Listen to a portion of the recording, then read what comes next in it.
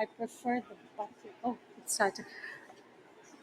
Excellencies, ladies and gentlemen, may I call the room to order, please?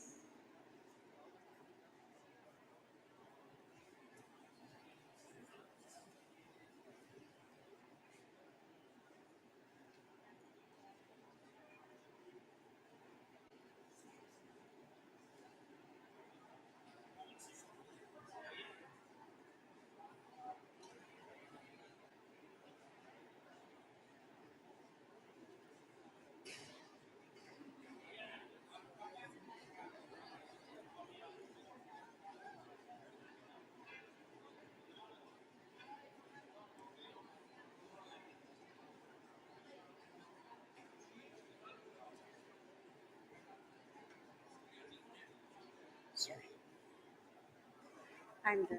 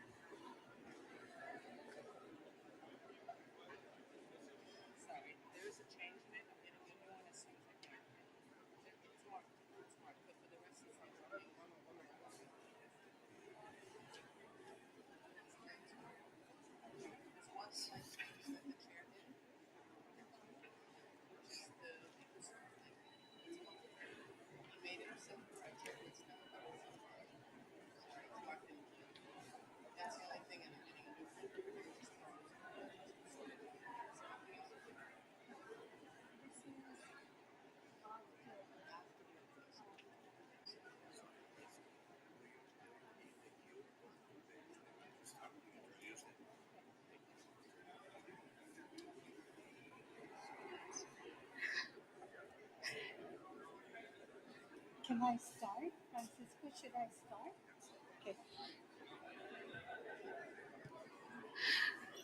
Good morning, everybody. Your Excellency, Mr. Luis Lacalle Pou, President of the Eastern Republic of Uruguay, Your Excellency, Madame Inger Anderson, Executive Director of the United Nations Environment Programme, Your Excellency, Mr. Nelson Adrian Peña, Minister of Environment of the Eastern Republic of Uruguay, Excellencies, ladies and gentlemen. My name is Jyoti Mathur Philip, and I am the Executive Secretary of the Secretariat of the Intergovernmental Negotiating Committee to develop an international legally binding instrument on plastic pollution, including in the marine environment. It is a great honor for me to welcome you to the opening ceremony for the first session of the Intergovernmental Negotiating Committee to develop this international legally binding instrument and to Punta del Este. We are honored by the presence of the distinguished officials amongst us and a large number of delegates. At this INC, more than 160 countries are registered, and with more than 2,335 delegates, which also includes a very large representation of more than 1,000 representatives from civil society, industry, and intergovernmental organizations. Before we move to the formal opening of the first session of this meeting, we are privileged to have with us here the El Sodre National Ballet Company of Uruguay, who will start off this opening ceremony for us with a cultural performance. Thank you.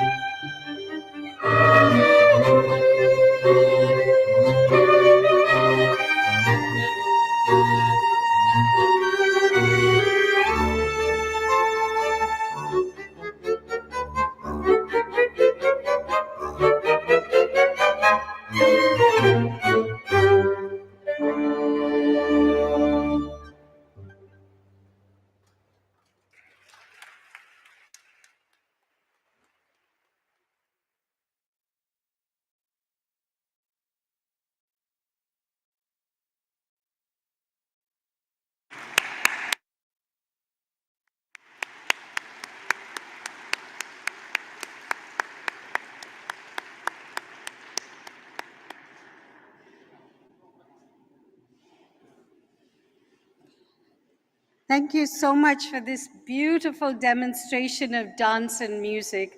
We are honored that you have given us such a great performance. We will now pause for a few minutes, and I invite the President of the Eastern Republic of Uruguay, the Minister of Environment of the Eastern Republic of Uruguay, and the Executive Director of the United Nations Environment Programme to take their seats at the podium.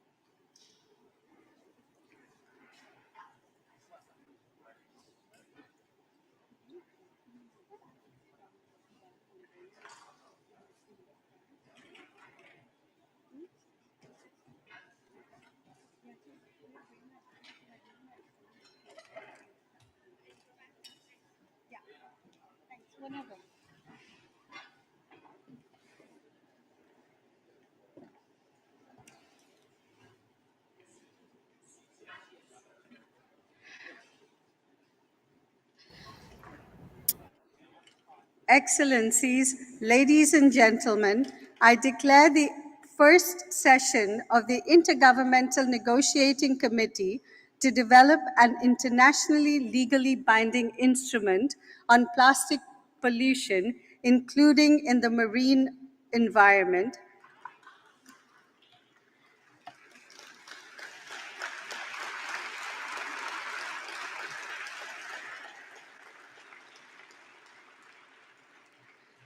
I call to order its first plenary. I'm supposed to gavel here, but there's no gavel. It is now my great honor to invite His Excellency, Mr. Luis Lacalle Pou, President of the Eastern Republic of Uruguay, to make an opening statement. Your Excellency, you have the floor.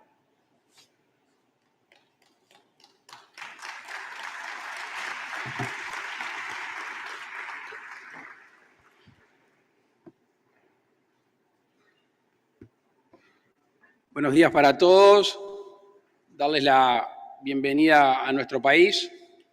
Espero que tengan un tiempito para conocerlo.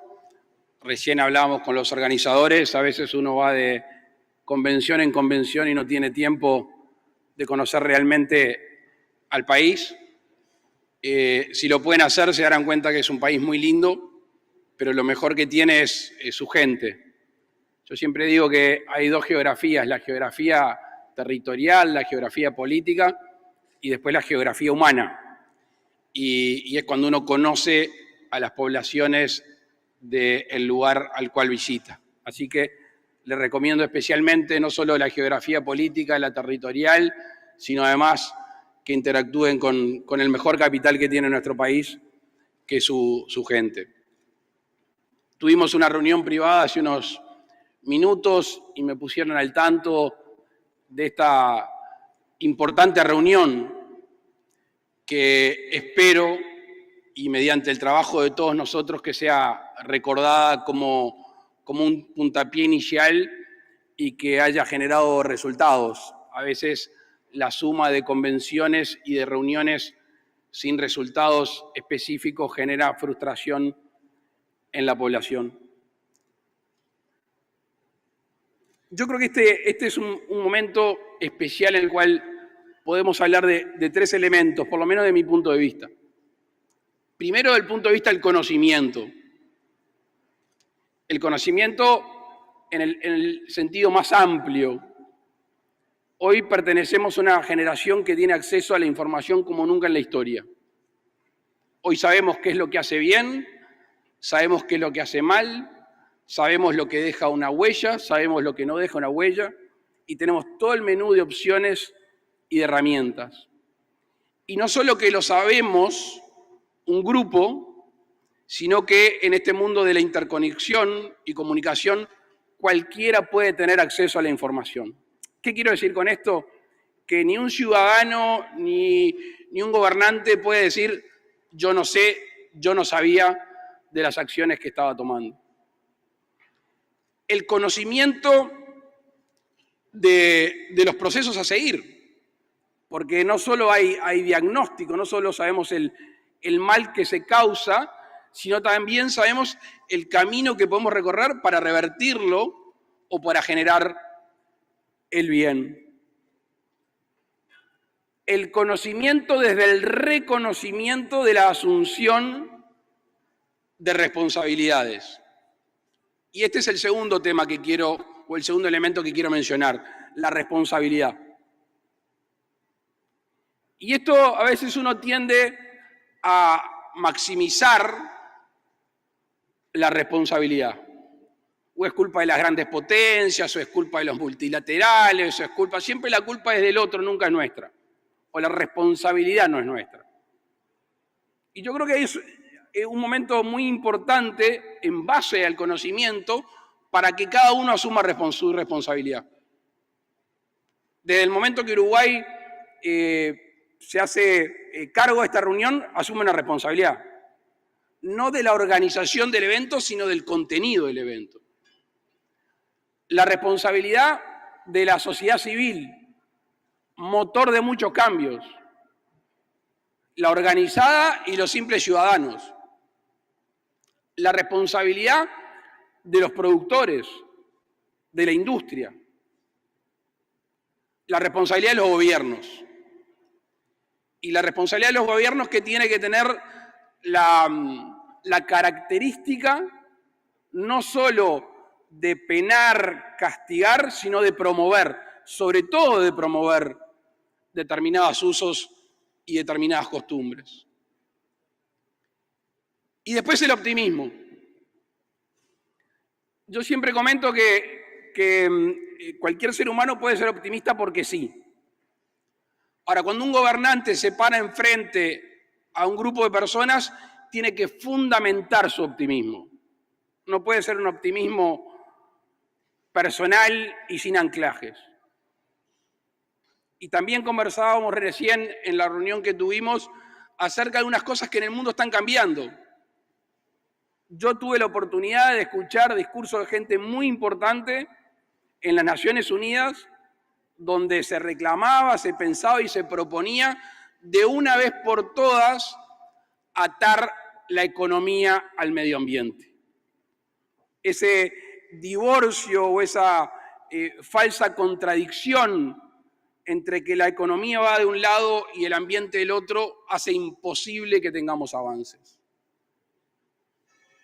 En lo personal he tenido dos experiencias, una internacional de nuestro país, pero internacional al fin, y la otra nacional. Voy a empezar por la grande y después voy a ir a la cotidiana. Hace pocos días nuestro país emitió un bono único de sus características. Un bono que fue trabajado durante mucho tiempo poniéndonos metas exigentes en base a acuerdos internacionales que Uruguay había suscrito, que habla del cumplimiento o no de metas fiscales atadas a los intereses. O sea que en ese aparente contradicción o divorcio hay una unión indisoluble en la cual nuestro país se comprometió y sacó bonos al mercado, recibiendo una gran demanda y oferta, y hoy nos hemos atado a cumplir. No solo que se nos pene si no cumplimos, que se nos castigue, sino además que se nos premie pagando menos intereses si cumplimos con ese bono. Eso es una novedad muy buena. La segunda, que es base de esto que yo contaba, es que he visto interactuar a ministros que en defensa de su cartera, de su trabajo, a veces también tenían ese aparente divorcio entre la economía, la producción, la industria y el medio ambiente. Acá en Uruguay se juntan cotidianamente y planifican acciones y coordinan acciones el ministro de Ambiente, el ministro de Ganadería, el ministro de Industria, el ministro de Relaciones Exteriores y la ministra de Economía. Y en esas tensiones naturales que hay en la sociedad, cuando se llega a un punto de equilibrio, es que yo ahí me baso en el optimismo. Entonces, agradecerles la presencia. Uruguay hace muchos años que adoptó el concepto de Uruguay natural. que como muchos conceptos que han habido a lo largo del mundo, es aspiracional, es una definición de lo que el Uruguay entiende es, cómo se siente y además cómo se tiene que ser visto en el mundo. Es por nuestro territorio, es por nuestra gente y espero que en reuniones de estas las futuras generaciones puedan decir que además, por lo más importante, que es por la acción humana de todos los que estamos acá. Buenos días y muchas gracias.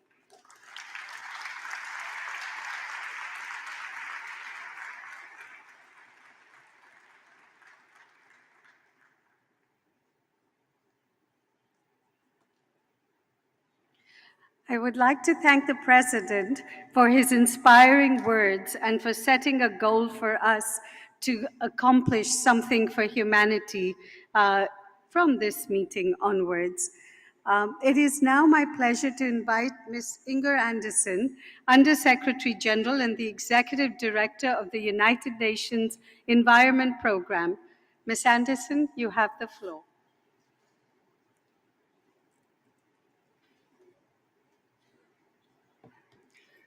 Mr. President, Louis Kagaipu, it's a great honor to be here in your beautiful country.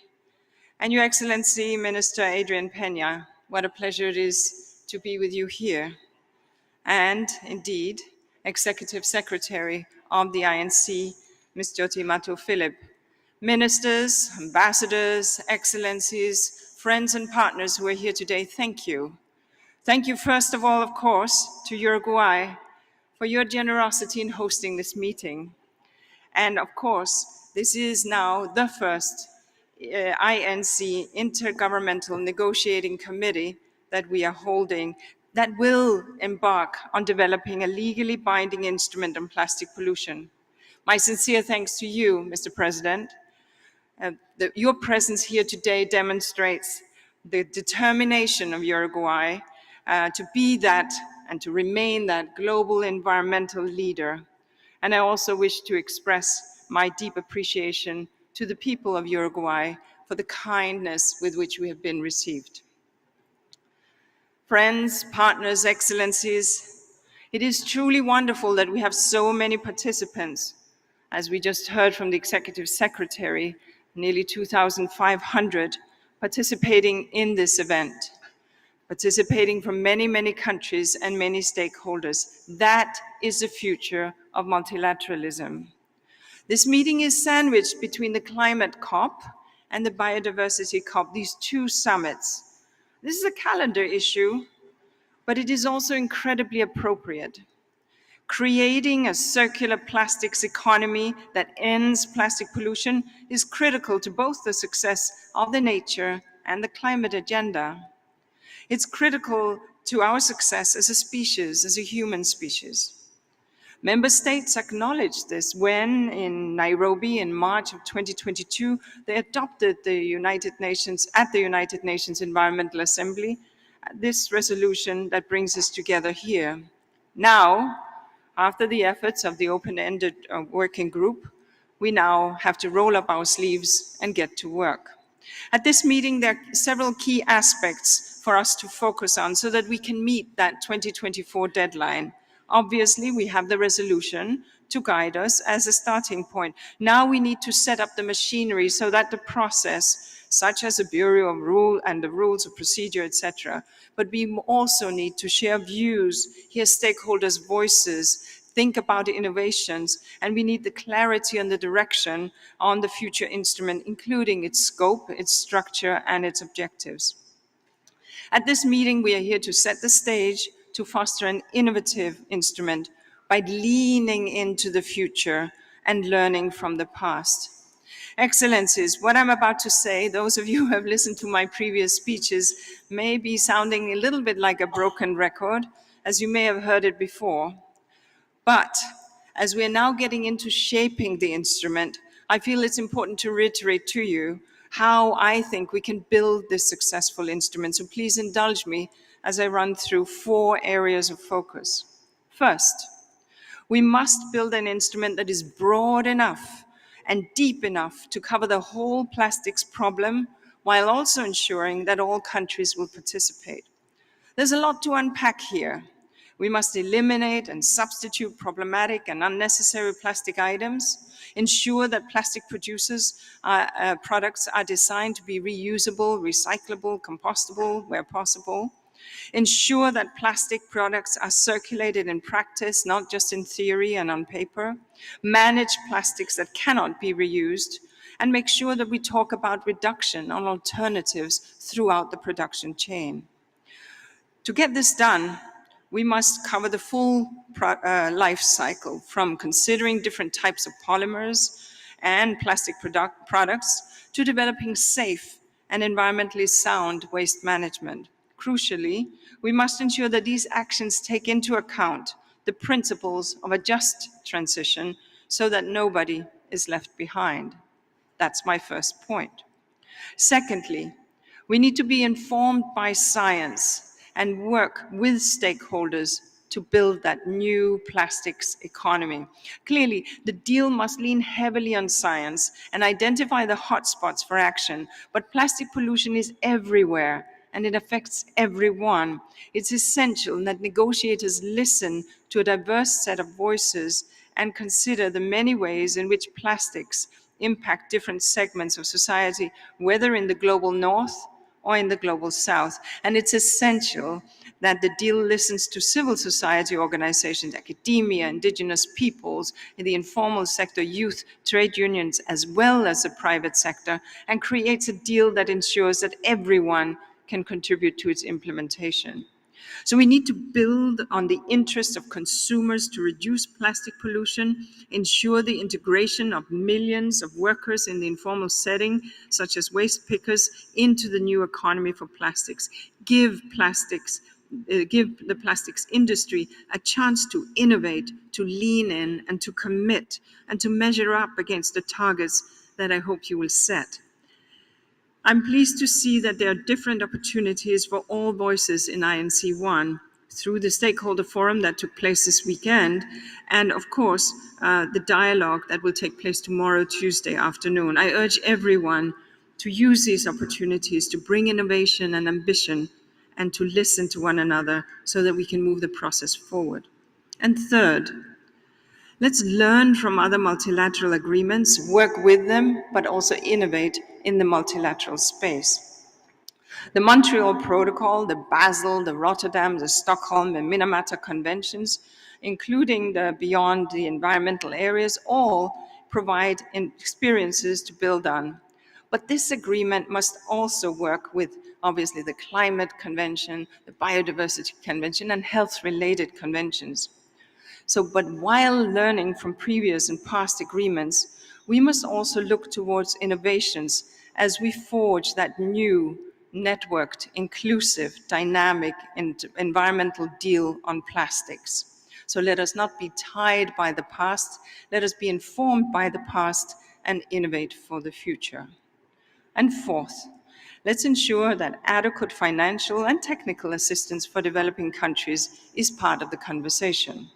A key lesson from other agreements is that for us to succeed, is that much action, yes, can be done at home through national policies and actions. And that is important that governments take the lead, and they can do so before even the plastic deal is done. But a key lesson is also that developing countries will need support with technology, with skills, and yes, with finance. This is important for many nations, but especially for the small island developing states. These states import plastic and lack waste management, but we also need to understand that much of the plastic arrives on their shores uninvited from other countries. So with support, including building skills and local repairs, etc., the SIDS, the Small Island Developing States, can create localized circular plastics economy that reduces the dependence of imports, but we still will need to find solutions to legacy plastics. I know there's much to agree and little time to agree on it, but we are here with a common purpose and a common opportunity. Let's be inclusive and address the concerns of all countries and stakeholders. because each one of us has a role to play in enabling that just transition to a circular plastics economy. We need to show courage, to listen to each other, and to avoid pitching sectors and countries against each other. We need to innovate, the courage to step out of our comfort zones, the courage to lean in, the courage to embrace the future. That is how we will get this deal done, and this is how we will end plastic pollution. Thank you.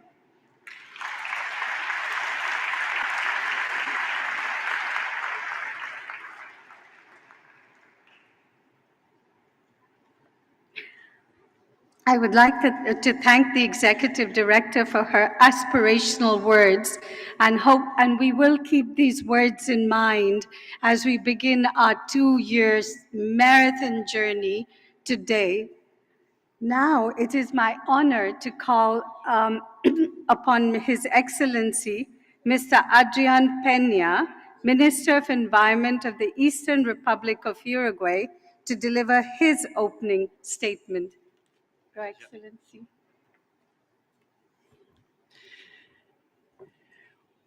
Muy buenos días, señor Presidente de la República, Luis Lacalle Pou, señora Directora Ejecutiva del Programa de las Naciones Unidas para el Medio Ambiente, Inger Anderson, señor Intendente de Maldonado, Enrique Antilla, señora Secretaria del Comité de Negociación, Jyoti Mathur-Phillips, señor Ministro de Ganadería, señor Presidente de la Cámara de Representantes, autoridades nacionales y delegaciones gubernamentales y no gubernamentales que nos visitan. Bienvenidos a Uruguay. Es un honor recibirlos a ustedes en este país, en esta primera sesión del Comité Intergubernamental de Negociación para contar con un acuerdo multilateral ambiental que ponga fin a la contaminación por plásticos. Agradecemos mucho haber elegido a Uruguay, un pequeño triángulo de tierra con mucho oxígeno, comprometido con la sostenibilidad. Hoy damos inicio a un proceso que nos desafía y nos interpela.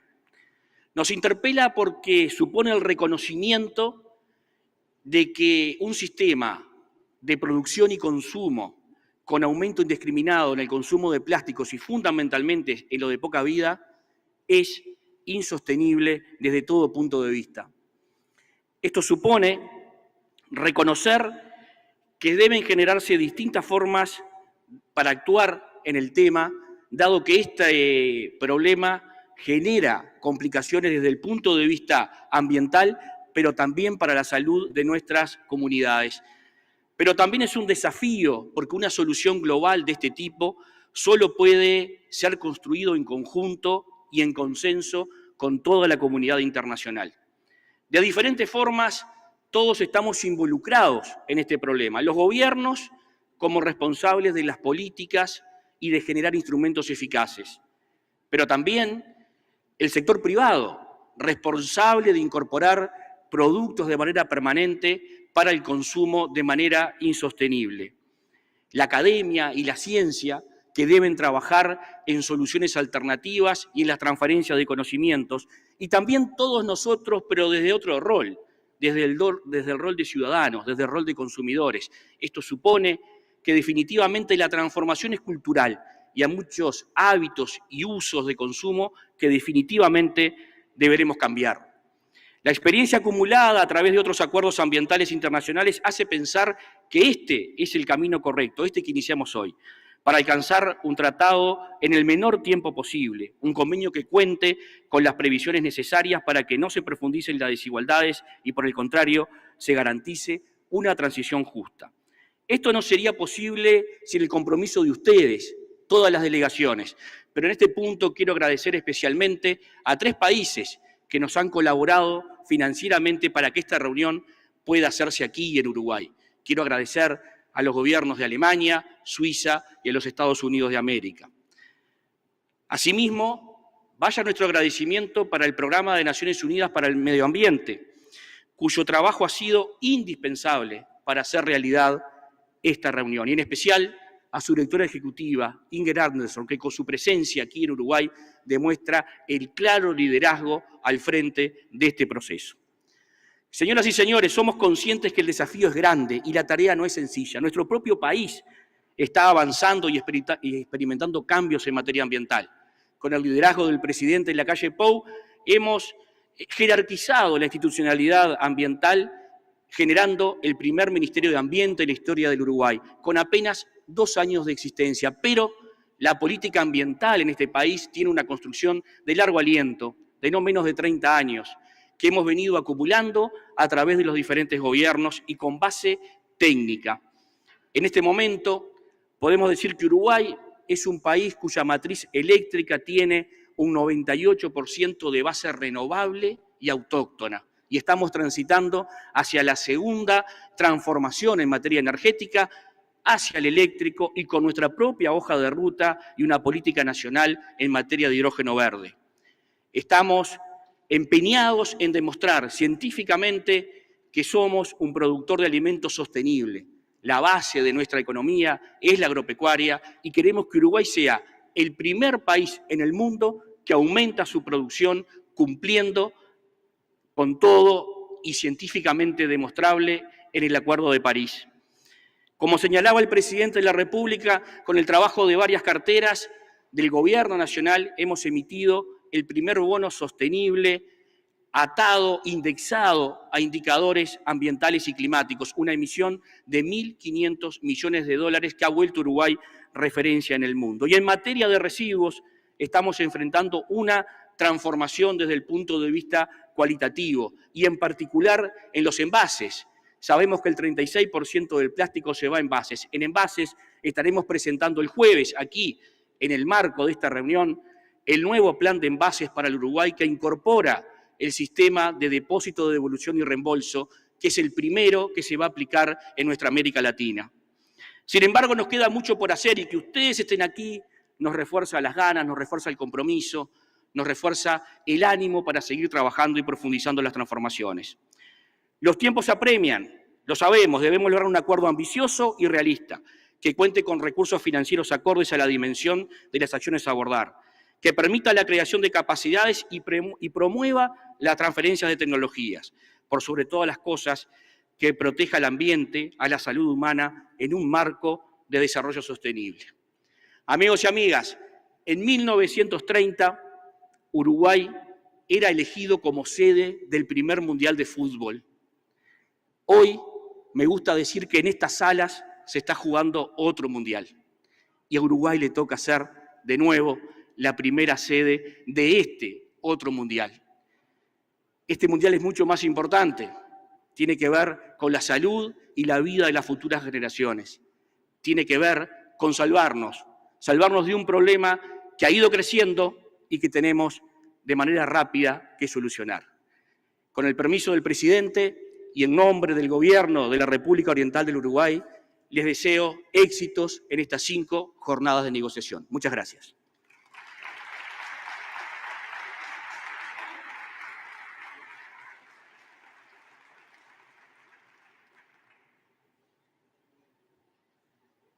I would like to thank the Minister of Environment for his statement and his deep commitment to sustainability, and also my personal thanks to his commitment to ensure that we all were able to come here today, and his excellent support to ensure that all of this happened. So thank you very much to you for this.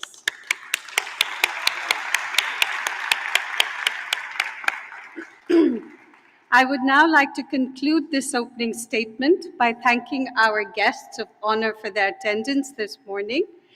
And once again, I would like to extend our warm appreciation to the government of Uruguay for their generosity in hosting this first session and of this intergovernmental committee. And may I also take this opportunity to wish La Celeste all the best for the game today against Portugal. Thank you very much.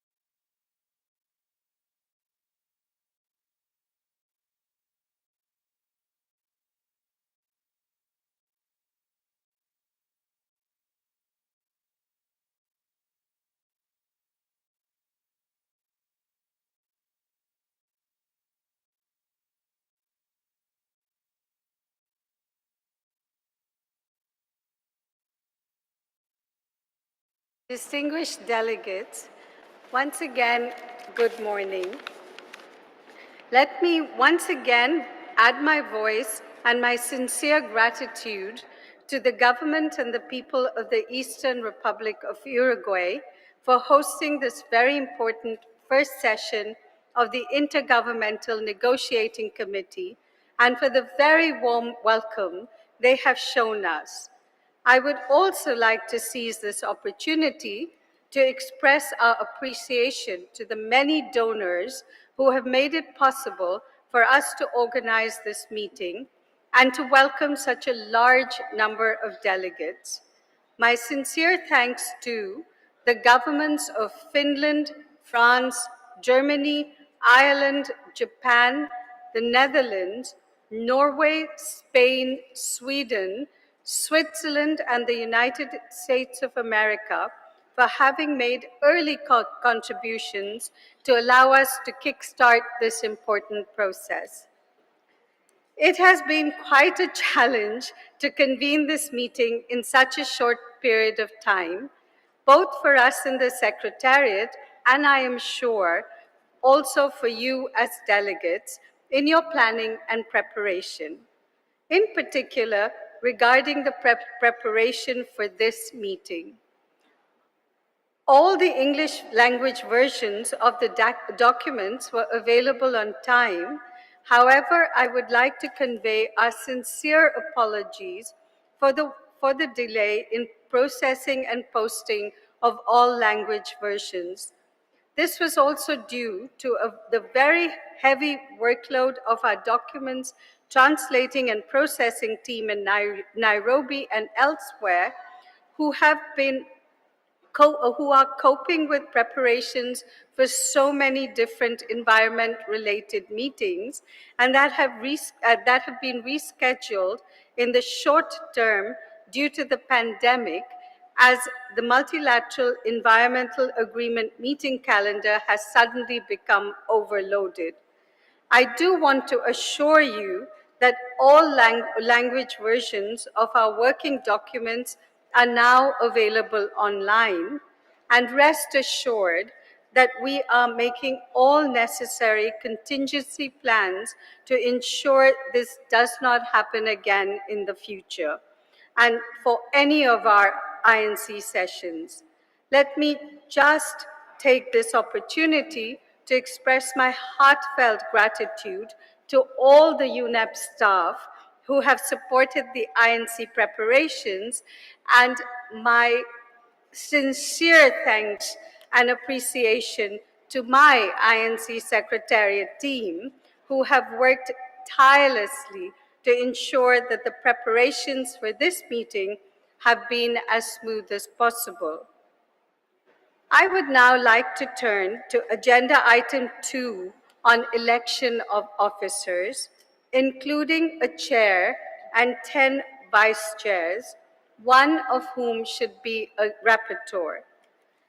To ensure adequate regional representation, the committee may wish to consider the election of 2 officers from each of the 5 United Nations regional groups and 1 from a small island developing state who will form the Bureau. Upon his or her election, the chair will preside over this committee. I am happy to inform you that the following nominations have been received from the regional groups. From the African states, Ms. Juliet Kabera, Director General, Environment Management Authority of Rwanda, and Mr. Sheikh Nadai Silla, Director, Ministry of the Environment and Sustainable Development of Senegal. From the Asia-Pacific Group, Mr. Hiroshi Ono, Vice Minister for the Global Environmental Affairs, Ministry of the Environment of Japan, and His Excellency Dr. Mohammed Al-Kashashane, Secretary General of the Ministry of Environment of Jordan. From the from the Latin America and the Caribbean States Group, Ambassador Gustavo Meza Cuadra Velasquez from Peru, and Ambassador Luis Vallas, Vice Minister of Foreign Affairs of Ecuador. From Western Europe and other states group, Ambassador Johanna Lissinger Pitts of Sweden, and Ms. Lark Williams, Foreign Affairs Officer of the United States of America. From the small island developing states, Ms. Asha Challenger of Antigua and Barbuda, lead oceans negotiator for the Alliance of Small Island States. From the Eastern European Group, to date, the Secretariat has received 4 self-nominations for candidates to the Bureau. These are Ms. Erma Gurguliani, Deputy Head of Waste and Chemicals Management Department at the Ministry of Environmental Protection and Agriculture of Georgia, Mr. Kaupo Hainima, Deputy Secretary General, Ministry of Environment of Estonia, Mr. Vladimir Lenev, Deputy Permanent Representative of the Russian Federation to the international organizations in Nairobi, and Mr. Roman Filonenko, Head of Waste Management and Environment Safety Department of the Ministry of Environmental Protection and Natural Resources of Ukraine. There has as yet been no agreement from the regional group on the nomination of 2 candidates as prescribed. Colleagues, the first order of business is to elect a chair of the committee. Of the nominations received, 1 nomination from a group is the chair of the committee, namely from the Latin America and the Caribbean States Group.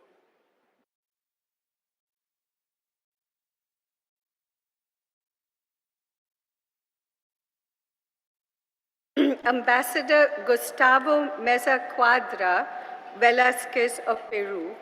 I understand the representative of Colombia, on behalf of Latin America and the Caribbean States Group, has requested the floor. I now give the floor to the representative of Colombia. Thank you, Madam Secretary. The delegation of Colombia has the honor to speak on behalf of GRULAC in relation to Agenda Item 2, Election of Officers. With regard to the election of the chair, after intense but constructive consultations within and outside the regional group, and in accordance with the proposed draft rules of procedure, we present for your consideration the following agreement formally endorsed by our regional group and previously presented to the nominated members of the INC Bureau. The Group of Latin America and the Caribbean endorsed the agreement between Ecuador and Peru as members nominated by the regional group to the INC Bureau to alternate the Bureau's chairpersonship so that the representative of Peru in the Bureau exercises the chairpersonship during the first 3 meetings of the INC process, while the representative of Ecuador in the Bureau will exercise the chairpersonship for the remainder of the process. According to the preliminary timetable provided by the INC Secretariat to forge an agreement by 2025, the first 3 meetings of the process refer to INC 1, INC 2, and INC 3. The 3 subsequent meetings refer to INC 4, INC 5, plus the diplomatic conference itself. This allocation of responsibilities extends to resumed sessions and intersessional meetings. GRULAC, on the basis of the agreement between Ecuador and Peru, agreed by consensus that Ambassador Gustavo Meza Cuadra from Peru, once elected, will step down at the end of the 3rd session of the committee, and that Ambassador Luis Vallas from Ecuador will stand for election for the remaining period, including the diplomatic conference of plenipotentiaries as per the practice of the United Nations, to elect chairs for an unexpired term of the same regional group as the outgoing chair. Ecuador and Peru have reaffirmed that, irrespective of who holds the chair at any time, their representatives as members of the Bureau and their designated officials will cooperate throughout the INC and the diplomatic conference to secure the smooth functioning and continuity of the negotiation process. GRULAC formally requests that the full version of this statement be included in the report of this session, for which we are sending it to the Secretariat. I thank you, Madam Secretary. I thank the representative of Colombia.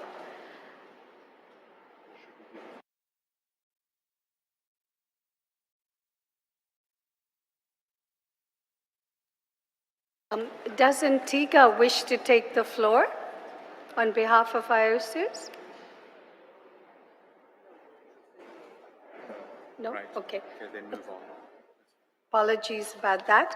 So taking into account the statement made by the representative of Colombia on behalf of Latin America and the Caribbean States Group, may I take it that the committee wishes to elect by acclamation Ambassador Mesa Cuadra of Peru as chair of the committee?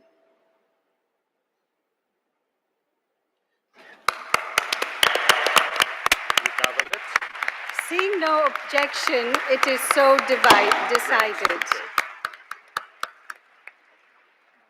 On behalf of all the participants, I congratulate Ambassador Mesa Cuadra of Peru on his election, and I now invite him to take his seat on the podium to take over the proceedings of the Intergovernmental Negotiations Committee. Thank you.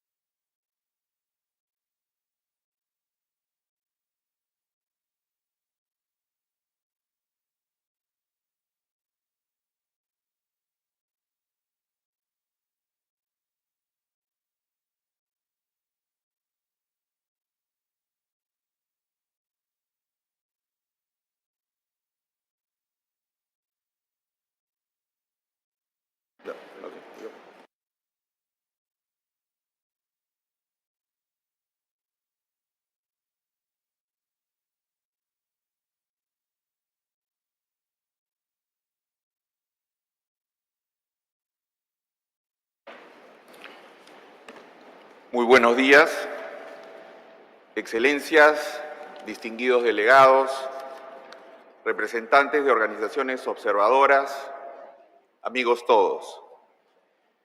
Es un gran honor darles la bienvenida a esta esperada sesión plenaria de apertura. En primer lugar, me gustaría expresar mi profundo agradecimiento a los miembros del Comité Intergubernamental de Negociación, INC, por haberme elegido como su presidente. Me gustaría agradecer también a mi grupo regional, el GRULAC, por presentar la propuesta acordada conjuntamente con el Ecuador, para ser elegido hoy como su presidente. Interpreto esta decisión también como una señal de confianza hacia mi país, el Perú, que ha estado plenamente comprometido con este esfuerzo multilateral desde el principio. Pueden contar con nuestra dedicación personal, permanente, personal e institucional para promover un proceso abierto, transparente y ordenado.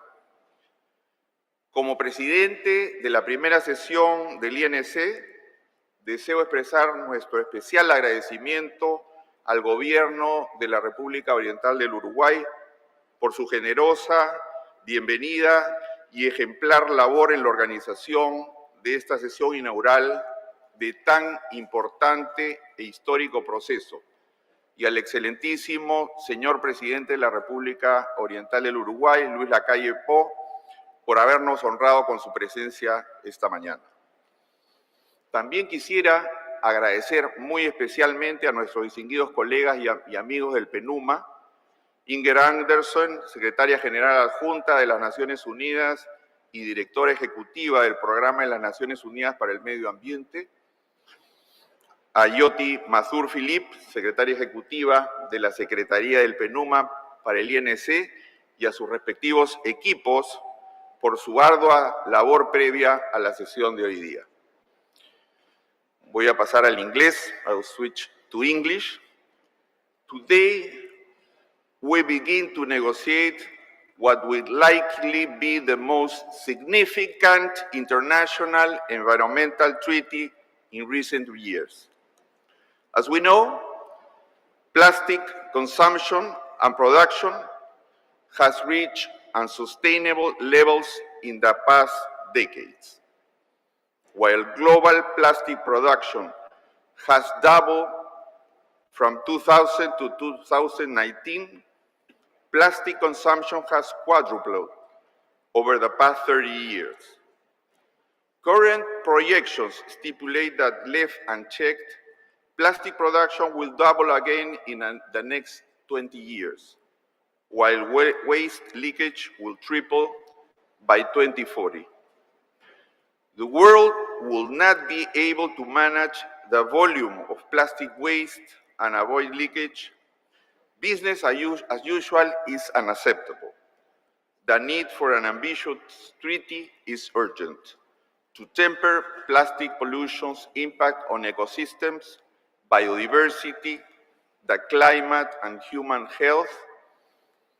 It is no secret that the exponential growth in plastic production and waste is driven by a skyrocketing increase in the production of single-use plastics for packaging and consumer goods, which accounts for half of all plastic waste generation. In this context, this INC process couldn't be more important, and our mandate is clear as it is ambitious. As stipulated in UNEA Resolution 514 entitled Ending Plastic Pollution, towards an international legally binding instrument which provides the legal framework that defines and guides our effort as participants of the INC process, we must endeavor to develop an international legally binding instrument on plastic pollution, including in the marine environment, based on a comprehensive approach that addresses the full life cycle of plastics, that specifies objectives, promotes sustainable production and consumption of plastics, promotes national and international cooperation to reduce pollution, including existing plastics, develops and implements national action plans, promotes cooperation between relevant conventions to avoid duplication, encourages action by all stakeholders, specifies arrangement for capacity building and technical assistance, promotes research and addresses compliance. The same resolution exhorts us not to lose sight of the need for a financial mechanism, scientific realities, and existing best practices in our deliberations. Of course, we will not resolve all these aspects today or in the first session, or even in the second. We are all cognizant of the reality that the establishment of a truly sustainable life cycle of plastics may require a broader shift in our economic policy and commercial paradigms, changes that we need to be prepared and equipped to carry out. Plastics are a commonplace, a staple of modern life, and in certain sectors, arguable and indispensable. They are deeply embedded in global and complex value chains, which will certainly make our work in this INC process equally complex. Although the majority of public scrutiny has been placed on plastic waste and leakage, into the environment from inadequate disposal, addressing the end-life aspects of plastic alone will not suffice. We need to address the problem from all angles to ensure that we produce an instrument that is effective and can adequately combat the problem in all its dimensions. Plastic pollution is one of the global environmental issues that demonstrates that the triple planetary crisis we are currently living through, pollution, biodiversity loss, and climate change, are all in fact manifestations of the same root problem. That is why the chair, and as a person, I urge each of you to think about the future, the longer-term health of this planet when negotiating in the coming days. Let's engage constructively with an open mind and geared towards finding solutions and common ground. Our goal is clear: to end plastic pollution on our planet. Let's get to work. Thank you very much. Muchas gracias. Thank you.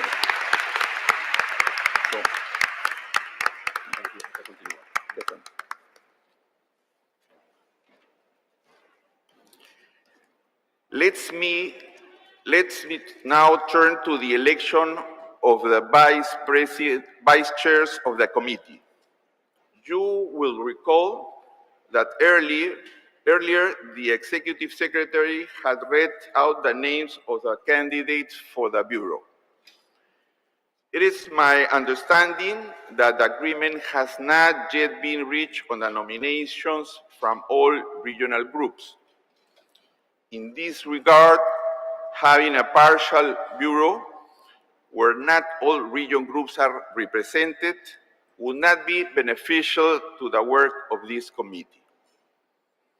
I therefore propose to postpone the election of the vice chairs and the designation of the rapporteur to Friday, to allow me to conduct informal consultations with a view to finding a consensus. I will report back to this plenary on Friday.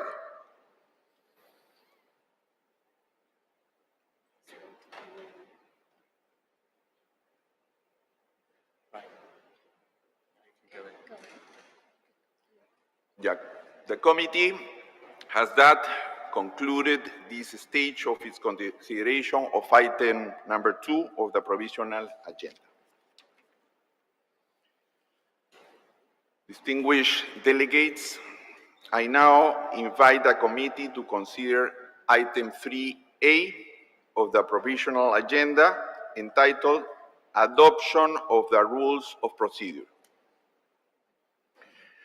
The committee has before in the draft rules of procedure as agreed on by the ad hoc open-ended group to prepare for the work of the Intergovernmental Negotiating Committee on Plastic Pollution and contained in document UNEP/PP/INC 1/3. These rules have been considered in the ad hoc open-ended group and forwarded to the committee for consideration and adoption. I now invite the Executive Secretary to present the draft rules of procedure. Thank you, Mr. Chair.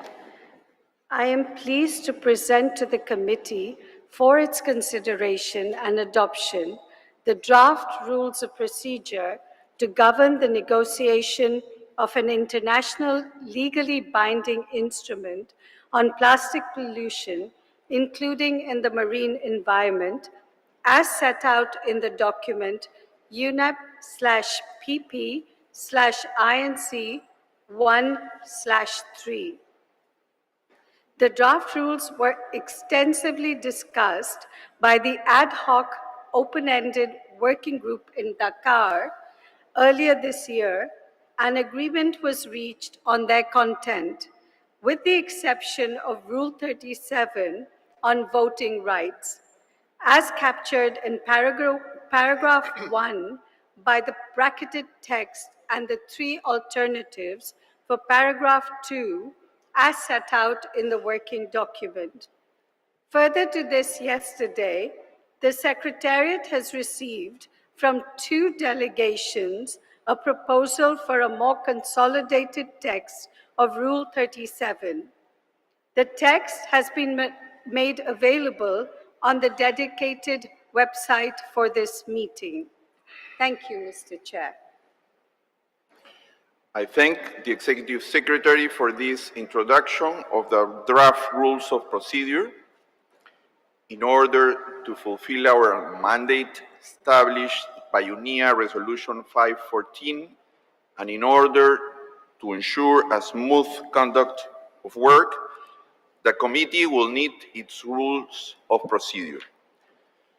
There has been some informal discussions between interested parties on the INC draft rules of procedure coming out of the OEWG. I understand there is a proposal being discussed which has been posted online and which would retain brackets in Rule 37 around 2 alternative approaches reflected in the draft coming out of the OEWG. These 2 bracketed alternatives capture the range of alternatives reflected in the OEWG draft.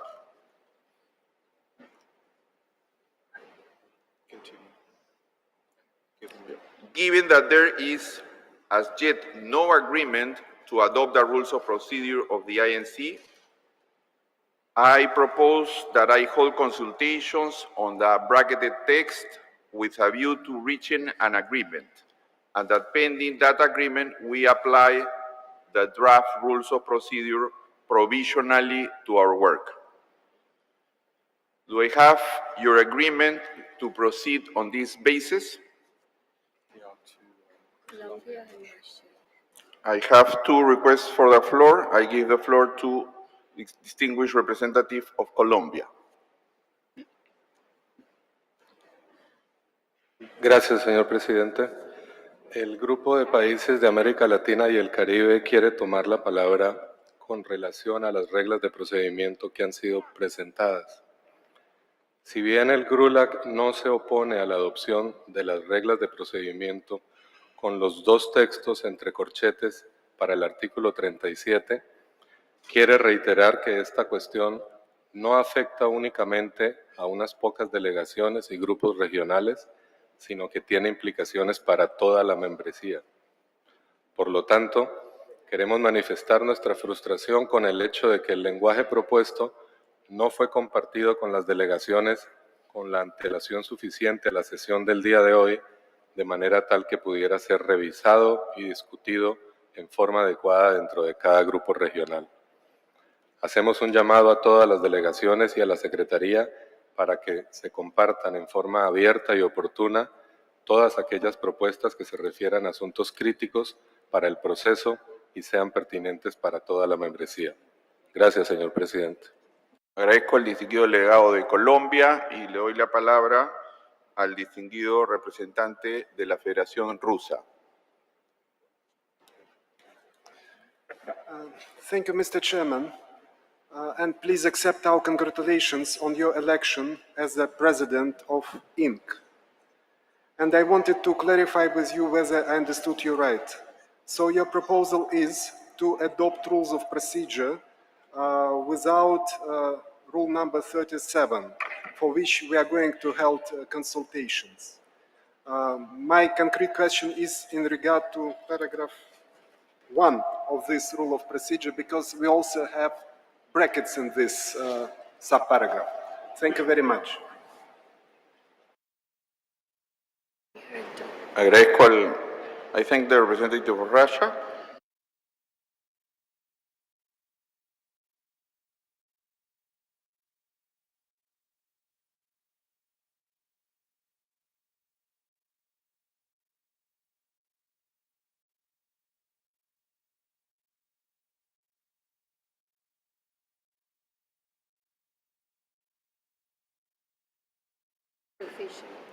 Yeah, I will make a precision. We are not adopting the rules of procedure to allow me to continue these consultations. So we will apply it provisionally. I don't know if it is clear.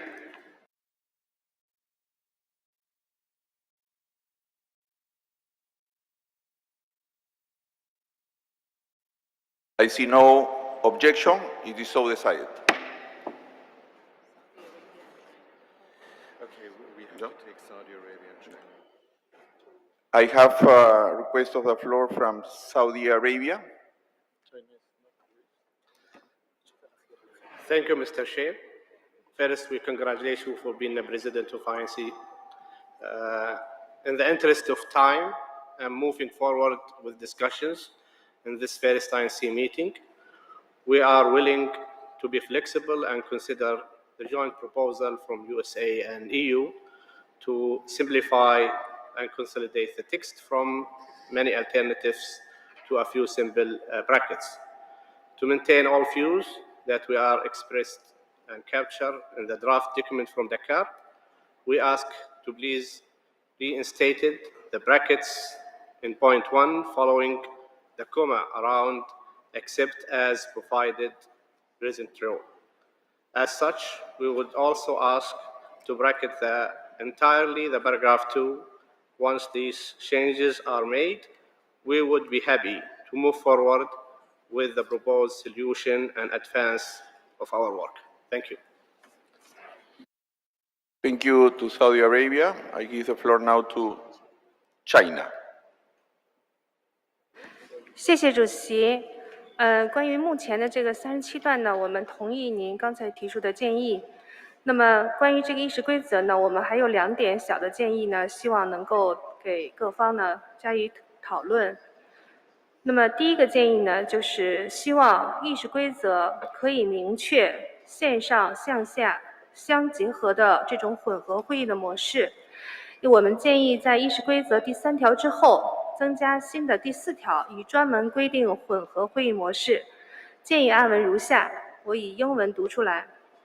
The session can be held in a hybrid format, and the representatives who participate online shall have the same rights as those who participate in person. 第二个建议呢，是关于第56条。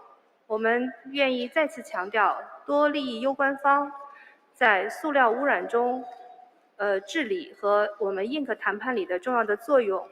那么这一条呢，应该能够为多利益相关方参与 INC 进程提供非常清晰的指引。但是目前案文当中的 relevant 表述呢，我们认为不够清晰，建议删掉这个词，并在第56段 rule 56第1行的 non-governmental organization 后头增加 invited to participate in the session。 这样子经过这样的修改以后呢，第56条的第1行就要我们建议修改为，我用英文读出来 non-governmental organizations invited to participate in the session as observers may make their contributions to the negotiation process。 这一段其他后面的部分不变，我们愿意提出这样的建议供各方讨论。谢谢。Thank you very much to China. I give the floor to the representative of Qatar. سيدي الرئيس، أشكرك على إعطائي الفرصة للتحدث. نحن مع الجانب السعودي في المقترح المقدم لما له فائدة للمضي قدما بالتصور الموحد والفعال. أشكركم.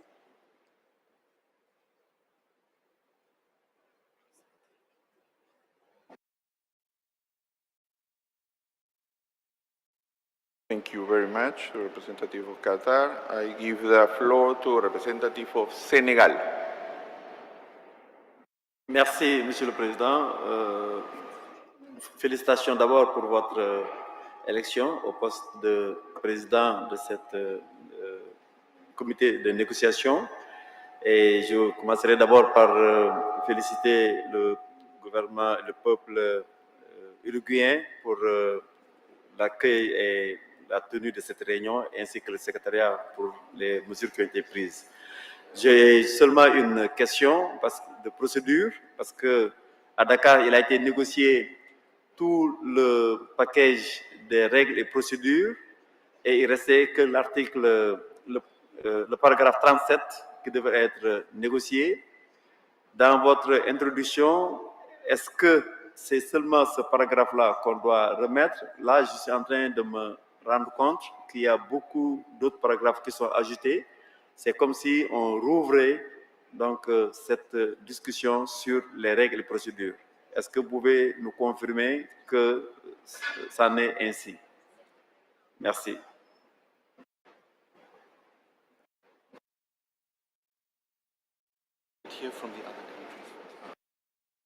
I'll give the floor. Thank you very much for Senegal. I will answer you later. I give now the floor to the representative of Bahrain. Thank you, Mr. Chair. First, I would like to congratulate you for electing as a chair for this meeting. I just want to support the proposal made by Saudi Arabia for the paragraph 37 regarding putting the positions, changing the positions of the brackets under this rule. Thank you.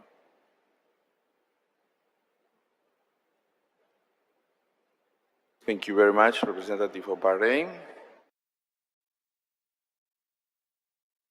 I see no more requests for the floor.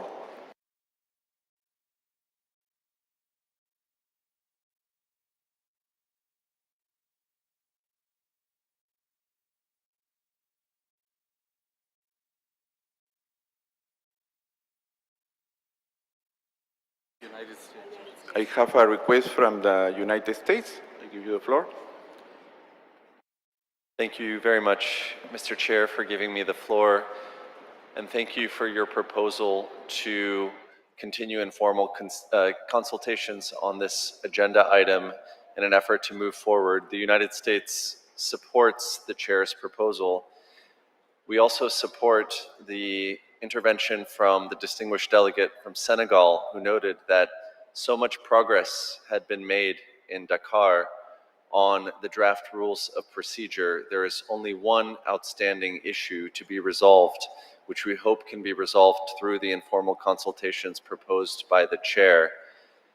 This delegation is concerned about a proposal to reopen the draft rules of procedure more broadly with respect to rules outside of Rule 37. We think that it would take away valuable time at this meeting from considering more substantive issues and would take us backwards rather than forwards, which we hope is where everyone would like to go. So with that, we would like to again support the chair's proposal for informal consultations limited to Rule 37 specifically. Thank you very much. Thank you very much to the distinguished representative of the United States. And also regarding the question of Senegal, my understanding is that we will only make consultations regarding Article 37. As you mentioned, we need to be very clear on time. We have really a big upload for this week. So I think consultations, and this is my view that and the preference of the membership, that we will do consultations only for Article 37. If this is agreed, I think that we can continue. I have a request for the floor from China. I give you the floor, China. 谢谢主席，也感谢其他各位同事的发言。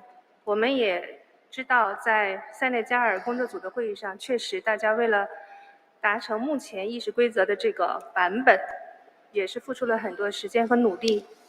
那么在当前呢，我们认为关于这个 draft， 关于这个议事规则的这个草案，其他的成员国关于议事规则的草案的其他条款有关切，这种关切也是应该得到同等的重视的。所以我们认为，如果只就37条未来展开磋商的话，可能是不能够包含所有国家对于议事规则目前现有的关切的。所以我们建议，当前如果不能够就新出现的建议案文进行深入细致的谈判的时候，我们要求把现在出现的新的案文建议放入方括号中，于37条一揽子解决。谢谢。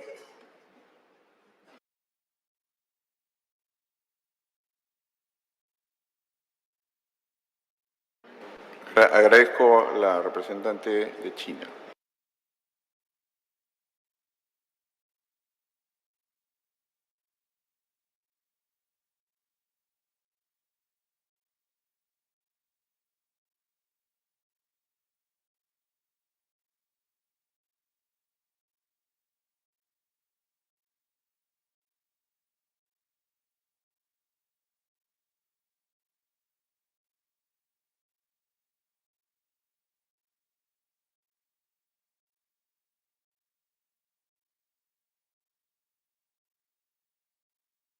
Well, we should do a precision.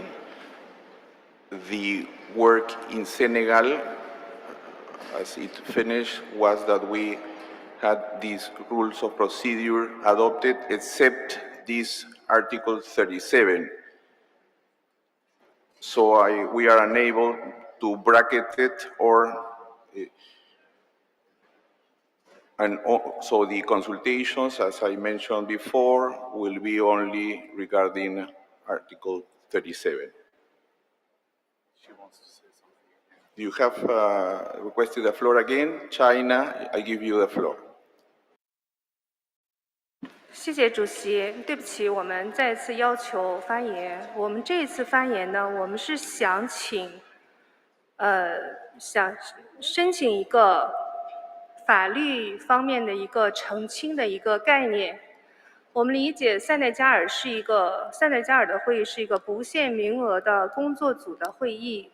那么我们现在的会议呢，是政府间谈判委员会的第一次会议。我们承认，我们也高度的赞赏塞内加尔不限名额工作组会议取得的成就。那么经过工作，为我们这次政府间谈判委员会第一次会议提供了议事规则的草案，来供这次会讨论和通过。所以我们希望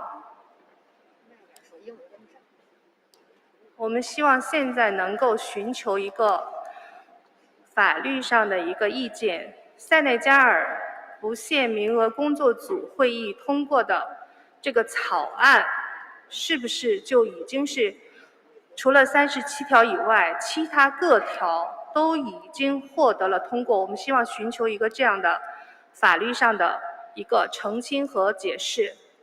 那么在得到这个法律上的意见之后，我们再来考虑关于这个问题的下一步的意见。我们无异于迟滞现在会议关于议事规则的这个讨论的进程，但是我们希望能够提供一个很清晰的、很明确的法律意见，就是塞内加尔举行的不限名额工作组会议通过的这个议事规则的草案，它的法律地位是不是除了第37条以外全部已经获得通过？这个和我们的理解似乎是不同的，所以请为全体参会的国家提供一个很清晰的法律上的意见。谢谢。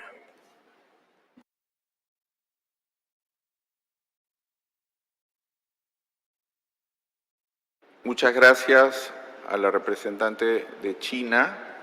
Como hemos señalado, no están siendo adoptadas, simplemente están siendo provisionalmente adoptadas. Entonces, hay una diferencia, es una aprobación provisional del reglamento que fue trabajado arduamente en Senegal y en la que se aprobó todo el texto con excepción del artículo 37.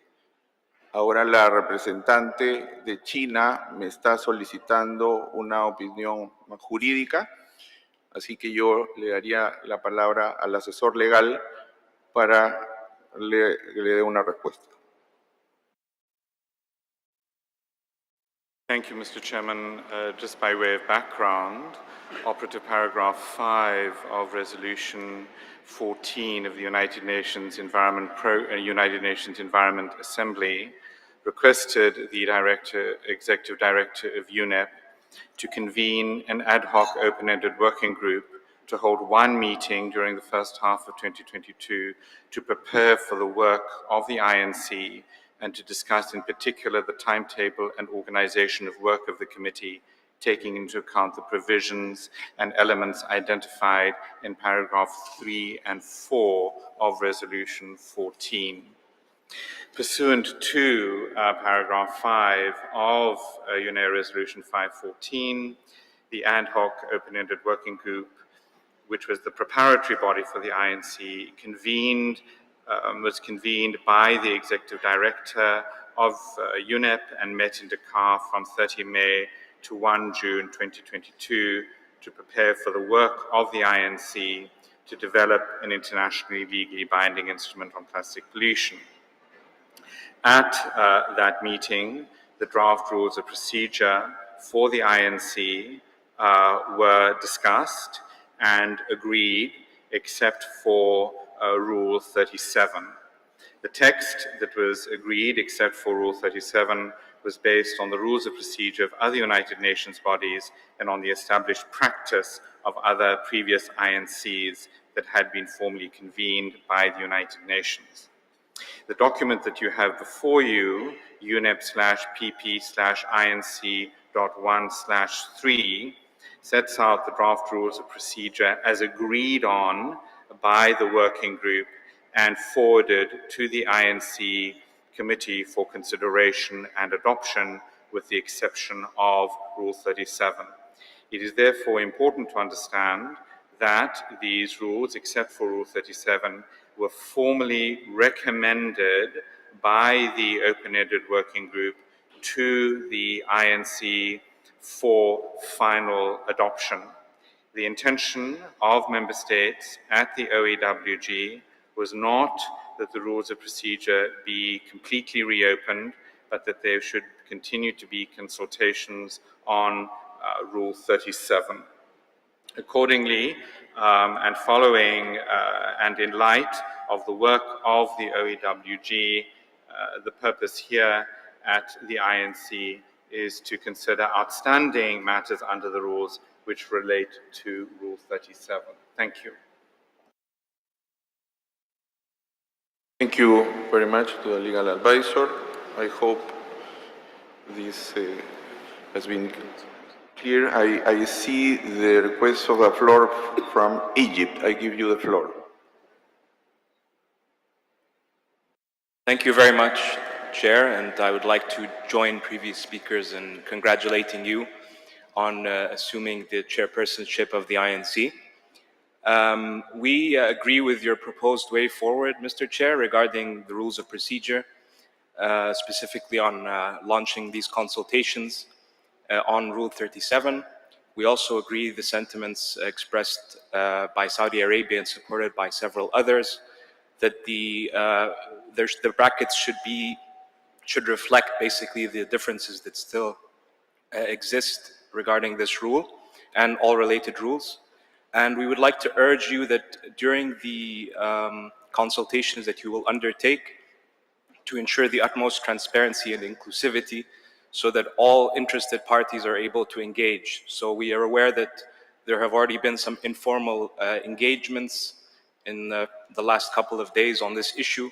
We urge that moving forward during the session that all who are interested to participate have the space to do so. Thank you.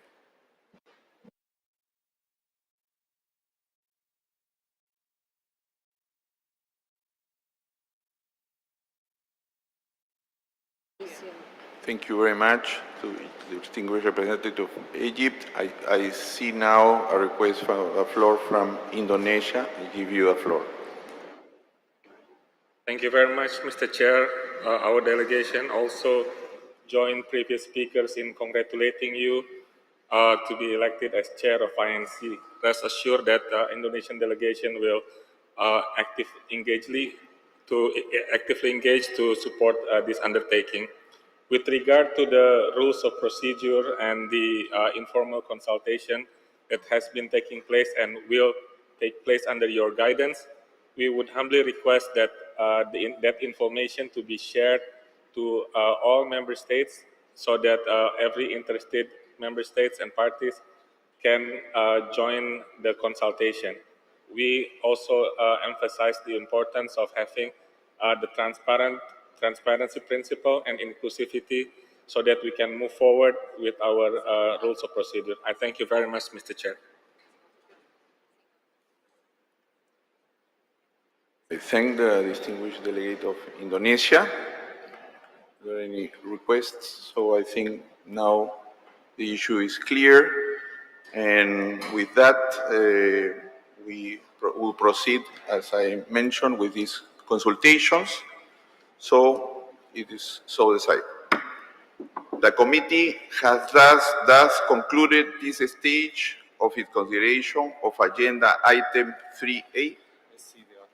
Oh, I see one more request, two more requests of the floor. One is China. First, I give the floor to China.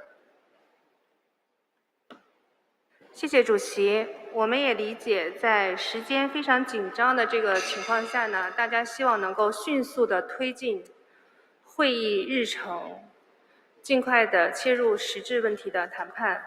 但是呢，我们都知道，议事规则对于今后 INC 的谈判是非常非常重要的程序上的规则。那么，关于刚才法律顾问给出的解释，我们现在还需要更多的时间去理解它，因为确实和我们对于这个会议文件里面所给的这个议程事项呢，确实是不一样的一个表述。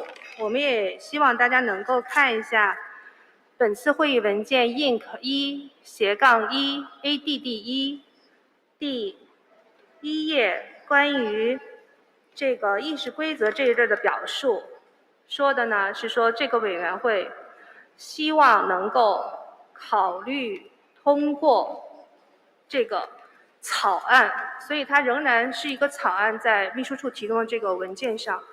所以在此时此刻呢，我们希望能够有更多的时间来理解 Legal Advisor 给我们提供的这个法律的意见。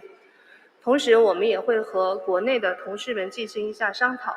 我们愿意积极的在您的主席的带领下，在秘书处为我们进一步提供法律意义上澄清的这个基础之上呢，我们也愿意本着合作、灵活、促进这个进程迅速推进的这样的一个良好的意愿，来参与整个会议的讨论。但是在此时此刻，我们需要更多的时间来理解目前现在的一个法律上的解释。谢谢。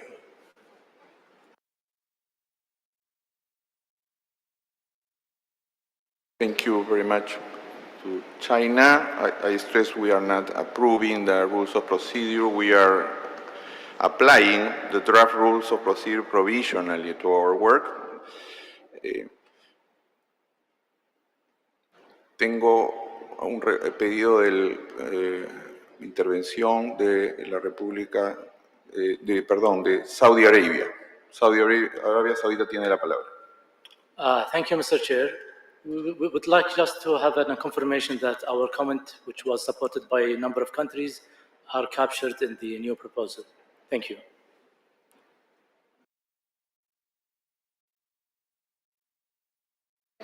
Thank you, Saudi Arabia. Muchas gracias. Hemos, creo que ahora sí, concluido nuestras deliberaciones sobre este punto. Así que el punto 3 se cierra. Ahora pasamos al punto referido del item 3. I will now invite the committee to consider agenda item 3B entitled Adoption of the Agenda. I have a request for the floor from Saudi Arabia. Thank you, Mr. Chair, and sorry for coming back again. I hope I wasn't misunderstood. What I asked for is a confirmation that our comment was captured.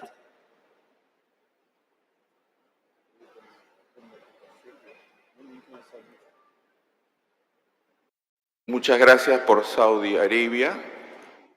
Hemos tomado debida nota de su comentario que va a ser considerado en las consultas. Así que quería hacer esa aclaración. Now we can continue. I would like to draw to your attention to document UNEP/PP-INC1/1, which contains the provisional agenda. The annotated provisional agenda is contained in document UNEP/PP/INC1/1-add.1. May I take that the committee wishes to adopt the agenda as contained in document UNEP/PP/INC.1/1?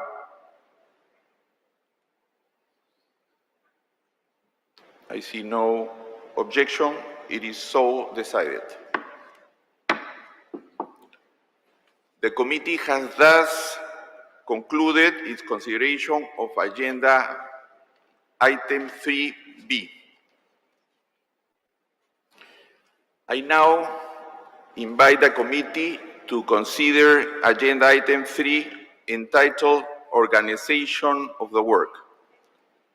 Before proceeding further, with the consent of the committee and taking into account UNEA Resolution 514, which called up for participation of all relevant stakeholders in the INC, intergovernmental organizations and non-governmental organizations accredited to participate in the meeting of the governing bodies of multilateral environmental agreements and regional environmental conventions for which UNEP provides secretariat services will participate as observers in the INC.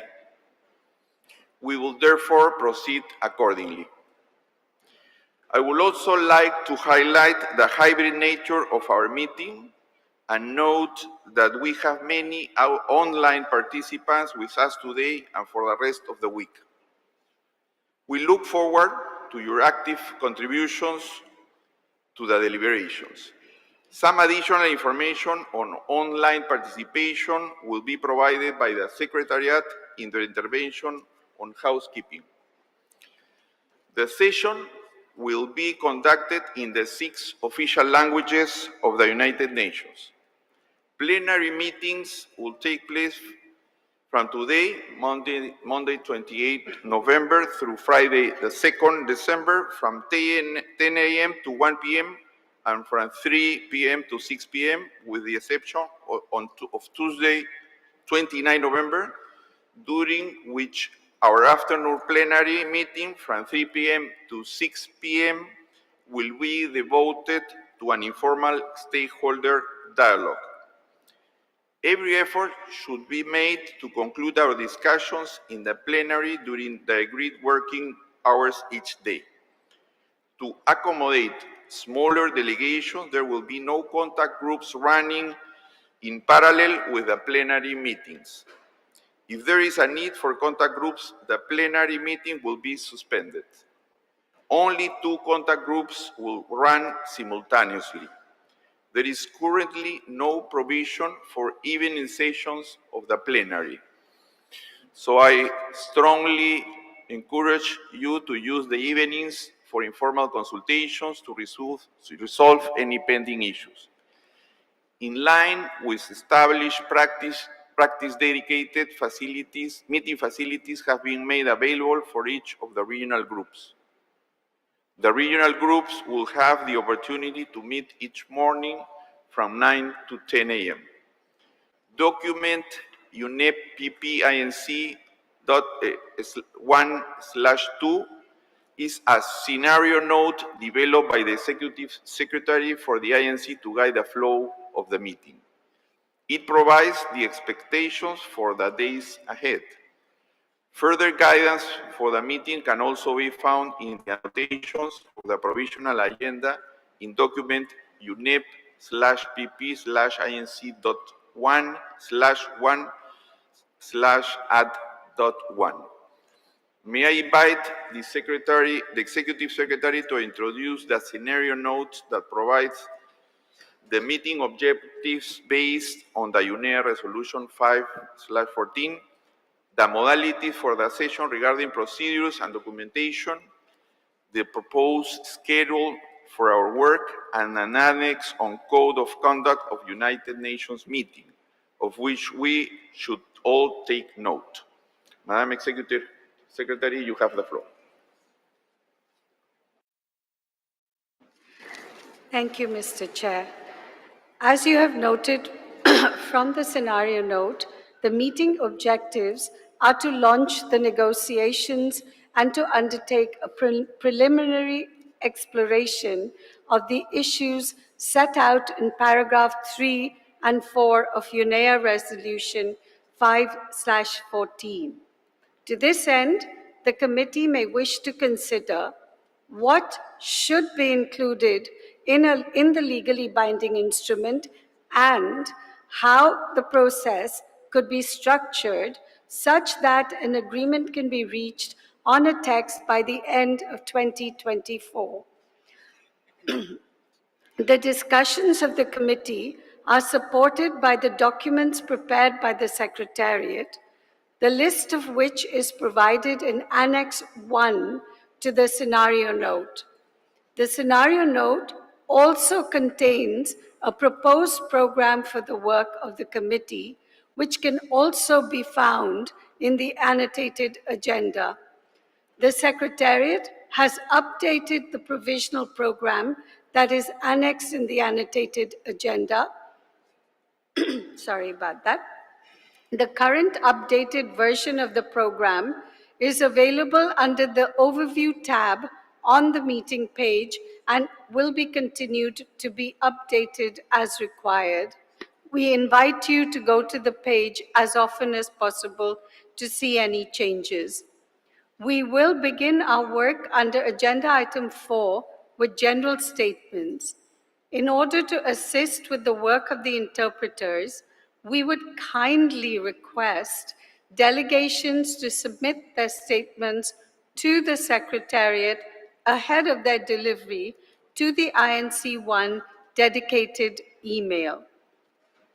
Taking into account the concepts set out in the scenario note, the committee may then wish to initiate its discussion by considering the scope, objectives, and broad options for the structure of the instrument. Thereafter, the committee may wish to consider the options for potential elements in the following order: core obligations, control measures, and voluntary approaches; B, to support implementation, including capacity building, technical assistance, and finance; and C, to support monitoring and evaluation of progress in and effectiveness of the implementation. Thereafter, we will address the standard articles on final provisions, stakeholder participation and action, and finally, sequencing and recommended further work to be undertaken. In framing the discussions, some considerations for the legally binding instrument are suggested in the scenario note.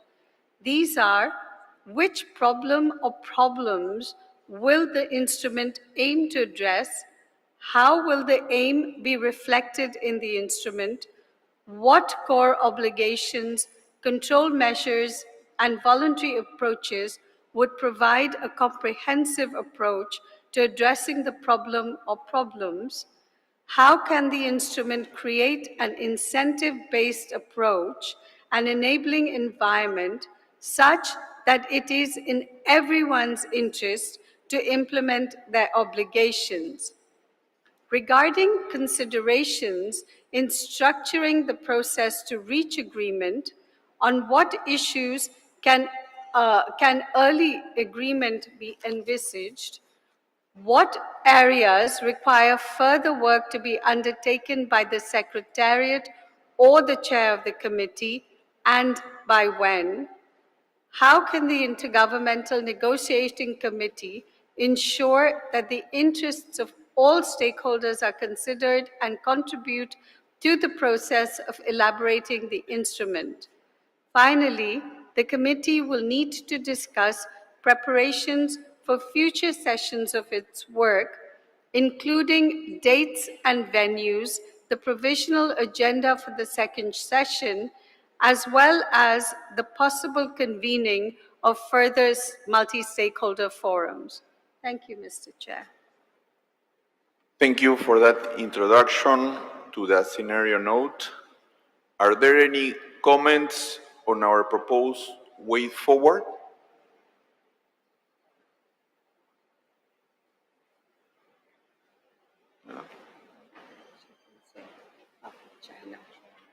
I see a request from the distinguished delegate of China.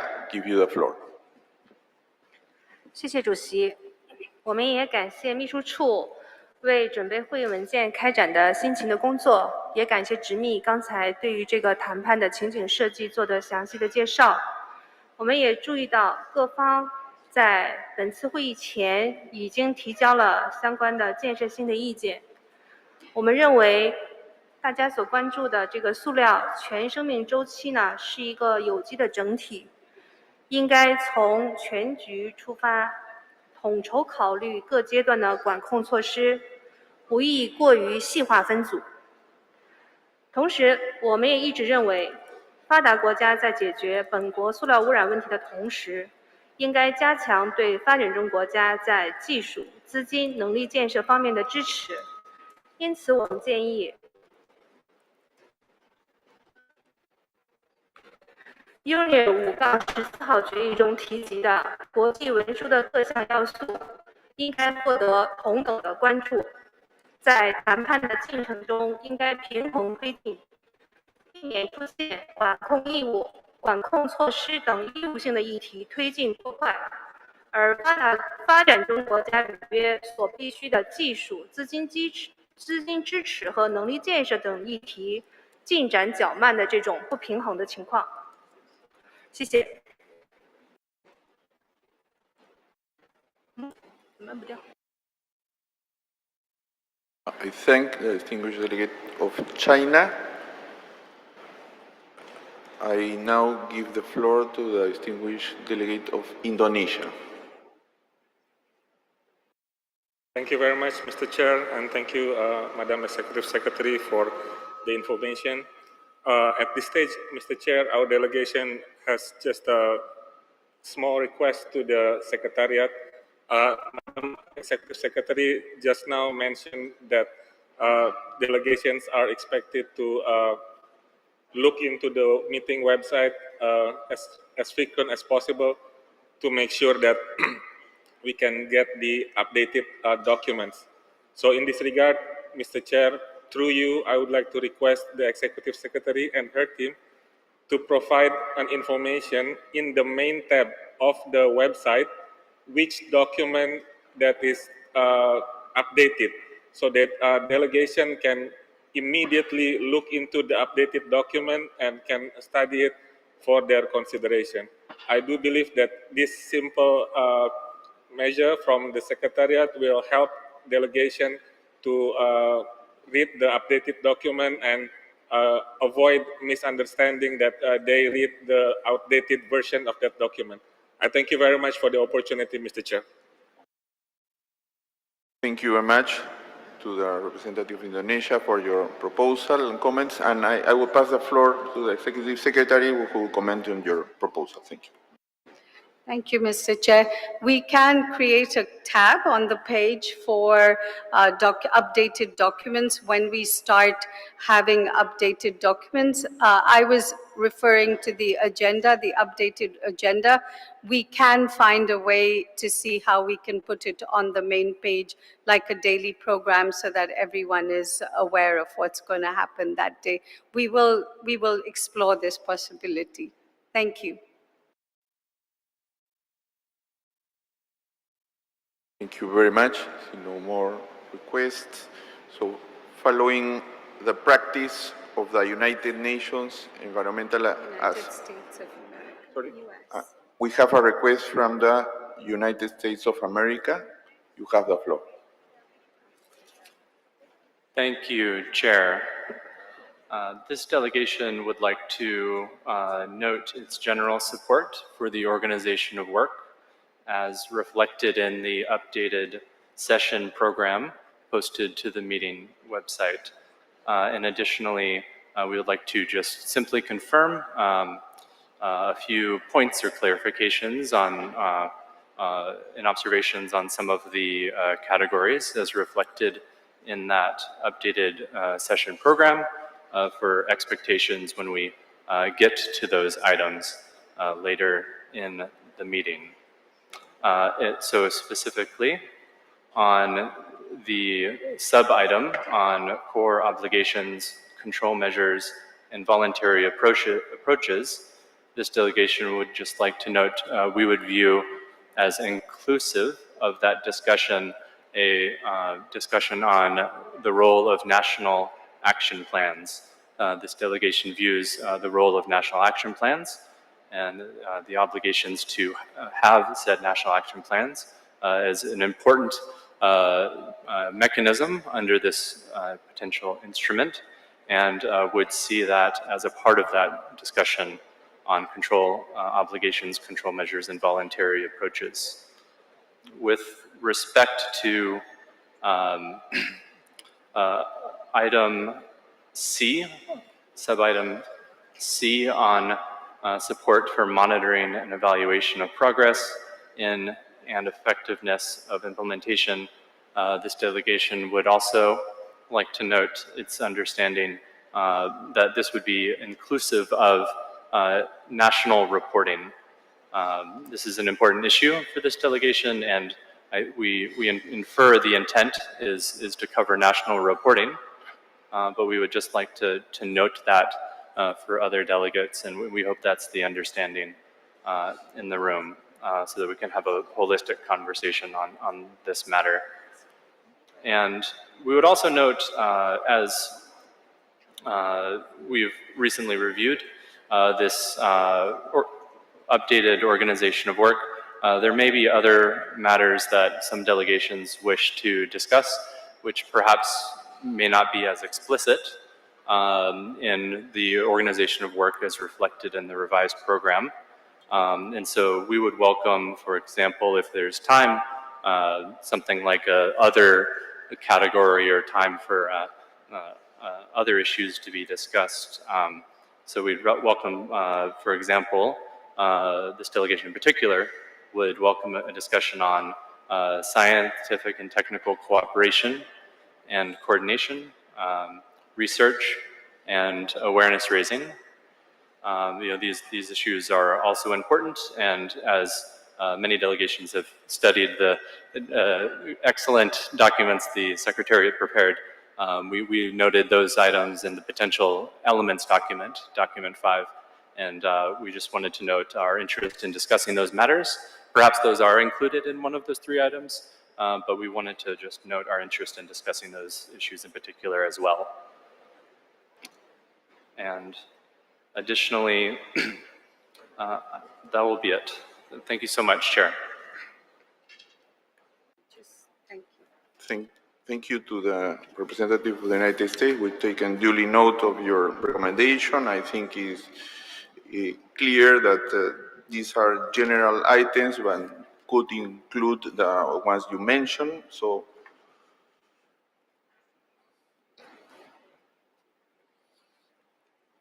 I see no more in this point.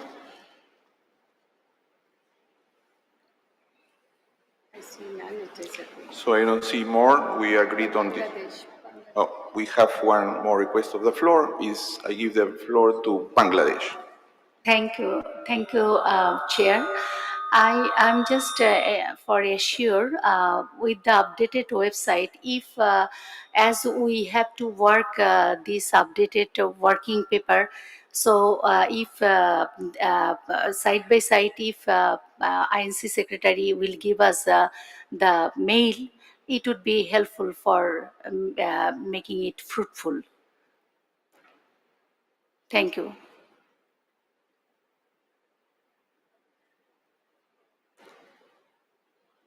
Thank you very much to Bangladesh. We will do that.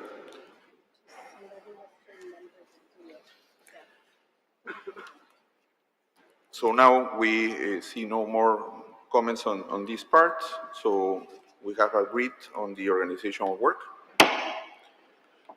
We will now turn to the practical arrangements for our work and to housekeeping information. I would like to invite the Secretariat to provide us with information for logistics and housekeeping. Secretariat, you have the floor. Thank you, Chair. A few housekeeping announcements. For security reasons, the display of meeting badges is mandatory at all times. Any loss of a conference badge should be reported immediately to the registration. An overflow room is also available in Auditorium 2. The Secretariat is updating the logistical note online with shuttle bus schedule available in that note. DSA desk is open from 10 a.m. to 6 p.m. throughout the week. It is next to the registration desk, and the sponsored participants are encouraged to collect the DSA as soon as possible. As a precaution, it is highly recommended that participants wear masks in the meeting rooms. Prayer area is available near the interpretation receiver distribution desk. First aid services is also available behind the registration desk. There are information sessions organized by the host country from 1 to 3 p.m. every day. Today's sessions will be 1. OECD and Ellen MacArthur Foundation, a global policy scenario to end plastic pollution, implications for policymaking at national and international level room, starting at 1 p.m. B. The Czech presidency of the Council of the European Union and the European Commission, environmental and potential health impacts of microplastics, starting at 2 p.m. Both sessions are in Auditorium 2. The host country is organizing a reception tomorrow evening at 7 p.m. here in the conference center, and the reception is open to all delegates. Thank you, Chair. Thank you, Secretariat, for that information. The committee has thus concluded this stage of its consideration of agenda item 3C. So we should now move to agenda item 4. Distinguished delegates, I now invite the committee to turn to agenda 4, entitled Preparation of an International Legally Binding Instrument on Plastic Pollution, including in the marine environment. Under agenda item 4, as highlighted in the scenario note, discussions will cover two different but linked issues. What should be included in the legally binding agreement, and how could the process towards reaching an agreement be structured? To begin our work, I will start by inviting opening remarks from group of states, followed by national statements, and then statements from observers. Please keep your statements brief and within time limit. I have provided to you, namely, 5 minutes for statements delivered on behalf of a group of states and 3 minutes for individual statements.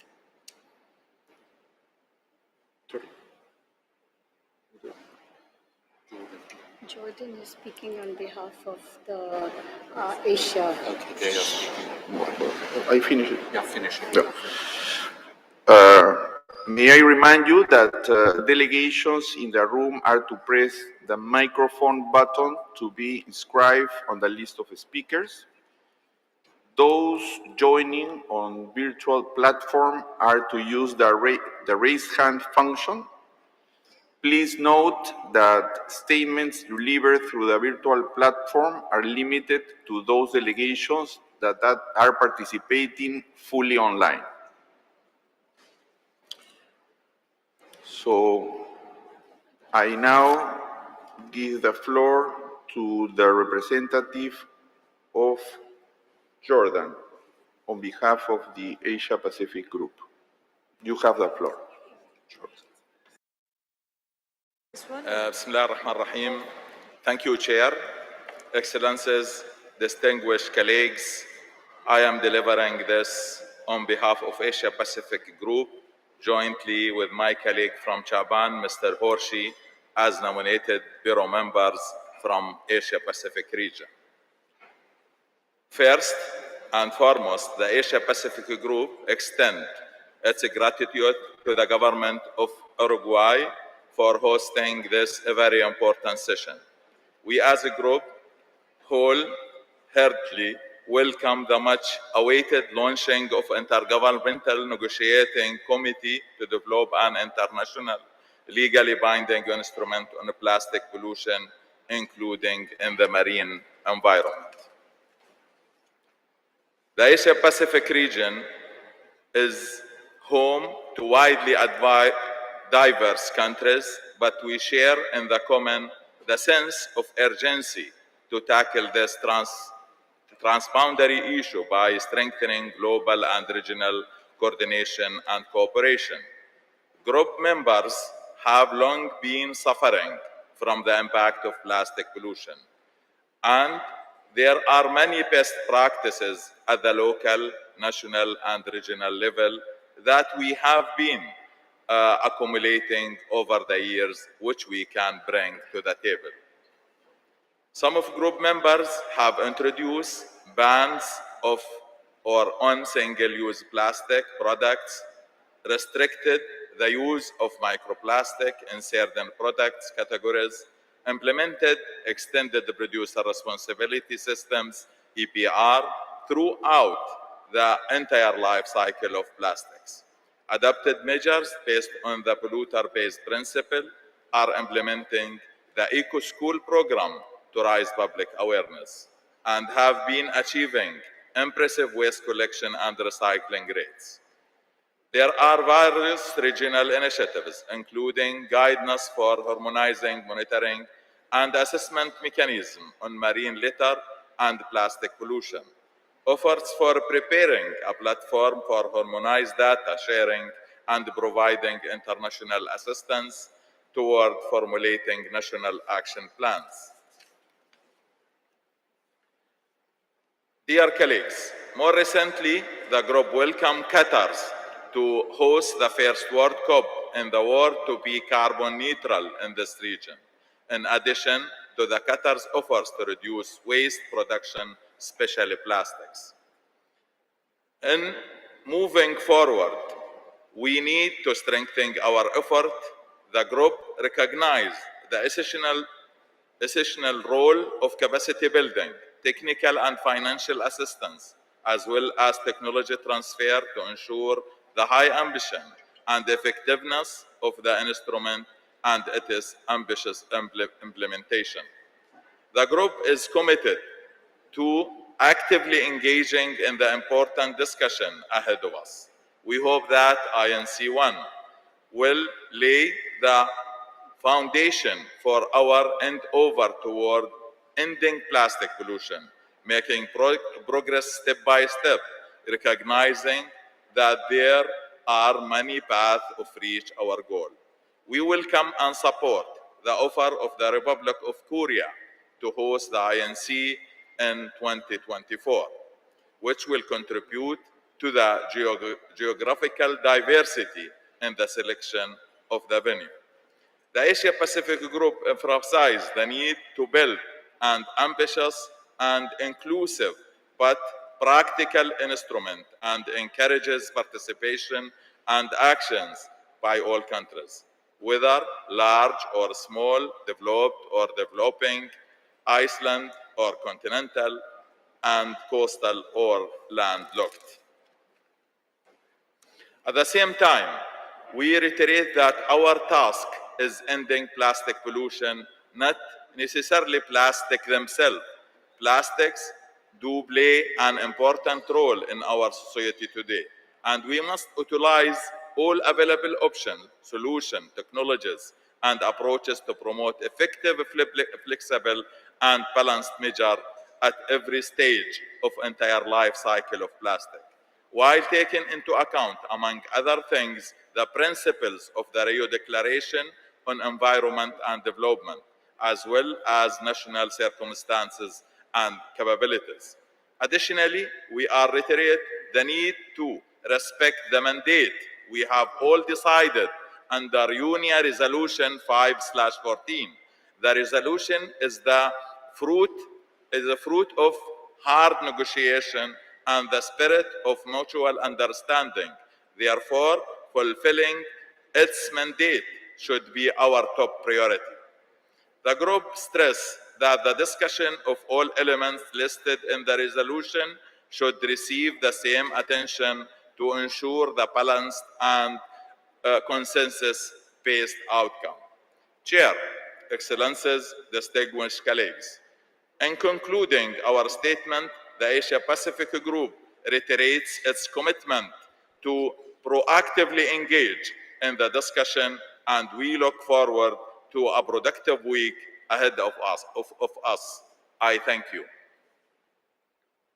I thank the distinguished delegate of Jordan for his important intervention on behalf of the Asia-Pacific Group. Y ahora doy la palabra al distinguido representante de Colombia en representación del Grupo Latinoamericano y del Caribe. Tiene usted la palabra, embajador. Gracias, señor presidente. It is my pleasure to address the plenary on behalf of the Group of Latin American and Caribbean Countries, GRULAC. At the outset, GRULAC wants to highlight the cardinal importance of this process for the interests of the region. GRULAC has actively engaged in these multilateral discussions since their inception in Nairobi and will continue to do so in a constructive manner during this and the upcoming sessions of the INC.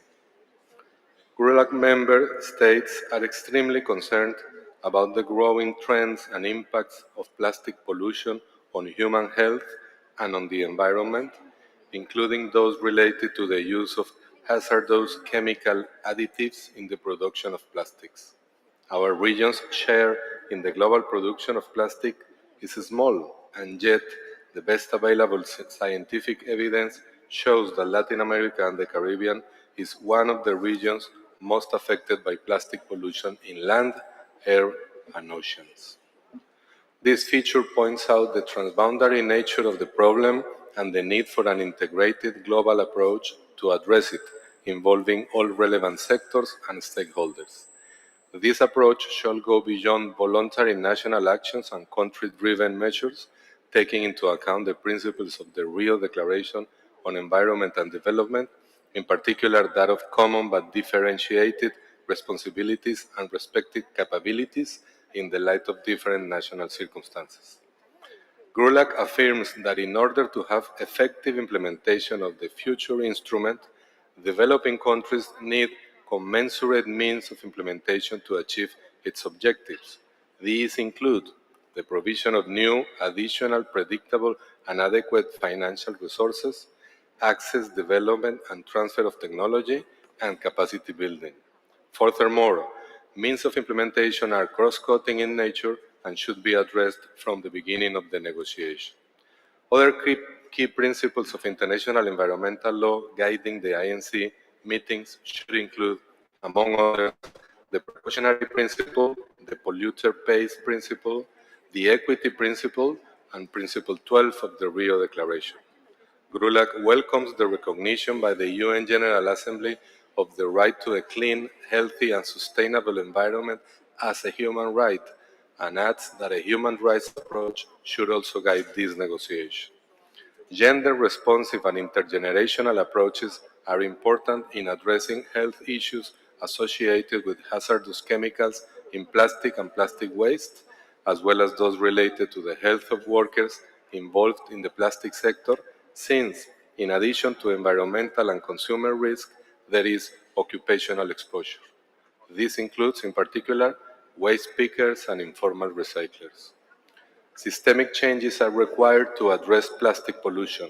GRULAC considers the full life cycle approach and the implementation of integral management measures at the upstream, midstream, and downstream levels and across the plastics value chain as urgent and needed for the accomplishment of the SDGs by 2030 and the vision of living in harmony with nature by 2050, thus balancing the three dimensions of sustainable development: economic, social, and environmental. These measures should also be complemented with the sharing of knowledge, education, awareness raising, and the acceleration of research and development. GRULAC has the potential to assist this transition through bioeconomy solutions and sustainable, innovative products that add value from our biodiversity. A comprehensive global framework to address plastic pollution is sorely lacking. Harmonization of the current chemicals and waste governance landscape is required without jeopardizing progress achieved in other multilateral environmental agreements and avoiding duplication of efforts. The Vienna Convention and its Montreal Protocol on substances that deplete the ozone layer and the Minamata Convention on mercury are good framework examples to consider and build upon while negotiating this binding instrument. The outcome of this process should be flexible enough to adapt to new challenges and scientific findings, while at the same time allowing member states transition periods for implementation, taking into account national circumstances and capabilities. The efforts should be focused on achieving the maximum impact on priority control measures related to different kinds of plastics, such as single-use plastics, microplastics, and hazardous chemical and additives in the full life cycle of plastic, as well as existing plastic waste in the marine environment.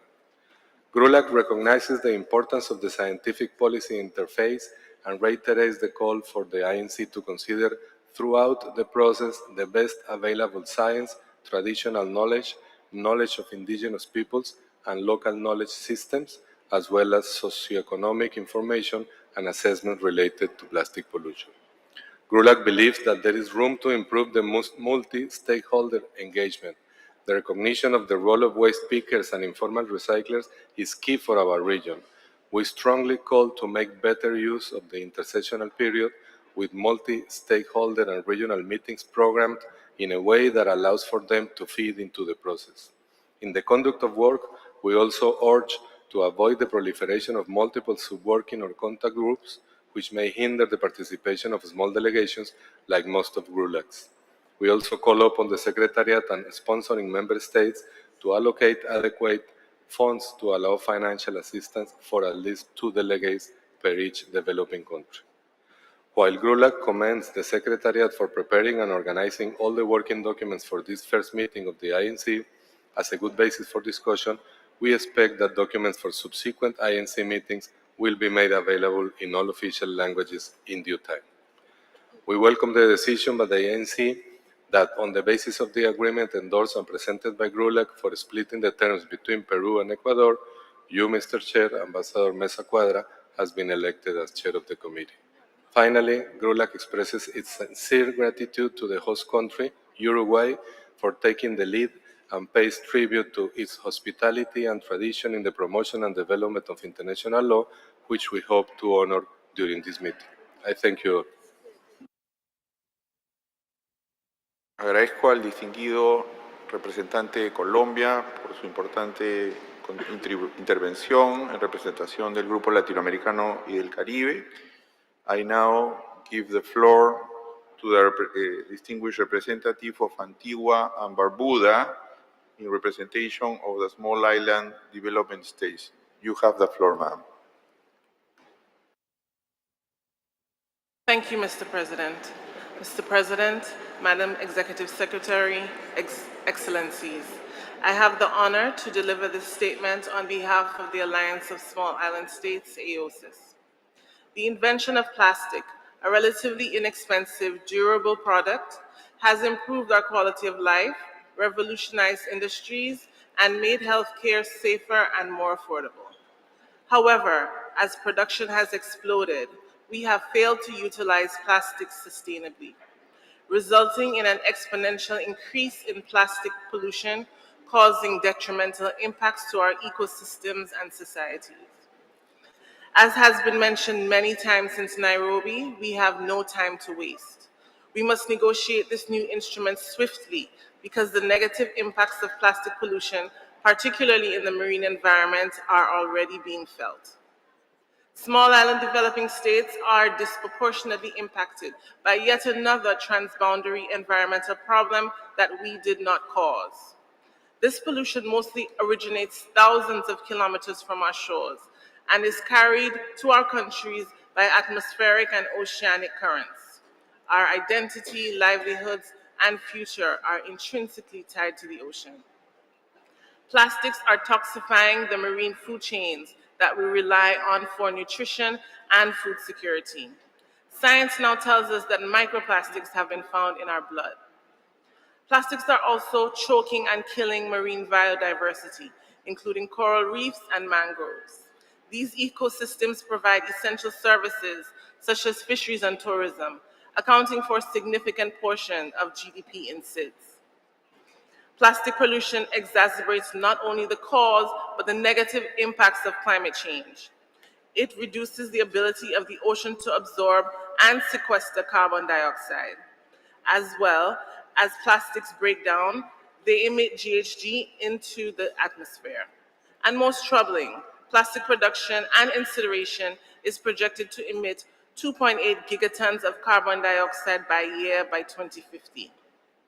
All this brings us even closer to the dangerous tipping point of 1.5 degrees centigrade, where life on small island developing states becomes not very difficult, but in some cases impossible. This highlights something that the SIDS have been saying for a while. We must be urgent in our development of this new agreement, but we must also be equitable.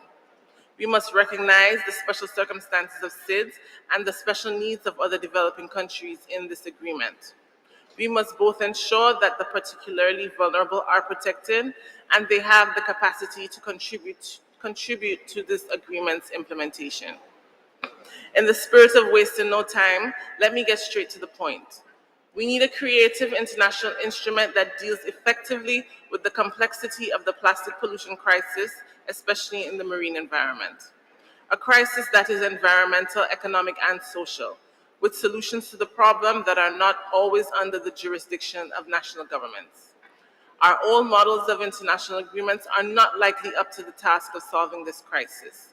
We must learn from what has not worked in the past. The objectives of this agreement need to be designed to allow for equity, effectiveness, flexibility, and progression. It must reduce and control the leakage of waste plastic and microplastic into our environment through interventions across the plastic life cycle. As well, recognizing that there are decades of plastics that are already in our environment. It must prioritize urgently eliminating plastic pollution, especially in the marine environment. Therefore, the full life cycle of plastics needs to be considered within its scope with a view to promoting resource-efficient circular economy approaches with a priority focus on addressing single-use plastics.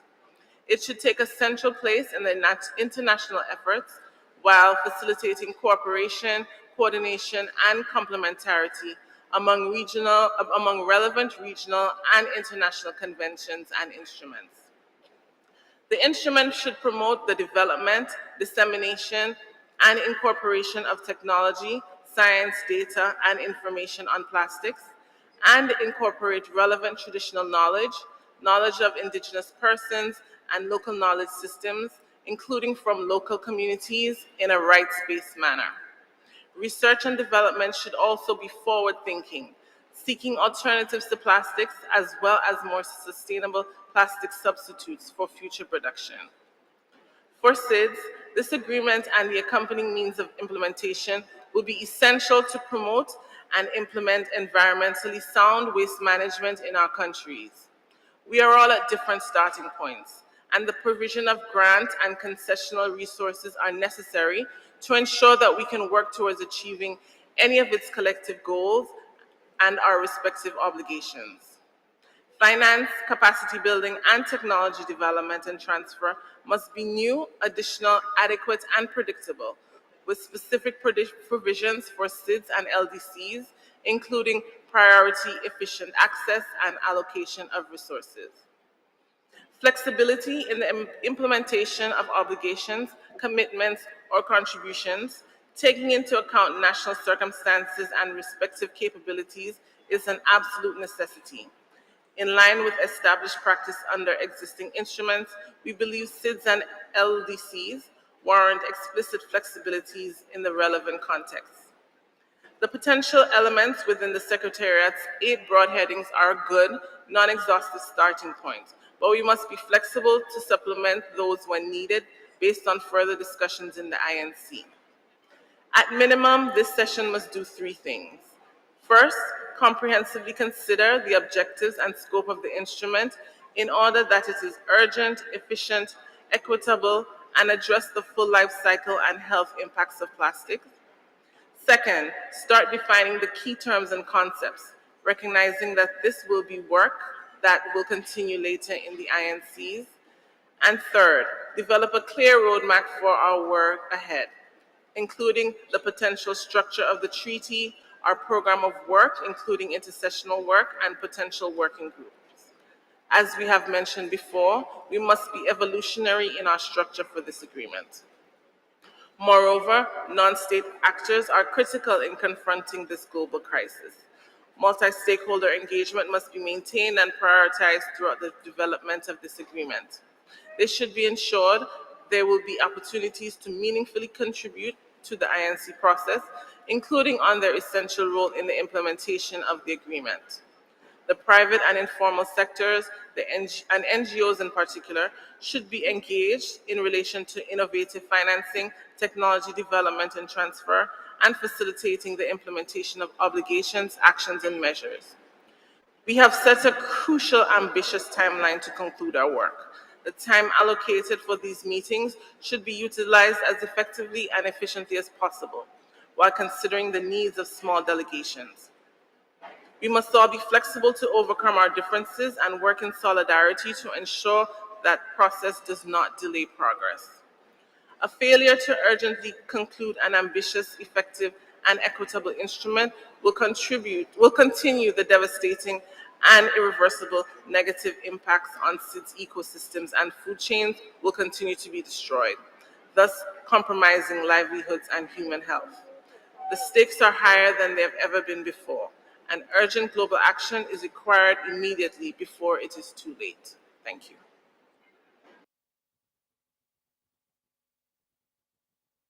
I think the distinguished representative of Antigua and Barbuda, speaking on behalf of SIDS. I now give the floor to the distinguished representative of Ghana, who is speaking on behalf of the African group.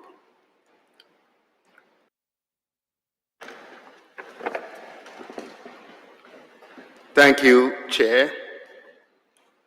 I have the honor to deliver the statement on behalf of the African Group on the momentous occasion of the first meeting of the Intergovernmental Negotiating Committee established pursuant to Union Resolution 514, End Plastic Pollution, towards an international legally binding instrument. On behalf of the Africa Group, I wish to thank the government and people of Uruguay for hosting the first meeting of the Intergovernmental Negotiating Committee and for the wonderful hospitality that has been extended to us since we arrived in Uruguay. We also wish to thank the INC Secretariat for the support that they are providing for us. Distinguished delegates, Africa is severely impacted by plastic pollution despite the fact that it is not a major producer of plastics at the global level. At the same time, the Africa region recognizes that time is running out on us in our efforts to address the threats posed by the triple planetary crisis of climate change, biodiversity loss, and pollution. And plastic pollution is contributing significantly to each of these crises. The best available science is indisputable about the need for concrete, immediate, and concerted global efforts to address the menace of plastic pollution. Therefore, we must commit ourselves to move forward expeditiously from this session on and to create platforms for sharing good practices and successful experience in the fight against terrestrial and marine plastic pollution. In this regard, the Africa Group emphasizes the need to undertake horizon scanning to address the specific elements of the instrument in order to enhance our evidence-based treaty-making process. The Africa Group also calls for a fully inclusive process which facilitates the meaningful participation of all relevant stakeholders, including the private sector and the informal sector actors, such as plastic waste pickers, to ensure a just transition. Distinguished delegates, the Africa Group has consistently demonstrated its firm resolve to take action against plastic pollution, as reflected in many decisions that African governments have taken over the years at the regional level. The Africa Group takes this opportunity to commit itself to participating in the development of an ambitious and effective instrument that has the dual objectives of ending plastic pollution in all environments and creating a non-toxic circular economy for plastics. Without a doubt, these efforts will contribute towards the achievement of the Sustainable Development Goals. The Africa Group recognizes that this will require a collective global effort and a holistic approach across the full life cycle of plastics that creates employment opportunities at each stage of the plastics value chain. The Africa region stresses that this instrument must provide adequate means of implementation that will ensure that all member states are able to meet their obligations under the instrument. This includes adequate and sustainable funding that is readily accessible, including the establishment of a dedicated multilateral fund, the provision of effective channels for the transfer and deployment of technology and scientific research, as well as the implementation of capacity building programs, all in line with the principle of common but differentiated responsibilities and national capabilities. Further, the instrument must provide international standards for product design that eliminates harmful chemicals in plastics production, while promoting the hierarchical principles of reusing, recycling, recovery, and disposal. Finally, the Africa Group wishes to remind us that while the world's attention is focused on land and marine plastic pollution, open burning of plastic waste severely compromises the environmental health of vulnerable communities.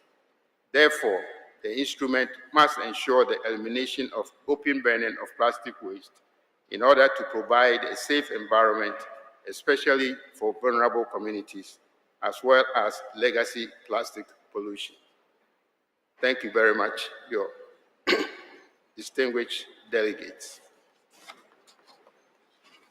I thank the distinguished representative of Ghana for his important intervention on behalf of the African Group. I now give the floor to representative of the European Union.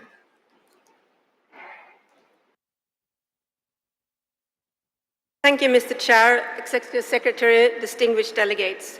The EU and its member states would like to thank Uruguay for its hospitality in hosting the first INC meeting in beautiful Punta del Este, and as well as thanking the INC Secretariat for all of the preparations for this meeting. Let me also take this opportunity to congratulate Jyoti Mathur-Philip on her appointment as the Executive Secretary for the INC Secretariat. We look forward to be working with you throughout this process.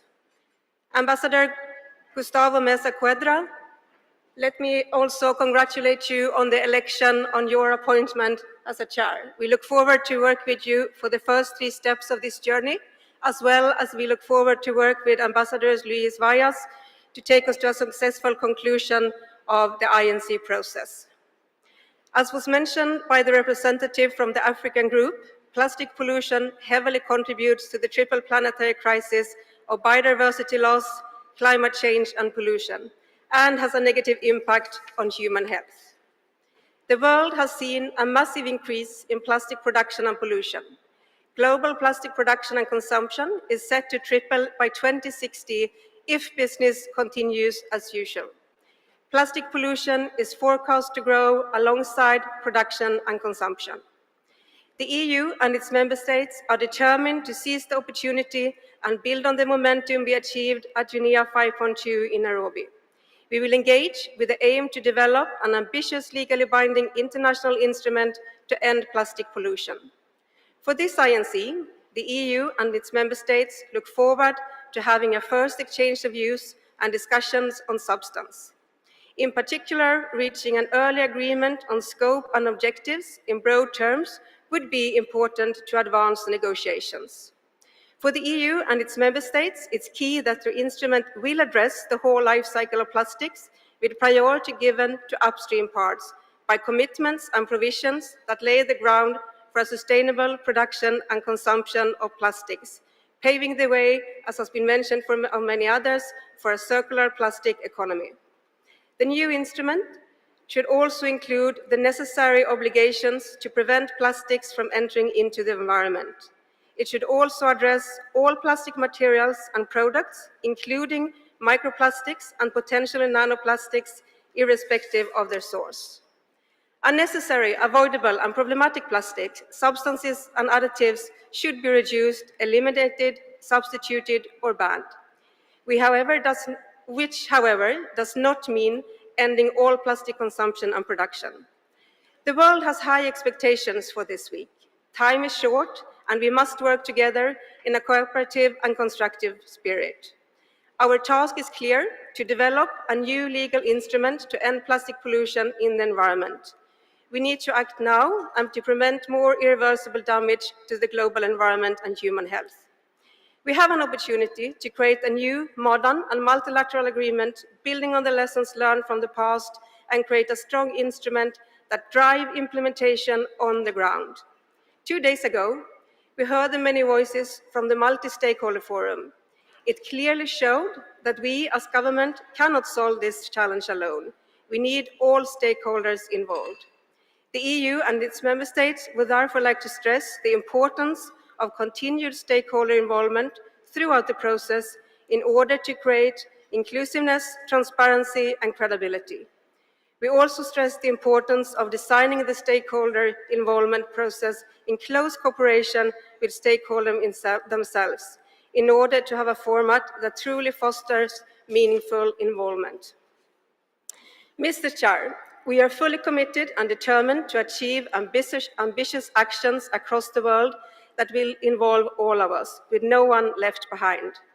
For this reason, we consider that it will be important for this negotiation process to address various ways which countries can be supported in their efforts to implement the future agreement.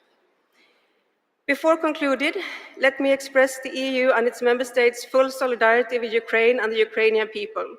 The EU continues to condemn in the strongest possible terms Russia's unprovoked and unjustified acts of aggression against Ukraine, which grossly violates international law and the UN Charter, undermines international security and stability, and exacerbates the challenge the global environment community is seeking to address.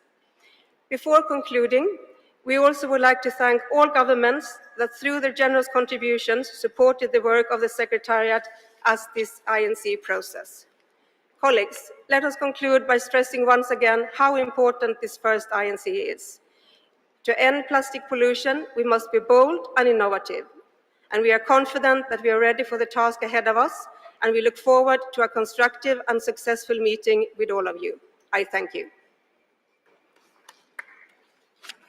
Thank you very much to the distinguished representative of the European Union for her important contribution.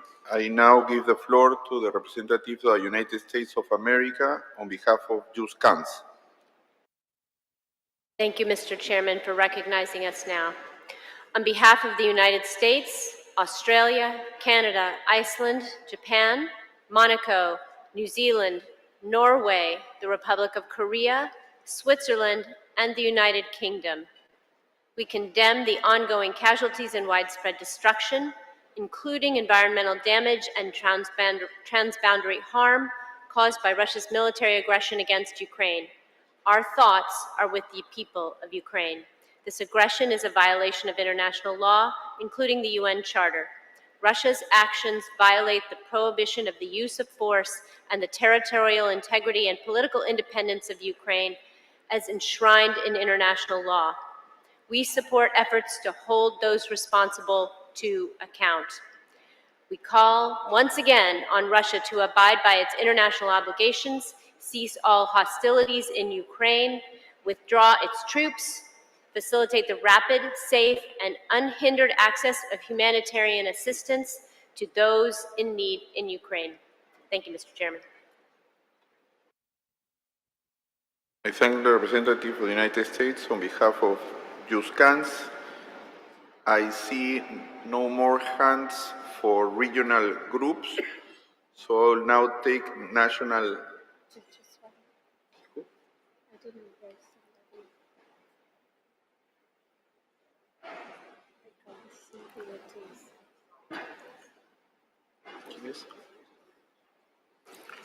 Samoa. For regional?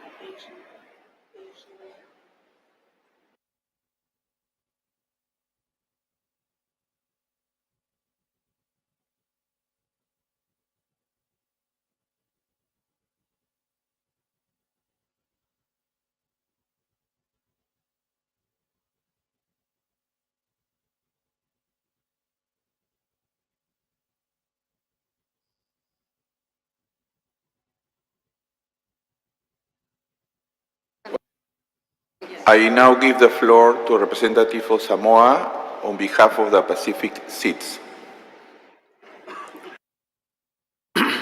Mr. President, Executive Secretary, distinguished delegates, it's an honor to deliver this statement on behalf of the 14 Pacific Small Island Development States, and we align ourselves with the statement made by Antigua and Barbuda on behalf of AOSIS and Jordan on behalf of the Asia Pacific Group.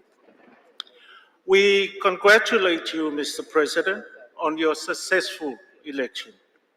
We offer you our full support as you guide us through the process to develop an internationally binding instrument on plastic pollution, including in the marine environment. I also wish to take this opportunity to express our sincere gratitude to the government and people of Uruguay for welcoming us all to this beautiful city of Punta del Este. Starting this utmost important process in such a beautiful scenery is certainly cause for great hope. Mr. President, Pacific Seats are ocean custodians. Our cultures and way of life make our protection and preservation of our natural environment of paramount value. For us, this is a moral duty. We have learned from generations past that in order to continue enjoying the benefits of our natural world, we must care for it and protect it to ensure they provide for us and our future generation. Unfortunately, Mr. President, there are many threats undermining our custodianship. While climate change remains the greatest threat to our survival and livelihoods, plastic pollution is yet another menace to our present and future. As a region, we contribute as little as 1.3% of global plastic pollution. However, we are grossly and disproportionately affected by its impact, both on land and in our oceans. To address an issue of such magnitude, we need an ambitious instrument that covers the full life cycle of plastic and implements the aspiration of sustainable production and consumption of plastic, which we all espouse. The future instrument must provide for mandatory obligation for all, be inclusive, equitable, and provide for adequate means to implement the ambitious provisions we will all agree on, in particular for small island developing states. Mr. President, on multi-stakeholders approach, we need global solidarity to address plastic pollution and the effective engagement of all stakeholders, from producers to vulnerable communities. This must be the strategic guiding principle for creating a holistic and effective solution to the plastic pollution crisis. Education is a key component of any strategy to end plastic pollution. We should promote alternatives to plastic, such as using traditional and local products, thereby helping to turn off the tap. We support the use of the best available science and scientific information, complemented by traditional knowledge of indigenous people and local communities with their free, prior, and informed consent as an integral part of ending the plastic pollution crisis. Mr. President, in the Pacific, we are truly at the forefront of the triple emergency threat presented by the convergence of climate change, loss of biodiversity, and plastic pollution. And we call on all members to commit to an agreement on an ambitious, legally binding global agreement covering the whole life cycle of plastic. I thank you. Thank you very much to the distinguished representative of Samoa on behalf of the Pacific seats. Now we will go to one representative. We have no more requests from regional groups. So we will pass now to an online intervention. Is the representative of Azerbaijan. You have the floor.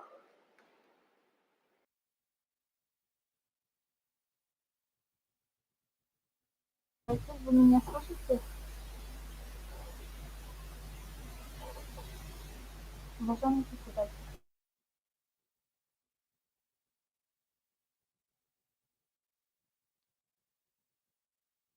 Возможно, выступить.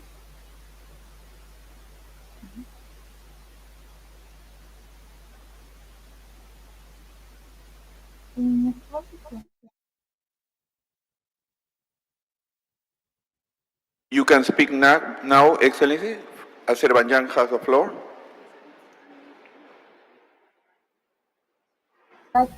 Уважаемые дамы и господа, выражаю благодарность за возможность выступить. Мы благодарны принимающей стороне Уругвай за организацию этого заседания и иметь возможность участвовать в ней. Борьба с отходами, а также с пластиковыми загрязнениями является одним из приоритетных направлений природоохранной деятельности Азербайджанской Республики. Пластиковые отходы являются одним из основных факторов. Excuse me, we are having a technical problem. We can hear you clearly, so our interpreters Cannot translate.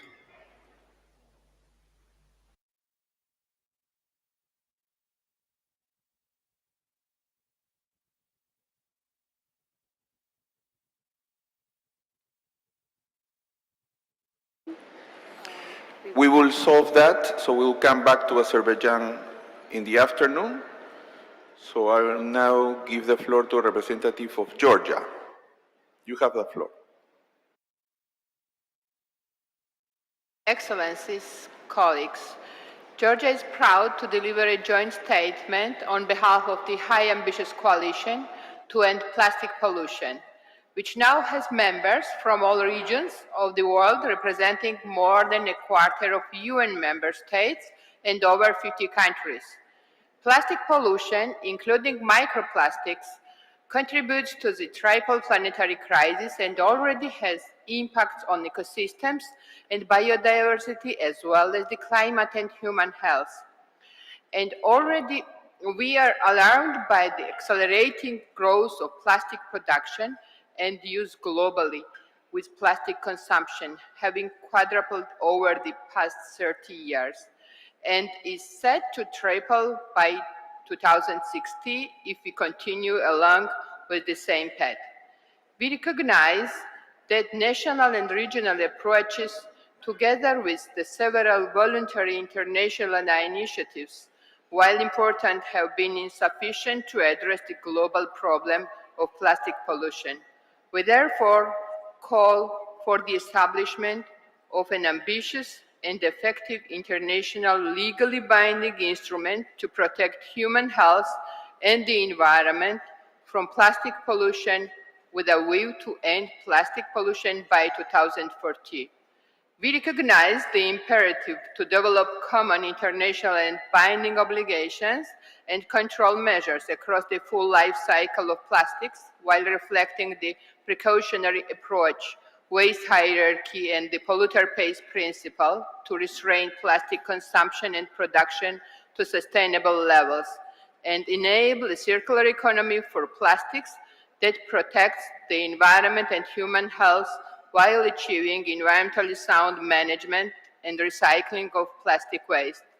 We will work towards an international treaty that will eliminate problematic plastics, substances, and additives, including by bans and restrictions, develop global sustainability criteria and standards for plastics, set global baselines and targets for sustainability throughout the life cycle of plastics, ensure transparency in the value chain of plastics, including for material and chemical composition throughout the life cycle of plastic, establish mechanisms for strengthening commitments, targets, and controls over time, implement monitoring and reporting at each stage throughout the life cycle of plastics, and facilitate effective technical and financial assistance, as well as scientific and socio-economic assessments.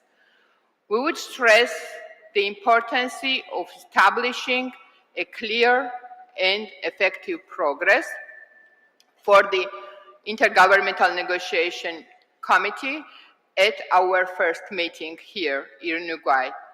The coalition encouraged all member states to demonstrate a high level of ambition to upcoming meetings of International Negotiation Committee. Thank you for your kind attention. I thank the distinguished delegate of Georgia. We will now have an online intervention from the representative of Israel. You have the floor. This will be followed by interventions of Brazil, Indonesia, and Republic of Korea. You have the floor, Israel.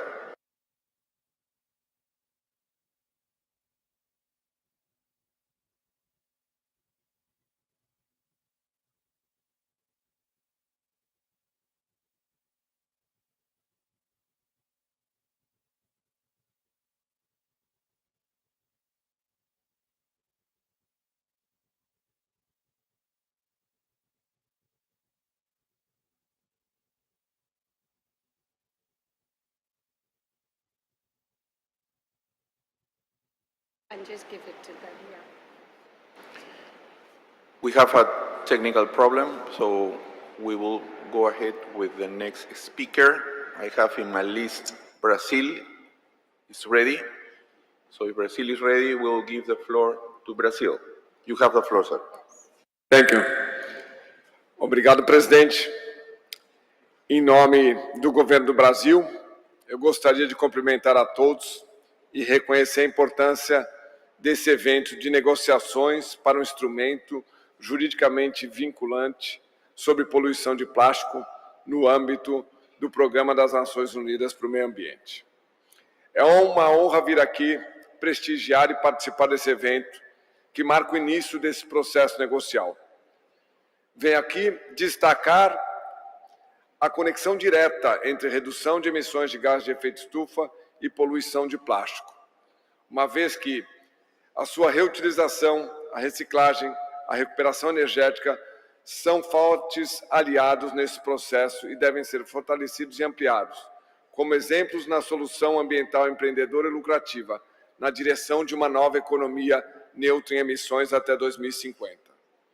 O uso do plástico reciclado, por exemplo, reduz o impacto ambiental da energia e das emissões em 50%. Para outros materiais reciclados, como o papel, isso pode chegar até 80%. Apenas em 2021, no Brasil, foram recicladas 31 bilhões de latas de alumínio, cerca de 99%, um recorde mundial.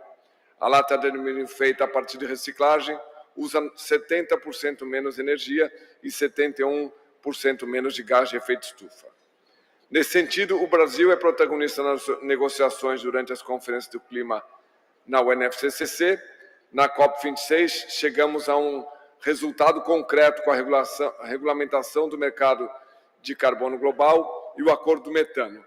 Já na COP27, propomos a criação de um mercado global de metano nos moldes do crédito de carbono, com foco exclusivo em resíduos sólidos, para incentivar a compostagem e a reciclagem.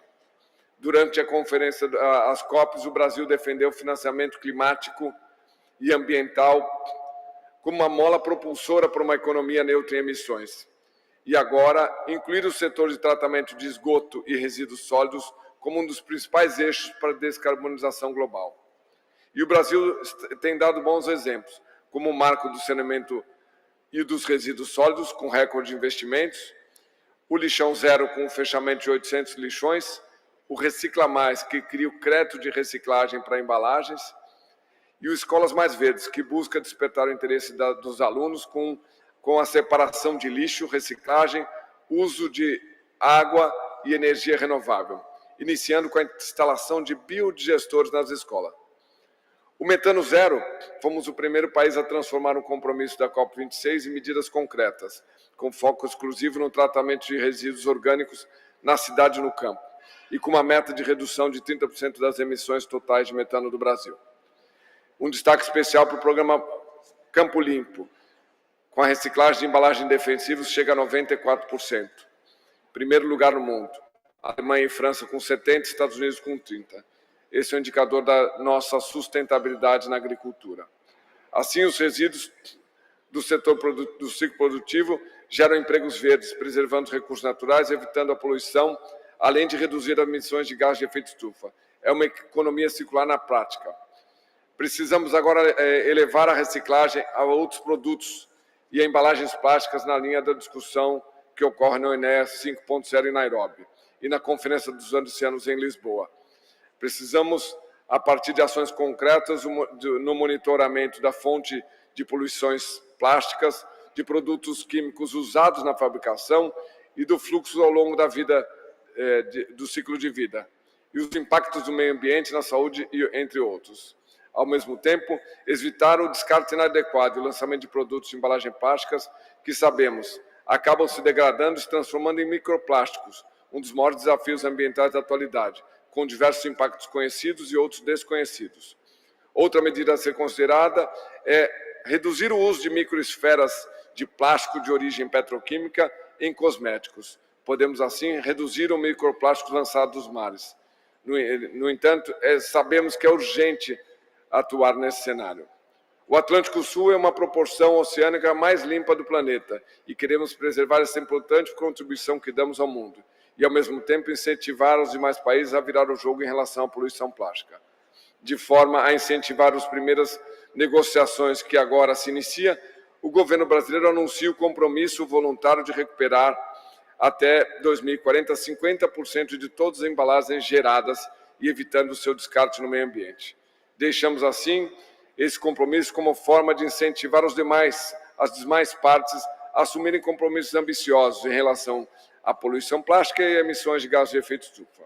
Essas são algumas das contribuições que temos a realizar.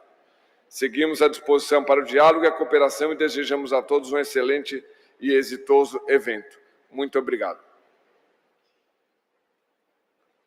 I thank the distinguished representative of Brazil, and I now give the floor to the distinguished representative of Indonesia.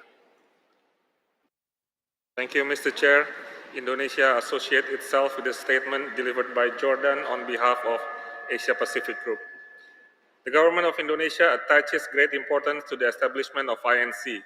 This will be our collective effort to address the issue in a long-term approach, as well as to strengthen multilateral cooperation and environmental and climate action. Indonesia has a national policy to address marine litter and plastic pollution, which has been seriously implemented. For instance, within 2 years, Indonesia has succeeded to reduce marine plastic litter by 28.50% from 615,000 tons in 2018 to 440,000 tons in 2021. From a regulatory framework, Indonesia has a national plan of action on marine plastic debris and Indonesian ocean policy, which serve as a legal and policy framework to eradicate marine plastic pollution. We have regulated producers to reduce the waste that comes from their products, packaging, and container, as well as from plastic bag. This action provides a roadmap of waste reduction by producers in the period of 2020 to 2029 by implementing waste limitation through a redesigned program and take-back scheme for recycling and reusing with a target of 30% of the total production of goods and packaging in 2029. As a vast archipelagic country, we also have established several program actions to combat marine litter and plastic pollution, including building plastic waste facility on islands, building plastic waste treatment facilities, and applying ISO 14000 at national fishery ports, and providing SOP of sustainable fishery. We also realize that there are opportunities that arise from sound management of plastic waste. Indonesia produces around 68.5 million tons of waste every year, of which 17% are plastic waste. There are potential for reuse and recycling process, including as materials in industry or other economic activity. Indonesia, therefore, continues to innovate and invent to create an integrated circular economy process. This also includes initiatives in financing or incentives that enable contribution from anyone. UNEA Resolution 514 makes it clear that the main output of this resolution is an internationally binding instrument. In this context, we consider it is important for all member states to have a clear definition of a legally binding instrument with the intention that all parties have the same understanding of this issue, including the basic aspect of mandatory or voluntary or combination of both. The same resolution also calls for a full life cycle approach to using plastic. We are of the view that there is still no general explanation that defines what a full plastic life cycle approach is. So we hope that this approach can help in solving the problem of waste plastic in a comprehensive and integrated manner from upstream to downstream. As we know, the Basel Convention regulates plastic waste, especially transboundary movement of plastic waste. We need to ensure that there is a synergy between the existing Basel Convention and the legally binding instrument that we will produce. Lastly, Mr. Chair, member states are not in the same level in terms of capacity and capability to ensure the smooth implementation of the upcoming legally binding instrument. It is imperative to identify the need of member states for capacity, technology, and financial needs. For this reason, Indonesia is committed to actively take part in the INC1 to contribute to pathing the ways to end plastic pollution. I thank you very much. I thank the distinguished representative of Indonesia. I now give the floor to the distinguished representative of the Republic of Korea. This is the last. Thank you, Mr. Chair. First of all, on behalf of the government of the Republic of Korea, I would like to congratulate you on your election as the chair of the INC. We believe that we can make good progress under your able leadership. We also would like to extend our deep gratitude to the government of Uruguay for their hospitality and for the UNEP Secretariat for making excellent preparation for this meeting. Excellencies and distinguished delegates, the Republic of Korea, as one of the co-sponsors of the UNEA Resolution 5/14, is deeply committed to the work of the INC to fulfill the mandate given by this resolution. This resolution gives us a clear mandate to incorporate both international measures and national action plans. This resolution also mandates us to tackle the problem from all stages of the life cycle of the plastic, from its cradle to the grave. The Republic of Korea believes that the starting point of our discussion in INC 1 should be a reaffirmation that there should not be a watering down of this mandate. The final text we arrive at should enable 4 things in a nutshell: to reduce, to reuse, to recycle, and to replace with cleaner alternatives or substitutes. Based on this firm resolve, we now need to look at how to make the international legally binding instrument feasible. First, on the structure of the instrument, we are flexible on both options of a specific convention and a framework convention, as long as it can serve our goals to bring consumption and production of plastics to sustainable levels and to enable a circular economy that protects the environment and human health. Second, our work here in INC 1 should be to have a rich and constructive discussion which leads us to options for essential elements and ultimately informs the drafting of a zero text. For in-depth discussion on the elements, we support setting up 2 informal groups, one on definitions, objectives, core obligations, control measures and implementations, including national action plans, and the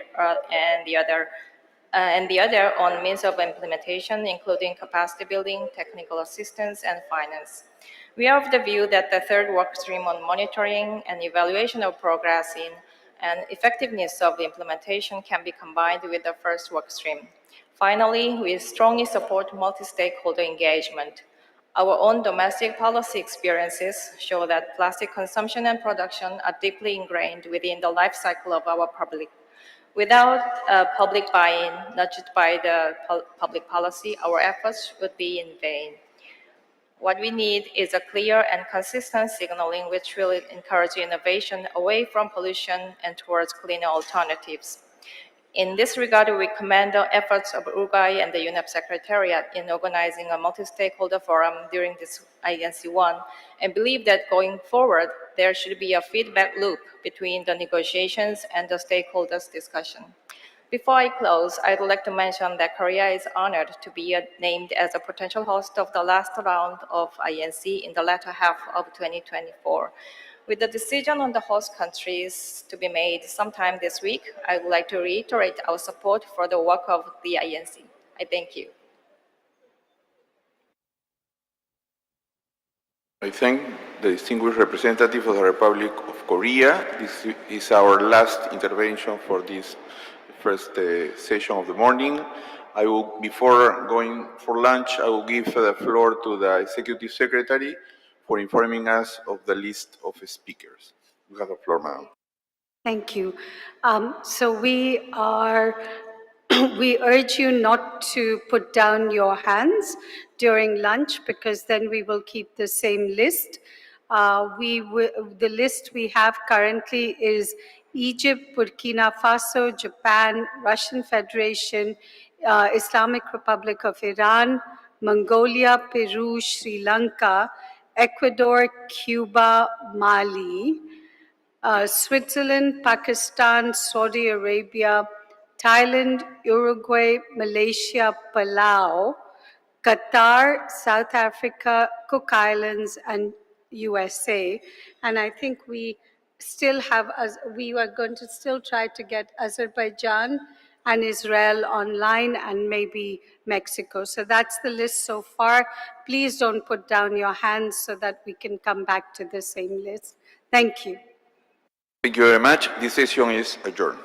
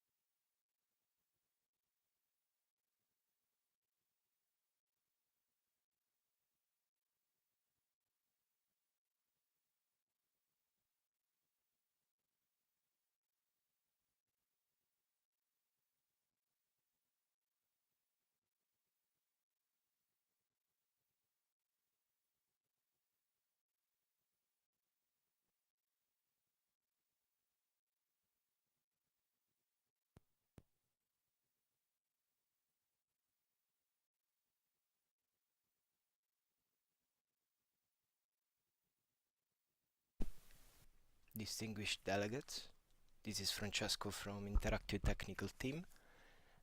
Just a gentle reminder that if you're planning to take the floor, please wear a headset so to provide clear audio for the interpreters.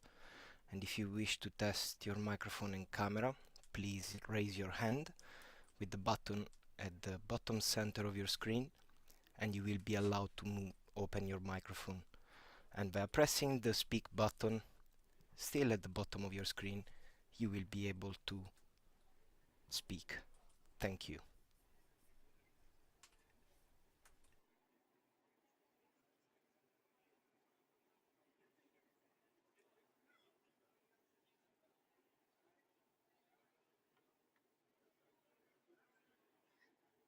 I prefer the button. Oh, it started.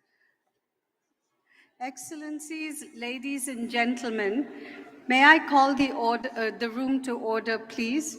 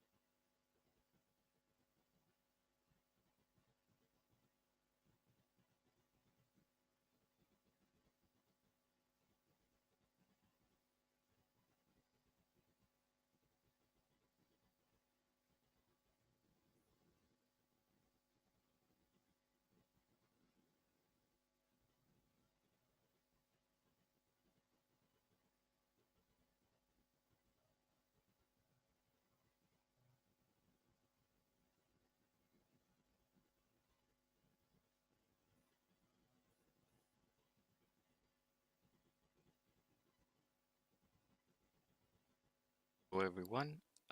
This is Jordi from Interactio support. I'm simply coming onto the floor to invite you to perform a sound check if you will be speaking in the meeting. In order to do that, I would invite you to press the raise hand button that's located on the bottom of the screen. And when I see that you have raised a hand, I will give you access to the floor so you can test your microphone camera device. I do see that the guy has raised a hand already, so I will be giving access to take the floor. Please now press on the speak button in order to be audible, and then we can do the test.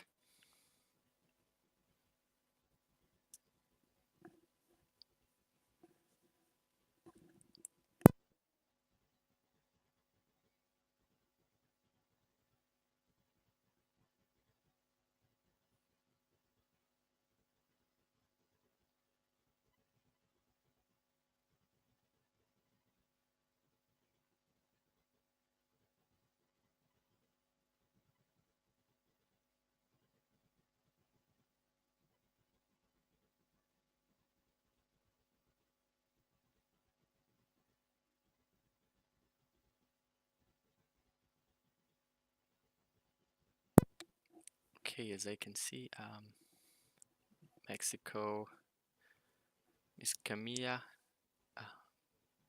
Isabel, please, if you do see the microphone is open and you will test, press on the speak button so we can check your audio devices. In the meantime, if someone else wants to test the audio devices, please feel free to press the raise hand button. This is for online participants, especially the ones that will be taking the floor. We do this check in order to provide better audio for the interpreters.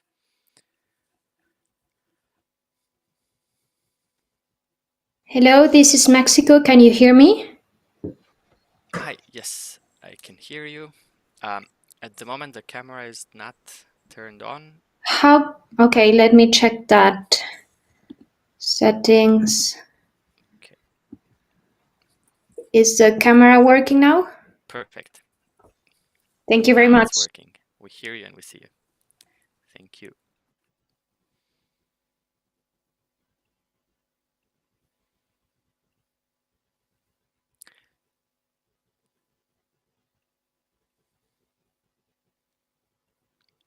I do see Azerbaijan raising the hand. Okay, now it got lowered again.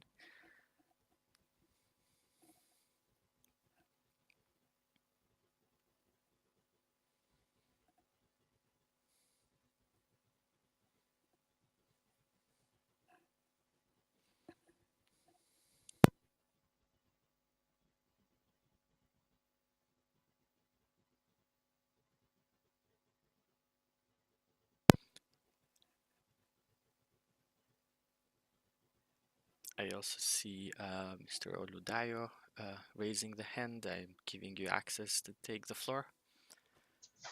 Yeah, I just want to test if you are hearing me. Yeah, I can hear you. Okay. All right now. Thank you. Thank you. Thank you.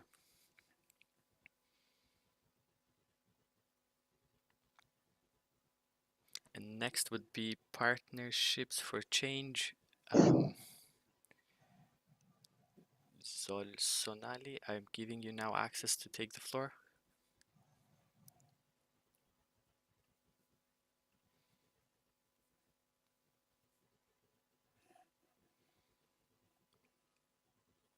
I do see that your connection has some issues, so if you can find a more stable connection, that would be great.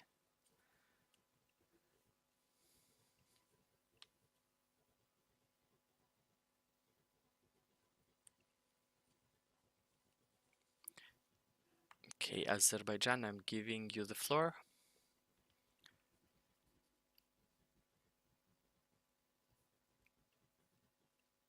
Now just press on the speak button that you have on the bottom of the screen, like next to the raise hand button.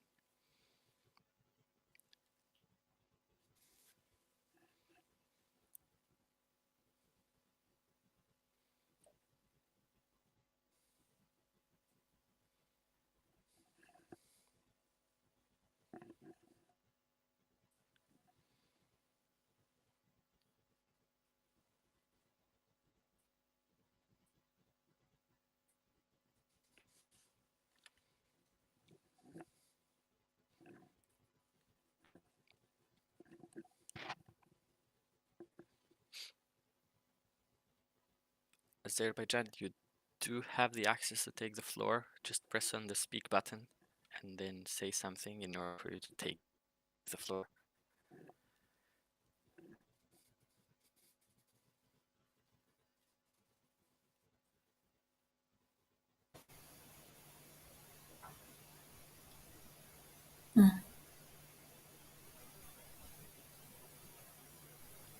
See, say Can you hear me now? Hello? yes, now Is it okay?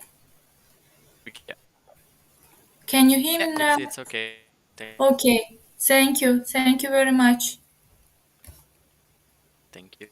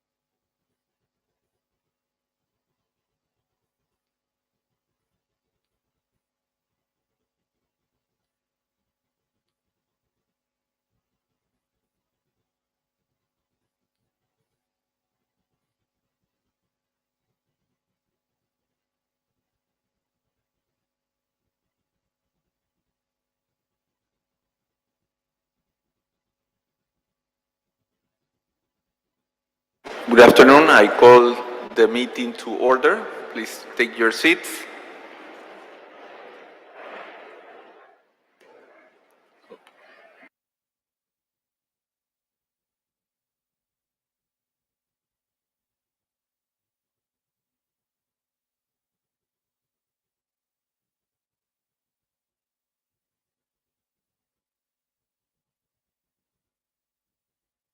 Our next speaker in the list is the representative of Egypt. I give the floor to the representative of Egypt, followed by Burkina Faso and Japan.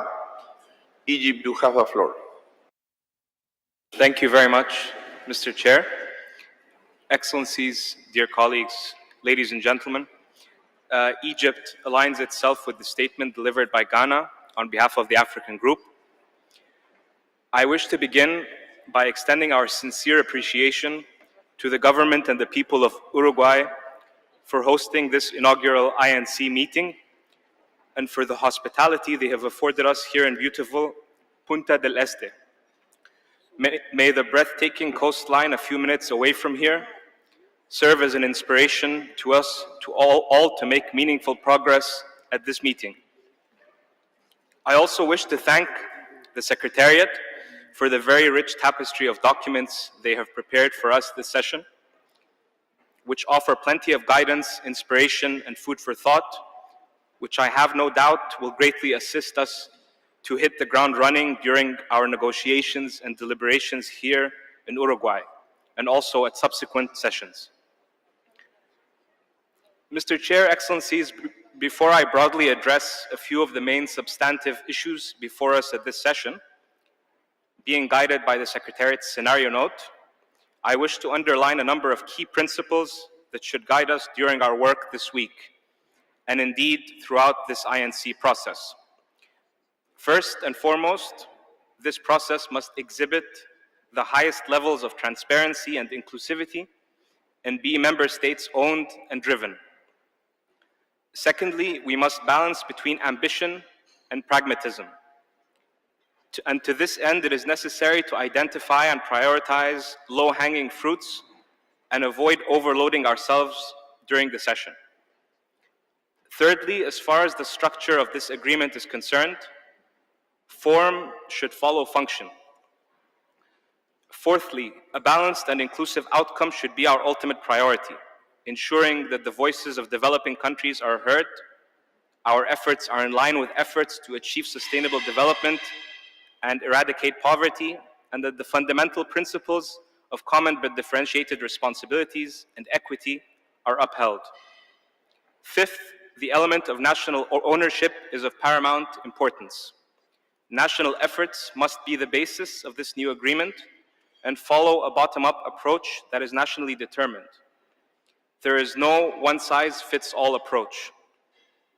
Sixth, we must ensure that all voices are heard throughout this process to secure a just transition, bearing in mind the specificities of all countries and in particular the needs of informal sectors and SMEs in developing countries.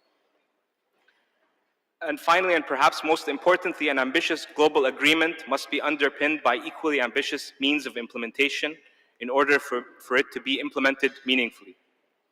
I wish to further elaborate on a couple of points. To elaborate on the point I made on means of implementation, to say that action and support are inextricably linked, and the provision of adequate, predictable, and at-scale finance will be a critical enabler for the action we all aspire to, and that the quality of this finance provided from developed to developing countries, and indeed supplemented by finance from other sources, is a key aspect of this. We should ensure that we do not contribute in our efforts here to the debt crisis of many of our developing countries. In this regard, a dedicated multilateral fund is an important step towards realizing this objective, and we should learn from past experiences and success stories, including the establishment of a multilateral fund and the instrumental role that it played in phasing out harmful ozone-depleting substances. Technology transfer on a concessional basis for all developing countries will also be a prerequisite, and it is essential that in terms of means of implementation that we explore the option of launching a dedicated process to assess the needs of developing countries to phase out plastics in a manner that takes into consideration the whole life cycle. I had further points to make, Mr. Chair, but in the interest of time, I see that I've already exceeded the time allotted. We will send the additional comments in writing. Thank you very much. I thank the distinguished delegate of Egypt, and I now give the floor to the distinguished representative of Burkina Faso.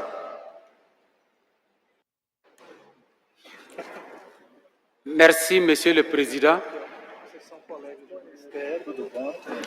La délégation du Burkina Faso remercie l'Uruguay, pays hôte de la première réunion du comité intergouvernemental de négociation visant à élaborer un instrument international juridiquement contraignant sur la pollution plastique, y compris dans le milieu marin. La délégation félicite aussi le Pérou pour son élection comme président de l'INC et lui souhaite plein succès. Monsieur le Président, le Burkina Faso fait son chemin pour mettre fin à la pollution plastique. C'est ainsi que le pays a adopté en 2014 la loi portant interdiction de la production, de l'importation, de la commercialisation et de la distribution des emballages et sachets plastiques non biodégradables. Avec des résultats mitigés obtenus, l'ambition du pays est de réviser la loi pour interdire l'utilisation des plastiques à usage unique. Aussi, nous élaborons actuellement une stratégie nationale de lutte contre la pollution plastique et son plan d'action. Ce sont des outils de planification indispensables pour coordonner la lutte contre la pollution plastique. Aussi, il sera lancé des appels à projets en 2023 pour une assistance financière au bénéfice des acteurs du secteur privé, de la société civile et des municipalités pour la valorisation des déchets plastiques et l'offre d'alternatives aux emballages plastiques. Monsieur le Président, au cours des différentes sessions du comité intergouvernemental de négociation visant à élaborer un instrument international juridiquement contraignant sur la pollution plastique, y compris dans le milieu marin, le Burkina Faso fera sienne les positions de la région Afrique lors de ces négociations. Comme vous l'avez si bien dit lors de votre prise de parole, nous devons mettre fin à la pollution plastique sur cette planète. Retroussons nos manches et commençons à travailler pour être au rendez-vous de 2040. C'est pourquoi le Burkina Faso est membre de la coalition de la haute ambition pour mettre fin à la pollution plastique. Nous partageons les objectifs de cette coalition car nous croyons que la multiplicité des acteurs est un atout pour venir à bout de la pollution plastique. Je vous remercie. Je remercie le représentant de la Burkina Faso. Et je donne la parole au représentant du Japon, suivi par le représentant de la Fédération de Russie et le représentant de la République islamique de l'Iran. Muchas gracias, señor presidente. Felicitaciones por su elección. Japan associates itself with the statement by Jordan on behalf of the Asia-Pacific Group. Japan is proactively addressing plastic pollution. Japan wishes to take a leading role in INC to produce an effective and progressive instrument for all states. The INC should fully capitalize on the wide and strong support to the End Plastic Resolution. Directly going to substance, Japan considers the following to be essential elements of the instrument. First, general and simple objectives centered around the mitigation of adverse impact by plastic pollution to the environment, to biodiversity, and to protect human health from potential risks. Plastic is useful and can be reused and recycled. Plastic itself is not entirely dangerous. Risks should be considered carefully based on solid scientific evidence. The issue is not eliminating plastic. What would have happened without syringes for COVID-19 vaccines? It is essentially about circular use of plastic and finding viable alternatives to non-essential plastic. Second element, a clear common goal. A possible goal is aiming to reduce additional plastic pollution, particularly in the marine environment, to zero by a certain year. The Osaka Blue Ocean vision is now shared by more than 80 countries and regions. The target year is 2050. Now there is growing support for the target year 2040. Let's negotiate an ambitious goal agreeable to all, together with the rest of the text. Third, an appropriate mechanism to be established by states to promote an essential and effective circular economy. On plastic and to control leakage, it should engage all the stakeholders from industries to civil society. Member states must take necessary measures covering every stage of plastic life cycle: production, sales, distribution, consumption, waste management, and disposal, to realize a reuse, recycle, and renewable society. Reduce, reuse, recycle, and renewable society. The instrument should provide a list of effective measures from which parties will choose, taking into account national circumstances and capabilities. There are various pathways. One-size-fits-all restrictions on the production or use of plastic may not work for all countries. Fourth, national action plans, including all relevant national measures, midterm and long-term strategies, and other appropriate relevant information. National plans and their implementation would be reviewed collectively in light of the objectives and goal under a robust and transparent PDCA cycle, making it possible for all states to progressively improve their efforts. Capacity building, technical assistance, and financial assistance should be addressed. The content may vary corresponding to the level of ambition of the objectives, goal, obligations, and measures. We should negotiate those first. Japan is willing to continue support to states without enough capacity. I'm pleased to announce that Japan, to express strong commitment, is planning to contribute approximately $820,000 to the budget of UNEP for the organization of INC1 to INC3, pending approval by the Diet of Japan. Blaise Pascal said, "The least movement is of importance to all nature. The entire ocean is affected by a pebble. Let's act together for our ocean and our planet." I thank you.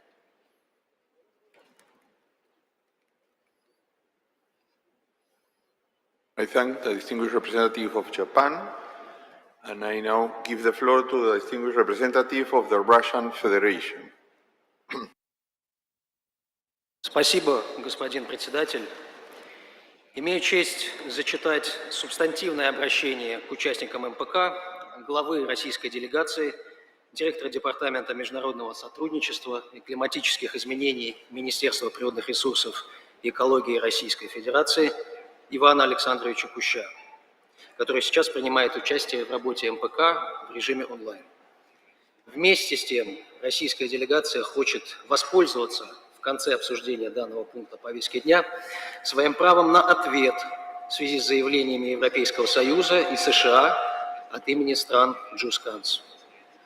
Уважаемый господин председатель, уважаемые члены делегации, дамы и господа, прежде всего хотел бы поблагодарить правительство Восточной Республики Уругвай за организацию данного масштабного мероприятия. Российская Федерация приветствует решение возобновленной пятой сессии Ассамблеи ООН по окружающей среде, закрепленное в ее резолюции 5/14, о созыве Межправительственного переговорного комитета для разработки юридически обязательного соглашения о борьбе с загрязнением окружающей среды пластмассами, включая морскую среду. Считаем своевременным организацию и проведение первого заседания МПК. Разрушительные последствия загрязнения пластиком для экологического, социального и экономического компонентов устойчивого развития научно подтверждены. Человечество подошло к той черте, когда решение данного вопроса требует углубленного и более масштабного взаимодействия между государствами, международными и природоохранными организациями, частным бизнесом и институтами гражданского общества. Отмечу лишь несколько ключевых показателей. На сегодняшний день продукты расщепления пластика составляют до 80% наземного и 90% морского мусора. Разлагаясь столетиями, они приводят к постепенной и неизбежной потере экосистемами способности к самоочищению и утрате ими равновесия. По данным Российской академии наук, человечество уже произвело около 8,5 миллиардов тонн пластиковых отходов. Эта цифра продолжает расти. Продукты расщепления пластика отравляют экосистему Мирового океана и в некоторых случаях вредят здоровью человека. В этой связи вопросы защиты всех компонентов окружающей среды от загрязнения отходами из пластмасс занимают приоритетное место в природоохранной повестке Дня Российской Федерации. Необходимо отметить, что в настоящее время человечество пользуется секторальными подходами к решению данной проблемы. Например, мы имеем ряд международно-правовых инструментов, разработанных и применяемых в рамках Международной морской организации и относящихся к борьбе с пластиковым загрязнением именно в морских пространствах. Однако мы считаем необходимым всеобъемлющий подход и поддерживаем усилия международного сообщества по разработке универсального международно-правового инструмента, который позволил бы государствам постепенно, совместными усилиями переключиться на рельсы экономики замкнутого цикла. В этой связи Российская Федерация придает большое значение работе МПК и готова активно участвовать в этом процессе. Мы исходим из того, что новый документ должен быть сбалансированным и в максимальной степени учитывать интересы и возможности разных государств, предоставляя последним максимальную гибкость в определении своих национальных показателей и форм отчетности. Рассчитываем, что переговоры пройдут в конструктивном ключе и не будут политизироваться. Благодарю за внимание. I thank the distinguished representative of the Russian Federation, and I give the floor now to the representative of the Islamic Republic of Iran. Bismillahirrahmanirrahim. Mr. Chair, at the outset, allow me to express my appreciation to the UNEP INC Secretariat for convening this meeting. I would like to express my gratitude to the government of Uruguay for hosting such an important meeting. Plastic is now used everywhere in one form or another and has become an integral part of our daily lives, resulting in a large amount of waste. Careless disposal and mismanagement of plastic waste, often due to lack of access to waste management technologies, adversely affect not only human health and life, but also other living creatures on land and in water. Unfortunately, this exceptionally useful material has turned into a threat to our environment. Recalling the adoption of Resolution 5/14 in the consensus process, my delegation expresses its expectation that the instrument should be elaborated with the active participation of developed and developing countries side by side, focusing on plastic pollution, not beyond, taking into account national circumstances and capabilities in all aspects, in particular the management of plastic waste, and considering the interests of all countries in order to achieve a consensual instrument. In this regard, we need to avoid any duplication and stay away from contentious terms that could be interpreted differently by countries in order to achieve our common goals.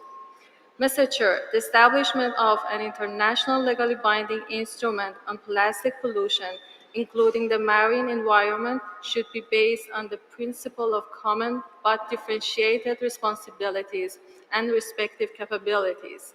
Means of implementation is a key factor for realization of the objectives of the instrument in developing countries. The Islamic Republic of Iran believes that an ambitious instrument needs ambitious means of implementation. We emphasize the need for a robust framework instrument through a financial mechanism specifically for the instrument to avoid political pressure, such as biofuel. Many countries face major and complex challenges in waste management, and we believe this is the important step in most developing countries. Managing plastic pollution requires incentives and supportive mechanisms for achieving national action plans, pilot projects, and facilitating partnerships both multilaterally and bilaterally. In conclusion, at this meeting, we should take advantage of the inspiring instruments that demonstrate the ability of human cooperation to meet international challenges and hopefully look to the possibility of cooperation and responsibility of the global community in addressing the environmental problems at hand. Thank you, Mr. Chair. I thank the distinguished representative of the Islamic Republic of Iran, and I now give the floor to the distinguished representative of Mongolia, followed by Peru and Georgia. Mongolia has the floor. Excellencies, distinguished delegates, Mr. Chairman, first of all, I would like to congratulate you for being elected as chair of INC. We look forward to your able leadership. Our delegation greatly appreciates the government of Uruguay for hosting this meeting, and we all enjoy staying in the beautiful city of Punta del Este. We are also very grateful to the UNEP Secretariat for successful organization of this INC first meeting. Mongolia fully supports the development of international legally binding instrument on plastic pollution, including in the marine environment. The Constitution of Mongolia declares the citizens' right to live in a healthy and safe environment and to be protected from environmental pollution and loss of natural balance. In this regard, we set a goal to increase the amount of recycled waste to 30% in 2025 and 40% in 2030 in the long-term development policy. The Ministry of Environment and Tourism of Mongolia is working to create comprehensive waste management, increase waste recycling, and introduce waste-to-energy technologies. The total amount of solid waste in Mongolia reached 2.8 million tons in last year, which is a 5.5% decrease from 2020. We have to implement measures that are based on the national circumstance of each country, and we fully support the idea that the international legally binding instrument should cover the whole life cycle of plastics in a manner that promotes resource efficiency and the circular economy. I would like to emphasize the importance of fostering innovation, encouraging actions by all stakeholders, including the private sector, and promoting cooperation at the global, regional, national, and local levels. Thank you for your attention. I thank the distinguished representative of Mongolia. I give now the floor to the distinguished representative of Peru, followed by the United States. Muchas gracias, señor presidente. Quisiera ante todo felicitarlo por su elección como presidente de este comité y transmitirle el apoyo de la delegación peruana para el éxito de nuestros trabajos.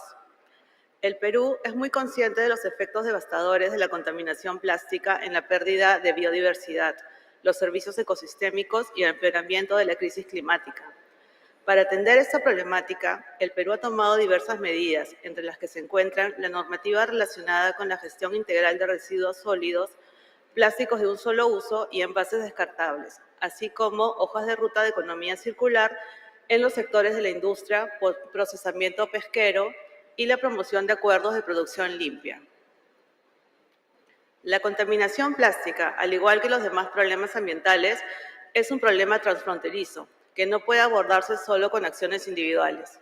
Por ello, el 2021, el Perú, junto con Ruanda y un grupo de países con ideas afines, presentó un proyecto de resolución en la última sesión resumida de la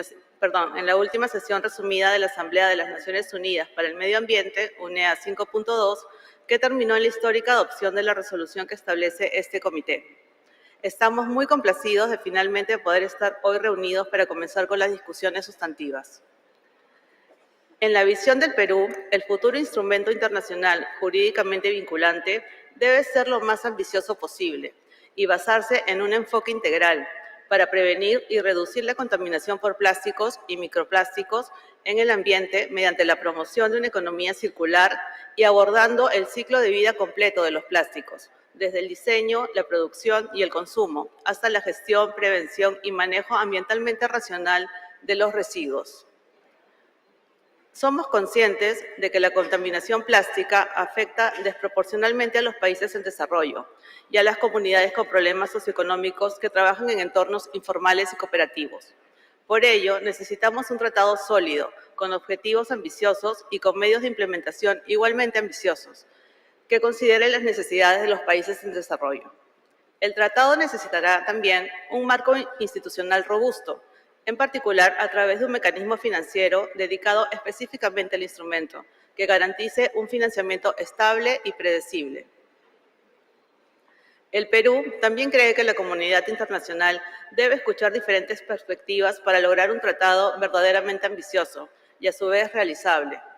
Todas las partes relevantes interesadas deben ser escuchadas y deben unir fuerzas para identificar y adoptar medidas concretas para reducir la producción de plástico virgen, establecer medidas para eliminar el plástico de un solo uso, así como el uso de ciertas sustancias dañinas para la salud humana y el ambiente, promover el reciclaje y garantizar la eliminación segura y adecuada de los residuos plásticos existentes, especialmente en el ambiente marino. Por otro lado, los objetivos compartidos del futuro instrumento deben estar fuertemente informados por la mejor ciencia disponible. Es crucial que la ciencia y sus nuevos desarrollos nos apoyen y guíen en este proceso. Asimismo, promoveremos que el futuro tratado aliente la transparencia a lo largo de la cadena de suministro, respecto no solo al tipo de plásticos, sino también a otros químicos y aditivos que se utilizan. El nuevo tratado también debe tener un enfoque de derechos humanos, género responsivo e intergeneracional para lograr realmente sus objetivos. Necesitamos entender que la contaminación plástica tiene un impacto considerable en el goce efectivo de una amplia gama de derechos humanos, incluidos los derechos a la vida, a la salud, a la ciencia, la vivienda y a un ambiente saludable. El Perú confía que todos los países aquí presentes trabajaremos colectivamente para lograr un resultado ambicioso por el bien de las generaciones presentes y futuras. Muchas gracias, señor presidente. Agradezco a la distinguida representante del Perú. I am now going to give the floor to the distinguished representative of the United States. You have the floor. Muchas gracias, Mr. Chairman. Thank you to you, to the government of Uruguay, and to UNEP for organizing this excellent meeting. I am honored to be here with you. The world is drowning in plastic. It is time for us to make fundamental changes for more sustainable and healthier options so that we can end the scourge of plastic pollution as soon as possible. We know this is an enormous challenge. As we work together to negotiate the legally binding agreement, we cannot allow ourselves to be divided or discouraged. We must hold on to that Nairobi spirit that got us this far. We want to work with all of you to develop an agreement on plastic pollution to protect human health and the environment. We also recognize that plastic has many vital applications in our lives, such as the PPE masks that protected us during the pandemic. But there are so many wasteful and unnecessary uses of plastic that we can eliminate over time, efficiency and innovation. To be successful, we need a shared goal, a North Star, which we will all aim towards. The United States believes we need to set a high bar to work to eliminate the release of plastic into the environment by the year 2040. It's essential that we keep this North Star goal in our view to help us focus our actions. To this end, we seek to develop an instrument that takes an ambitious, innovative, and country-driven approach to combating plastic pollution throughout its entire life cycle. The instrument should require each party to develop and regularly update a national action plan that is measurable, fully transparent, and has the force of law behind it. Each party's plan should set out nationally determined policies and legal measures for action throughout the life cycle of plastic in order to contribute to this very high objective of the agreement. With a country-driven approach, parties will be able to strengthen their domestic actions to build greater ambition and foster innovation over time. National action plans should be the key implementing tool in this agreement. Moreover, transparency and accountability are absolutely essential. The agreement should provide for robust, transparent national reporting that can inform how we implement solutions and measure our collective progress towards the agreement's objectives. We must all be accountable to each other and to the public, at home and around the world. For countries most in need, we recognize that it will be important to have sufficient support, including capacity building and technical and financial resources. We support a multi-stakeholder action agenda tied to the agreement that brings together a diverse set of stakeholders to complement actions by parties, to mobilize technical and financial resources, and contribute meaningfully to the agreement's objectives. We must create a race to the top. Science, marketing incentives, and wherever we can, ambition to lead us to better and better results over time. Indeed, the United States supports holding a longer stakeholder forum with a high-level segment at INC2. We want to hear even more from civil society and private sector leaders about the accomplishments and about their commitments to help us combat plastic pollution. The U.S. delegation looks forward to working with all of you. Vámonos. We cannot delay. We must be determined. We need to listen. We have to ensure that those that are bearing the brunt of this pollution are at the table. We have a moral duty to keep our eyes on our North Star for future generations. So as I said in Nairobi, I'll say again, tuko pamoja, juntos, together, we will conquer this great challenge. Thank you very much. I thank the distinguished representative of the United States. I will now give the floor to a representative of Sri Lanka, followed by Ecuador and Cuba. Sri Lanka has the floor. Yes, thank you, Chairman. Excellencies and distinguished delegates, first of all, I would like to thank the government of Uruguay for hosting this very important event, bringing many nations together in finding solutions to minimize plastic pollution. Sri Lanka was able to highlight the issue of plastic pollution by submitting 2 resolutions on marine plastic litter and microplastic and waste management, UNIA 4 in 2019, which was adopted. Finally, UNIA 5/14 made history with the initiation of INC process. Sri Lanka has taken many initiatives and committed to INC to minimize plastic pollution in the country and has developed the National Action Plan on Plastic Waste Management 2021 to 2030. Development and updating of NDCs, Nationally Determined Contributions under Climate Change on Waste Management, banning of some selected single-use plastics, introducing plastic category identification codes, establishment of material recovery facilities, research on microplastics are some of the activities carried out so far. But there are many more areas that need urgent attention, as many activities have been affected by the severe economic crisis of the country, which is common to most of the countries under economic crisis. The plastic pollution caused by the eruption of fire on ship Express Pearl, spilling around 1,600 metric tons of plastic pellets into Sri Lankan waters in 2021 cannot be forgotten, as the impacts will be there for years to come.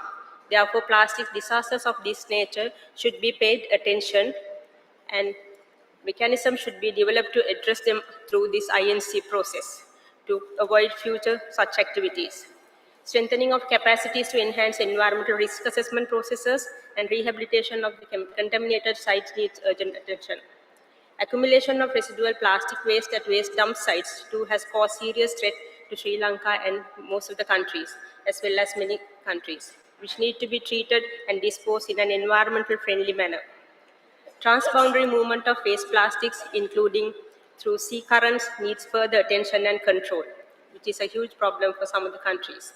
Improve recyclable waste collection mechanisms to increase waste recycling rates, production and popularizing of alternatives for plastics at affordable prices, and making behavioral changes of the people are a must.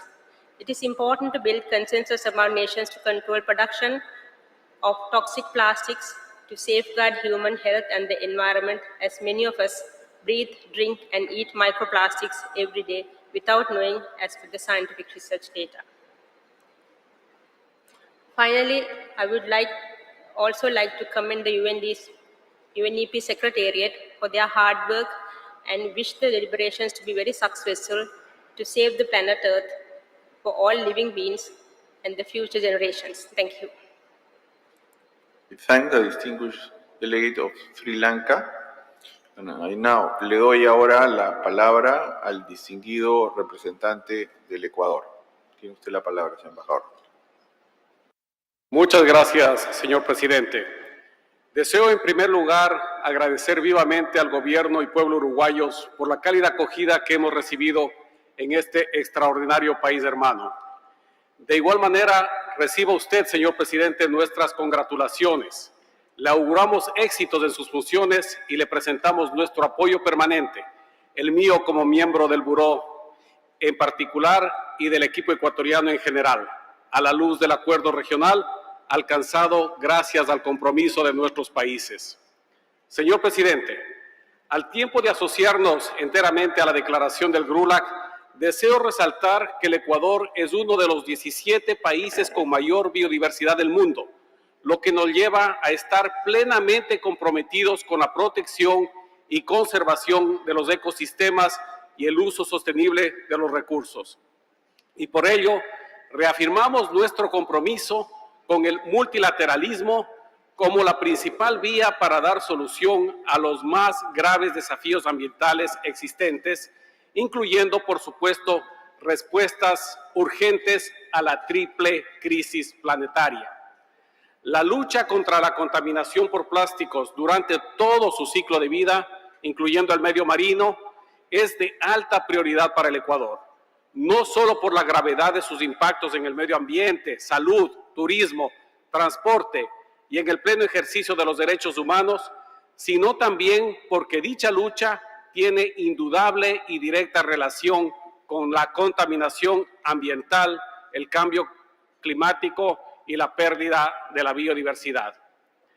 El Ecuador fue el primer país en América Latina y el cuarto a nivel mundial en establecer una política de transición ecológica, la cual implementa sinergias entre actores relevantes, incluyendo el Estado, el sector privado, la academia, la comunidad científica y la sociedad civil en su conjunto, para proteger la naturaleza y promover modelos de producción, comercio y consumo sostenibles, mediante políticas y acciones nacionales concretas, que adicionalmente consideren todo el ciclo de vida de plásticos y busquen, entre otros, eliminar, reducir aquellos problemáticos, dañinos e innecesarios, así como químicos y materiales aditivos peligrosos. Ecuador ha adoptado legislación sobre economía circular inclusiva y de racionalización, reutilización y reducción de plásticos de un solo uso, que impulsa regular la generación de residuos plásticos, su reducción progresiva, fomentar el uso y consumo responsables, incluyendo la reutilización. Sin embargo, todo esfuerzo nacional o regional es insuficiente sin esfuerzos colectivos y medidas globales que permitan abordar una problemática que cruza fronteras y afecta a cada uno de nosotros. Por ello, el Ecuador ha impulsado desde hace más de una década el tratamiento de este tema a nivel internacional con iniciativas como la convocatoria, junto a Alemania, Ghana y Vietnam, a la primera conferencia ministerial sobre basura marina y contaminación por plásticos, que en septiembre del 2021 generó una declaración respaldada por más de 70 países, lo cual dio un impulso político trascendental a la adopción por consenso en marzo pasado de la resolución 514 durante UNEA 5.2 en Nairobi. Nuestro país considera que en esta negociación podría abordarse constructivamente en diferentes grupos temáticos, asuntos relacionados con medidas de control, así como medios de implementación que deben ser debatidos desde un inicio. Un tratado solo será efectivo si cuenta con mecanismos adecuados de monitoreo y evaluación, trabajando de la mano de la comunidad científica como un generador de contribuciones fundamentales para la toma de decisiones informadas de los estados, que incluye, por cierto, el fortalecimiento de canales de comunicación con la sociedad civil, el sector privado y otros actores no gubernamentales. Estas estrategias en las cuales el Ecuador tiene gran experiencia provienen de las lecciones aprendidas de otros procesos multilaterales ambientales, tales como las convenciones de Basilea, Estocolmo, Rotterdam, Montreal y Minamata. Bajo esta lógica, las discusiones de este primer INC deben enfocarse en definir el alcance, los objetivos y las medidas voluntarias, obligatorias y de control que sean aplicables al proceso, sin olvidar elementos fundamentales sobre la implementación, incluyendo la construcción de capacidades, la transferencia de tecnología, asistencia técnica y la obtención de financiamiento previsible, concreto y permanente. Señor presidente, Ecuador hace votos por el éxito de este primer Comité Intergubernamental de Negociación, con la certeza de que podremos aportar decididamente a construir de manera colectiva un instrumento internacional amplio, ambicioso, inclusivo y con mecanismos efectivos y beneficiosos para nuestro planeta y para las actuales y futuras generaciones. Muchas gracias. Agradezco al distinguido representante del Ecuador y le doy la palabra a la distinguida representante de Cuba, seguida por Mali y Suiza. Cuba tiene la palabra. Gracias, señor presidente.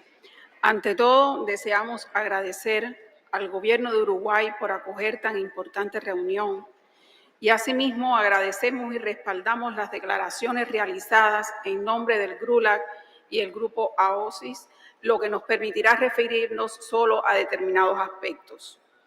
Lo primero es reconocer que la contaminación por plásticos, incluyendo el medio marino, es una problemática heredada por los países en desarrollo desde el punto de vista tecnológico y ambiental. Los productos plásticos de corta duración, que son la mayor fuente de contaminación actual, han sido introducidos en nuestras economías a partir de tecnologías importadas. Recuerdo cuando yo era adolescente que empleábamos vasos y platos desechables de cartón en mi país, bolsas de papel, hasta que un día llegaron los plásticos de un solo uso. Entonces pasamos de utilizar productos biodegradables a contaminantes. Nuestros ecosistemas se han llenado de basura plástica, sin tener ahora todas las condiciones y medios para resolver el problema. Además de tener, en nuestro caso, que enfrentar otras presiones como un recrudecido bloqueo económico, comercial y financiero que se aplica a mi país por más de 60 años. Por tanto, apoyamos y estamos comprometidos con la elaboración de un instrumento jurídicamente vinculante, eso es sin dudas, pero tenemos que hacerlo de manera justa y aquí la justicia se traduce en lograr un tratado balanceado en obligaciones y medios de implementación, las que deberán negociarse al unísono y desde el inicio del proceso, en particular la creación de un fondo específico para esto.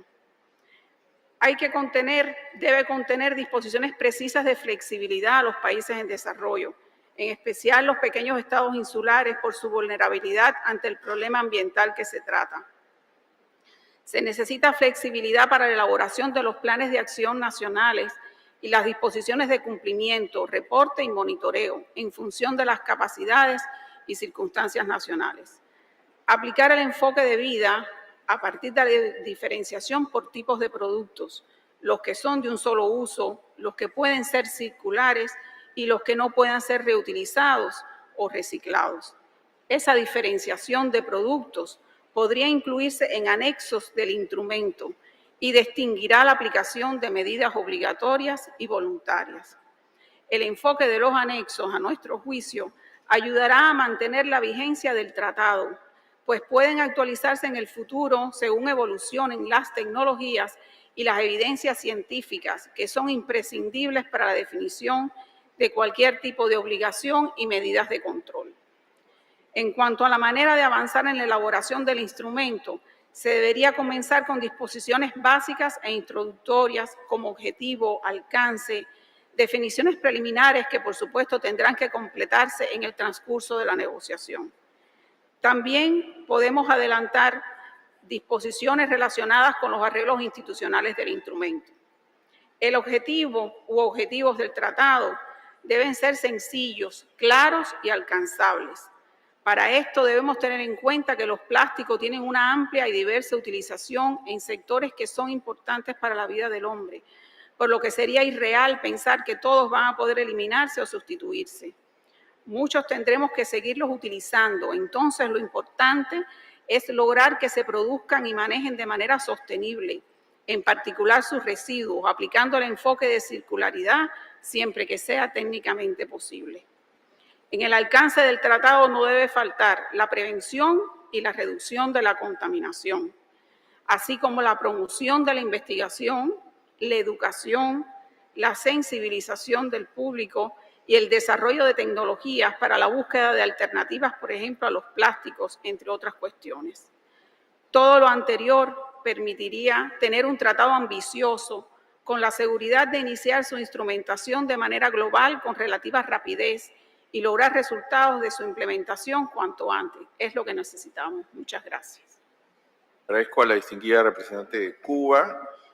And now I will give the floor to the distinguished representative of Switzerland. Please remind them. Yeah, Switzerland.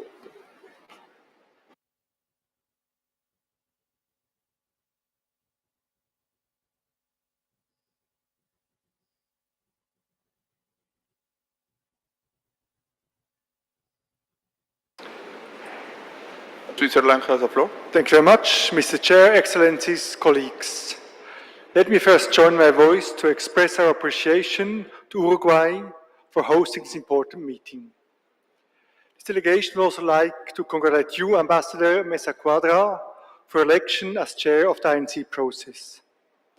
We're very much looking forward to working with you, and you can count on our full support. Our thanks also to the Executive Secretary and her dedicated staff in preparing this meeting. Our mandate is clear. We need to elaborate an international treaty with international binding rules in a very ambitious time frame. Without a common international regulatory framework, we will not be able to address the global and increasing challenge of plastic pollution. This view is supported by a wide range of stakeholders, including the business coalition. Voluntary and fragmented national or regional approaches have proven to be insufficient. To find the right approaches, being open-minded is essential. We have to examine the whole range of possible international obligations across the full life cycle of plastics, from measures aiming at reducing the production of virgin plastics to banning the most problematic plastic and harmful substances, as well as transparency requirements. Many member states from all regions have already taken steps. We can learn from their experience and the challenges they face in order to find measures at the international level.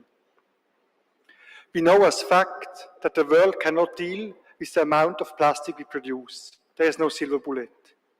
We will need a wide range of tools and cost-efficient measures to allow for the required system change. As more scientific findings and data will be available, we need a treaty structure that will allow gradual strengthening. As a member of the High Ambition Coalition, Switzerland is calling for a treaty that will protect the environment and human health from plastic pollution and puts us on track to end plastic pollution by 2040. We are impressed by the level of commitment and engagement of so many stakeholders from international organizations, MEAs, civil society, scientists, and the private sector. We need to mobilize and catalyze this expertise in support of the drafting of a meaningful and ambitious treaty. We don't have the luxury to work in silos. Many UN organizations and MEAs in different United Nations duty locations can support these efforts. A presence on site is required to connect and work with them and to benefit from the opportunities. We are ready to do our part in Geneva and beyond. We look forward to engaging with all member states and stakeholders to have structured and successful discussions during this process. Thank you very much. I thank the distinguished representative of Switzerland. Now I understand that we solved the technical problem we had this morning, so we will have three online interventions from the representative of Azerbaijan, Mexico, and Israel. Before that, I have to remind delegation that for an efficient use of time, consider strictly the time limits. So now I give the floor to the representative of Azerbaijan.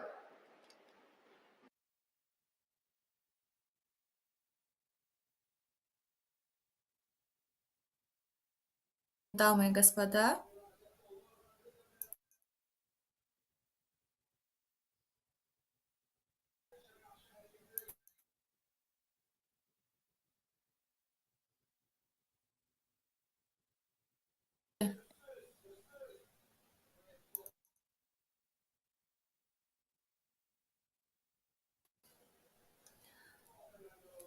Azerbaijan, you have the floor.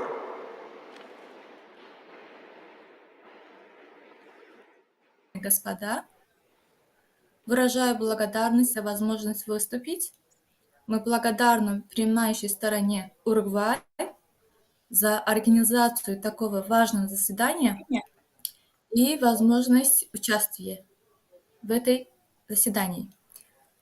Борьба с твердым, а также пластиковым загрязнением является одним из приоритетных направлений природоохранной деятельности Азербайджанской Республики. Пластиковые отходы являются одним из основных факторов загрязнения окружающей среды и носят трансграничный характер. С этой точки зрения для решения проблем очень важно найти правильный подход. Я уверена, что этот подход отразится на подготовленном договоре. Подготовленный документ будет иметь большое значение для всех стран по борьбе с пластиковым отходом. Хотела бы отметить, что Азербайджан с самого начала процесса поддерживал и будет поддерживать Эквадор. Мы уверены, что высокая компетентность и опыт господина Вайса внесут большой вклад в разработку юридического обязывающего международного договора по борьбе с пластиковым загрязнением. Желаем всех удачи. Благодарю всех за внимание.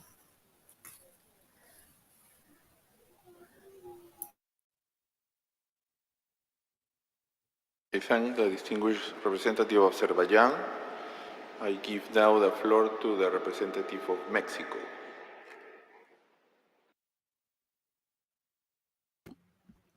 Muchas gracias, señor presidente. México se adhiere a la Declaración Regional de GRULAC expresada por Colombia. Asimismo, México considera que el acuerdo deberá partir de objetivos ambiciosos que tengan como principal prioridad la eliminación de la contaminación por plásticos, incluyendo las graves repercusiones en el medio marino, respetando siempre las circunstancias específicas de cada país. Esta labor demanda una solución estructural orientada a la transformación de nuestros patrones de producción y consumo. En tal virtud, es importante impulsar soluciones basadas en enfoques intersectoriales y holísticos que aborden todo el ciclo de vida de los plásticos y alternativas sostenibles que apunten a la economía circular. Se debe priorizar un enfoque basado en derechos humanos, el respeto al derecho humano a un medio ambiente limpio, saludable y sostenible, y el derecho a la salud, especialmente la de mujeres, niñas y niños y la de personas trabajadoras, y construir un acuerdo bajo un enfoque precautorio con base en la Declaración de Río y otros principios ambientales relevantes. Para México será importante impulsar metas ambiciosas para la reducción, la reutilización, la reparabilidad y la reciclabilidad, así como la eliminación de embalajes no necesarios, al tiempo que se remedia la contaminación plástica existente utilizando un enfoque basado en la evidencia y el riesgo.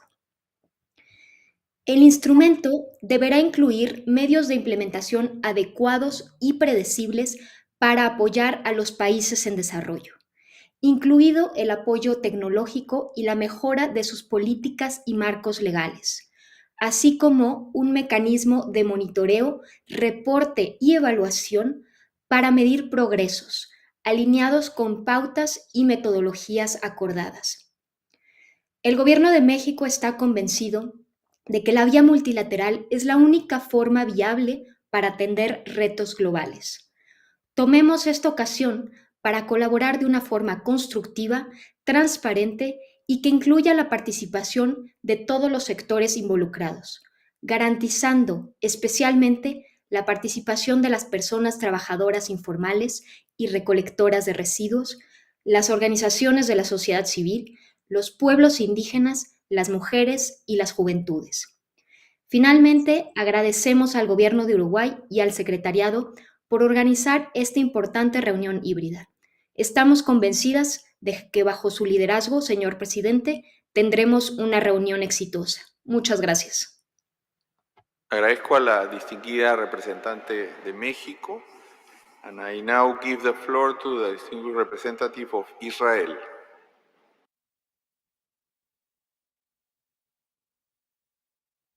Congratulations on convening this important meeting. Domestically, Israel has implemented several laws to reduce the damages from single-use plastic and packaging.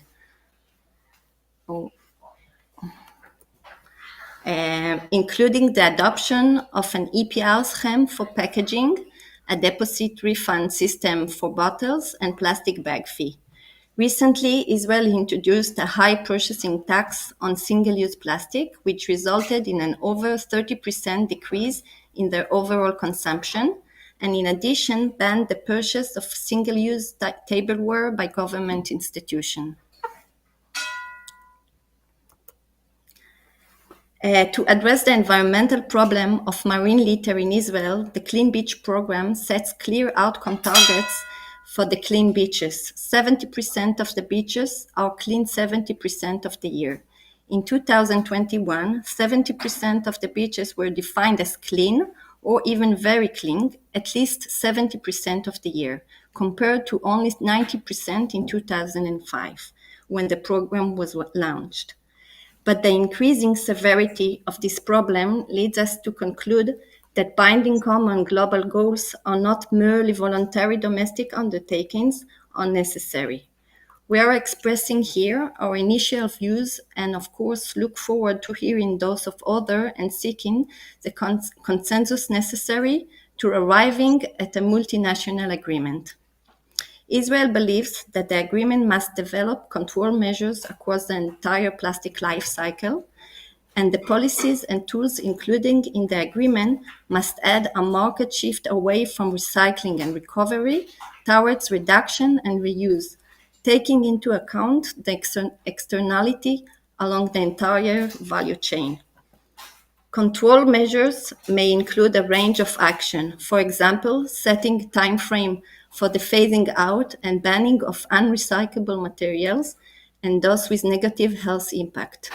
This should apply from the earliest stage of plastic production, implementing design standards, including possible restrictions on product color and shape choices, and restrictions on the range of polymers available to use in certain products, to the exclusion of hazardous material and additives.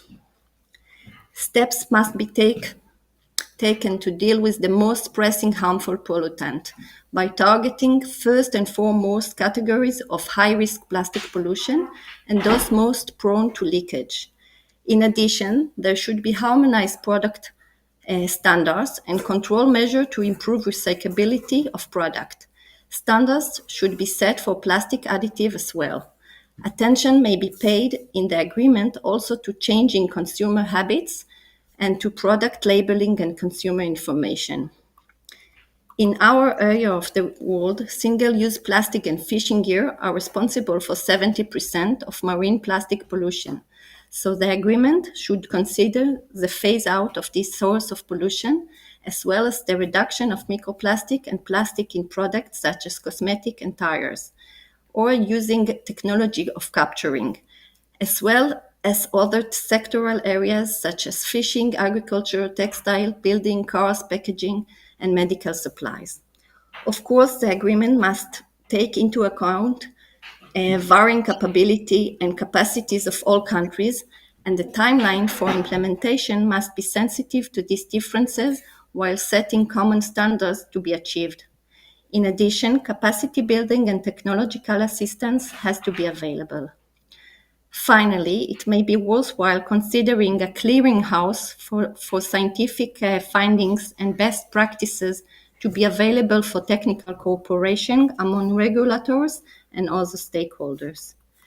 To sum up, we believe that in addition to and working together with domestic obligations on reporting and assessment, for example, a multilateral approach is necessary, and therefore we look forward to working together with other countries and stakeholders to formulate the most effective plastic pollution agreement possible. Thank you.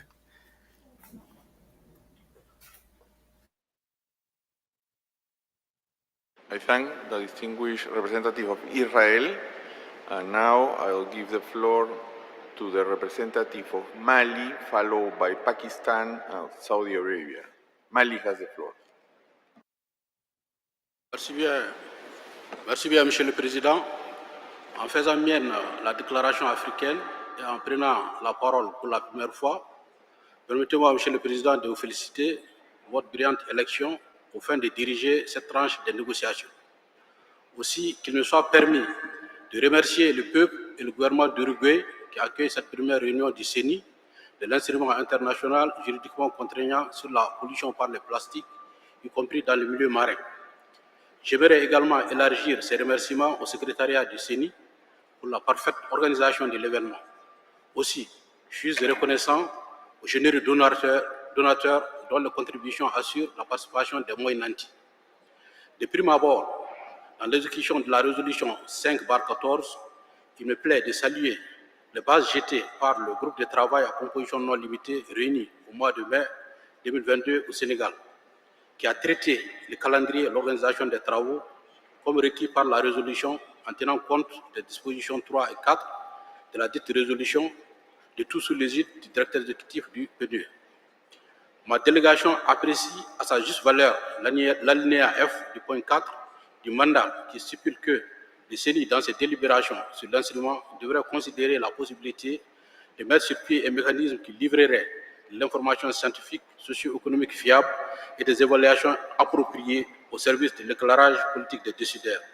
Nous y voyons un lien naturel avec l'essence de ce que sera le travail du panel scientifique et politique pour la saine gestion des produits chimiques et déchets et pour la prévention de la pollution, dont le groupe de travail à composition non limitée y dédié se réunira du 30 janvier au 3 février 2023 à Bangkok pour donner sens et vie à la résolution 5/8 de l'annuaire 5.2. Aussi, Monsieur le Président, nous nous engageons dans les négociations en apportant notre mieux au multilatéralisme, en lequel nous croyons fermement, en espérant aboutir à un instrument juridiquement contraignant à bien d'égards et pour de bon. Instrument dans la mise en œuvre duquel, demain, l'appui apporté aux plus faibles se conjuguera en termes de renforcement des capacités, de transfert de technologies propres, de lutte contre le trafic illicite des déchets, de mise en place des mécanismes financiers à propos, incluant le fonds multilatéral énoncé qui sera doté de ressources additionnelles réelles, prévisibles et adéquates. Je vous remercie, Monsieur le Président. Je remercie les distingués représentants de Mali. And now I give the floor to the representative of Pakistan. You have the floor. Thank you, Mr. Chair. First of all, Pakistan would like to thank Government of Uruguay for hosting first session of Intergovernmental Negotiation Committee at beautiful city of Punta del Este. We would also like to appreciate the UNEP and INC Secretariat for organizing the first meeting. Mr. Chair, rapidly increasing levels of plastic waste pose a serious global environmental problem. Plastic pollution arises at all stages of the life cycle and pose a threat to human health, environment, and biodiversity. Marine litter negatively affects marine biodiversity, ecosystems, fisheries, maritime transport, tourism, and local society and economies. Microplastic can be found in our food, water, and even in the air we breathe. Ministry of Climate Change imposed a complete ban on manufacture, import, sale, purchase, storage, and uses of polythene bag in Islamabad Capital Territory since 14th August 2019. Ministry also conducted a study on plastic waste in Pakistan in February 2021. Major findings were 3.9 million ton of plastic waste generated in 2020. 70% approximate 2.6 billion ton of plastic waste is mismanaged, and only 30% 1.3 million ton is recycled. And 10% of this plastic waste are single-use plastic bags. Pakistan National Plastic Action Partnership was also established in February 2020 with the support of World Economic Forum and is being implemented by the Ministry and WWF Pakistan. The goal of the partnership is to provide a platform for action for plastic waste management to all the key stakeholders and players. The major outcome of the NPAP will be the creation and implementation of a circular economy framework for the plastic sector in Pakistan to reduce plastic waste and pollution. We would like to inform that Core, Collect and Recycle is the first ever alliance in Pakistan formed in 2020 with the mission to eliminate packaging waste by enabling formal collection and recycling while also raising awareness at a mass level. It envisions to create a circular economy by reducing packaging footprint through sustainable and innovative practices. World Bank conducted a study on plastic pollution in the Indus River Basin and other regional study in Pakistan. Mr. Chair, we would like to encourage the producers and manufacturers of plastic products to stop the use of hazardous and toxic additives in their products and to change their process design to produce recyclable plastics. We would like to encourage the industries and companies to collect their plastic waste and recycle it in environmentally safe manner on the basis of polluter pay principles and extended producer responsibility. We would like to request the committee to focus on the objective, scope, and structure of the instrument. Finally, we fully support the UNIA Resolution 5/14 on international binding instrument to end plastic pollution. Thank you, Mr. Chair. I thank the distinguished representative of Pakistan. I now give the floor to the distinguished representative of Saudi Arabia, followed by Thailand and Uruguay. Saudi Arabia, you have the floor. بسم الله الرحمن الرحيم. السيد الرئيس، أصحاب المعالي والسعادة، رؤساء الوفود، السيدات والسادة، السلام عليكم ورحمة الله وبركاته. يطيب لي بالنيابة عن وفد بلاد المملكة العربية السعودية أن أستهل كلمتي بتهنئتكم للمرة الثانية السيد الرئيس على انتخابكم رئيس للجنة التفاوض الحكومية، ونتمنى لكم كل التوفيق في المسؤولية الهامة لقيام أعمال الجلسة والتي تتطلب كامل الشفافية وأخذ جميع الآراء بعين الاعتبار لتحقيق التقدم المطلوب في أعمال هذه اللجنة. كما يطيب لي أن أتقدم بالشكر الجزيل إلى حكومة جمهورية الأرجواي على حسن الاستضافة والتنظيم، والشكر موصول إلى أمانة اللجنة التي عملت عملا دؤوبا طوال الأشهر الماضية. وأؤكد لكم عزم وفد بلادي على التعاون مع كافة ممثلي الدول لإنجاح هذا الاجتماع وتحقيق أهدافه والالتزام بما نص عليه قرار جمعية الأمم المتحدة للبيئة. ونحن حريصون كذلك على العمل بالخطة الزمنية المتفق عليها للانتهاء من العمل على الصك الدولي الملزم قانونا. سيدي الرئيس، تعد هيكلة الصك ومبادئه الركيزة الأساسية التي يبنى عليها إذ تؤطر وتحوكم العمل للسنوات القادمة، وكلنا ثقة أن يتبع الصك النهج من القاعدة للقمة bottom up approach، والنهج الشمولي المتوازن الذي يأخذ بالاعتبار الظروف والقدرات الوطنية لكل دولة ويضمن المرونة اللازمة للدول النامية. كما أن من المبادئ الأساسية التي نطلب الزملاء وفود الدول الأخرى أخذها بالاعتبار هو بذل قصارى الجهود الممكنة للتوصل للاتفاق حول جميع المسائل الجوهرية بتوافق الآراء لتمكين الدول من المصادقة على هذا الصك الناتج من الجهود المبذولة خلال فترة عمل اللجنة. كما لا يسعنا إنكار أهمية البلاستيك في حياة البشرية، والذي يسهم بدوره في النمو والازدهار التجاري والاقتصادي والاجتماعي العالمي الذي يدعم الوصول إلى أهداف التنمية المستدامة. فالمنتجات البلاستيكية تدخل في شتى مجالات حياتنا اليومية، كما يدخل البلاستيك مكونا في مختلف مجالات التصنيع، وعلى سبيل المثال مستلزمات الطاقة المتجددة والأمن الغذائي والأمن الصحي للعالم.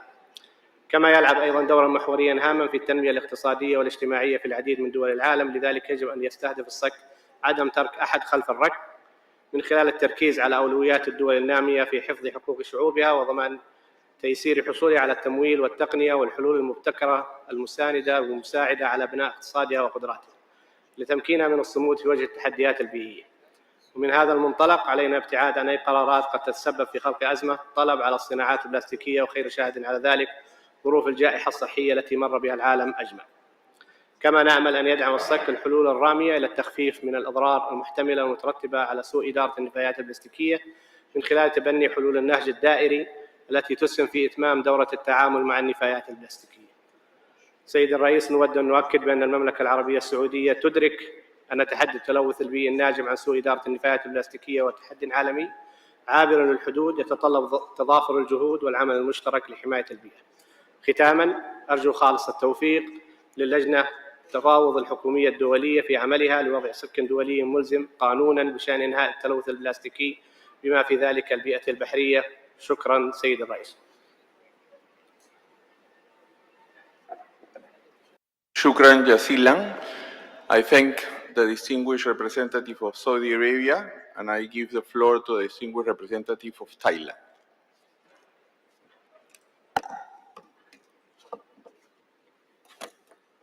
Thank you very much, Mr. Chair. Good afternoon. Buenas tardes. Sawadika. At the outset, Thailand would like to congratulate you, Mr. Chair, upon your election. With your leadership, the INC meetings ahead will be guided in the remarkable way. Next, we wish to express our sincere appreciation to the government and people of Uruguay for their warm hospitality. Our profound gratitude is also extended to the INC Plastic Secretariat for their hard efforts in assisting to make this first session of INC happen in an effective manner. Thailand aligned itself with the statement made by Jordan on behalf of the Asia-Pacific Group and would like to share our expectation on substantive issues in the instrument as follows. First, on the structure of the instrument, Thailand prefers the format of a specific convention containing core and standard provision, plus necessary technical information and substantive annex. Second, Thailand supports the proposed clustering of elements under the instrument identified in paragraph 3 and 4 of Union Resolution 5/14. In the document UNEP/PP/INC 1/5 to be used in designing its most appropriate architecture. Its core provision should cover all stages of plastic life cycle, aligning with waste management hierarchy. For example, at upstream, to address both design and production phases. At midstream, to address both distribution and consumption phases. And at downstream, to address the post-consumption phase. Furthermore, additional prescriptive measures to prevent and control unintentional leakages of plastic pollution, in particular micro, nano plastic, into the environment from each stage should be included. Third, key points to be considered in designing the instrument could be highlighted as follows. Formulating an objective or objective which should clearly and concisely underscore the goal and result of eliminating plastic pollution is to protect human health and environment impacts from plastic pollution through the entire plastic life cycle by minimizing its production, consumption, and utilization as necessary. Prescribing key glossary terms, it should be taken into account the concept of essential use as with other MEAs, among others including the term of plastic, plastic pollution, problematic plastic, life cycle approach, and life cycle assessment, and etc. Regarding problematic plastic, including the use of additive in plastic products in which may obstruct the sustainable recycle or circularity and may easily degrade as micro nanoplastic to the environment. In order to address this issue properly, we have to think carefully what would be the best measures.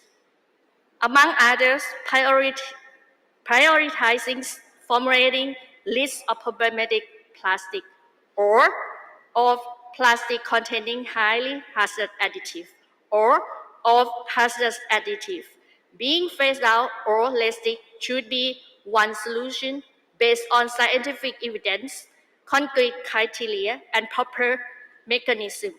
Those can be prescribed in the form of annexes. Moreover, another solution in avoiding problematic plastic can be deal with technical recommendation on the use of certain plastic type in the proper application. Synergy among relevant regional and international convention instruments and organizations are needed to be elaborated into the means of implementation. Having considering financial consideration, one single formal solution may not be sufficient to support the implementation by member states. Integrated solution comprising of existing or innovative financing options should be considered, so that member states can apply one or more options that suit with their context, circumstance, and capacity. Reviewing and recategorizing recyclable thermoplastic symbols, especially the number 7, which includes some of those that cannot be recycled or difficult to recycle. For example, ABS containing hazard flame retardant should be figured out as well. Mr. Chair, Excellency, and distinguished colleagues, last but not least, Thailand pledged our best efforts to collect developing an ambitious but practical instrument, and wishes this meeting will collect thoughts, ideas, input, and view from relevant stakeholders to further develop this very important instrument at next session. Thank you very much.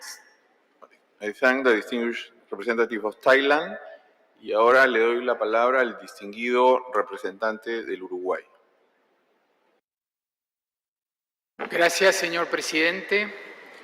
Damos la bienvenida a Uruguay a todas las delegaciones presentes, uniéndonos a las palabras del señor presidente de la República y del señor ministro de Ambiente cuando se dirigieron a ustedes en la apertura de esta sesión. En primer lugar, quisiéramos felicitar al presidente del comité, embajador del Perú, Gustavo Mesa Cuadra, así como al futuro presidente, viceministro de Relaciones Exteriores de Ecuador, embajador Luis Vallas, quien actuará desde la finalización de la tercera sesión de este comité. Ambos nos honran al asumir el liderazgo de este proceso y será un gusto para Uruguay trabajar con países con los que mantenemos profundos lazos de amistad. Estamos preparados para brindar el apoyo que sea necesario y contribuir a que la presidencia de GRULAC sea exitosa. Estamos seguros que así será, ya que no es la primera vez que la región asume este rol y lo hemos demostrado en procesos que culminaron en la adopción de acuerdos multilaterales ambientales como el Convenio de Minamata. Señor presidente, en segundo término, y además de apoyar la declaración regional realizada por Colombia en nombre del GRULAC, quisiéramos destacar lo siguiente. Para Uruguay es fundamental desarrollar esta negociación con un alto nivel de ambición. Tenemos 2 años de trabajo por delante y debemos utilizar el tiempo de la mejor manera posible, estructurar el proceso de forma tal de contar con discusiones generales en el plenario y luego poder avanzar en grupos de contacto. Y durante el período intersesional, mediante el establecimiento de grupos de trabajo temáticos, lograr importantes consensos en cada sesión del comité. Para que este proceso sea inclusivo y transparente, reiteramos la necesidad de contar con financiamiento para más de un delegado por país en desarrollo. Pero nuestra ambición apunta a obtener como resultado de este proceso un convenio específico, un acuerdo ambiental internacional que cuente con obligaciones y medidas de control y que se complemente con anexos a efectos de mantener cierta flexibilidad y pueda adaptarse a los nuevos desafíos que surjan, así como a los hallazgos científicos. Un acuerdo que cuente con mecanismos de financiamiento adecuados y predecibles. Creemos que es fundamental promover la producción y consumo sustentables, reducir y eliminar plásticos problemáticos, sustancias peligrosas y aditivos, promover la cooperación y coordinación con otros acuerdos multilaterales ambientales, asegurando una transición justa basada en la economía circular.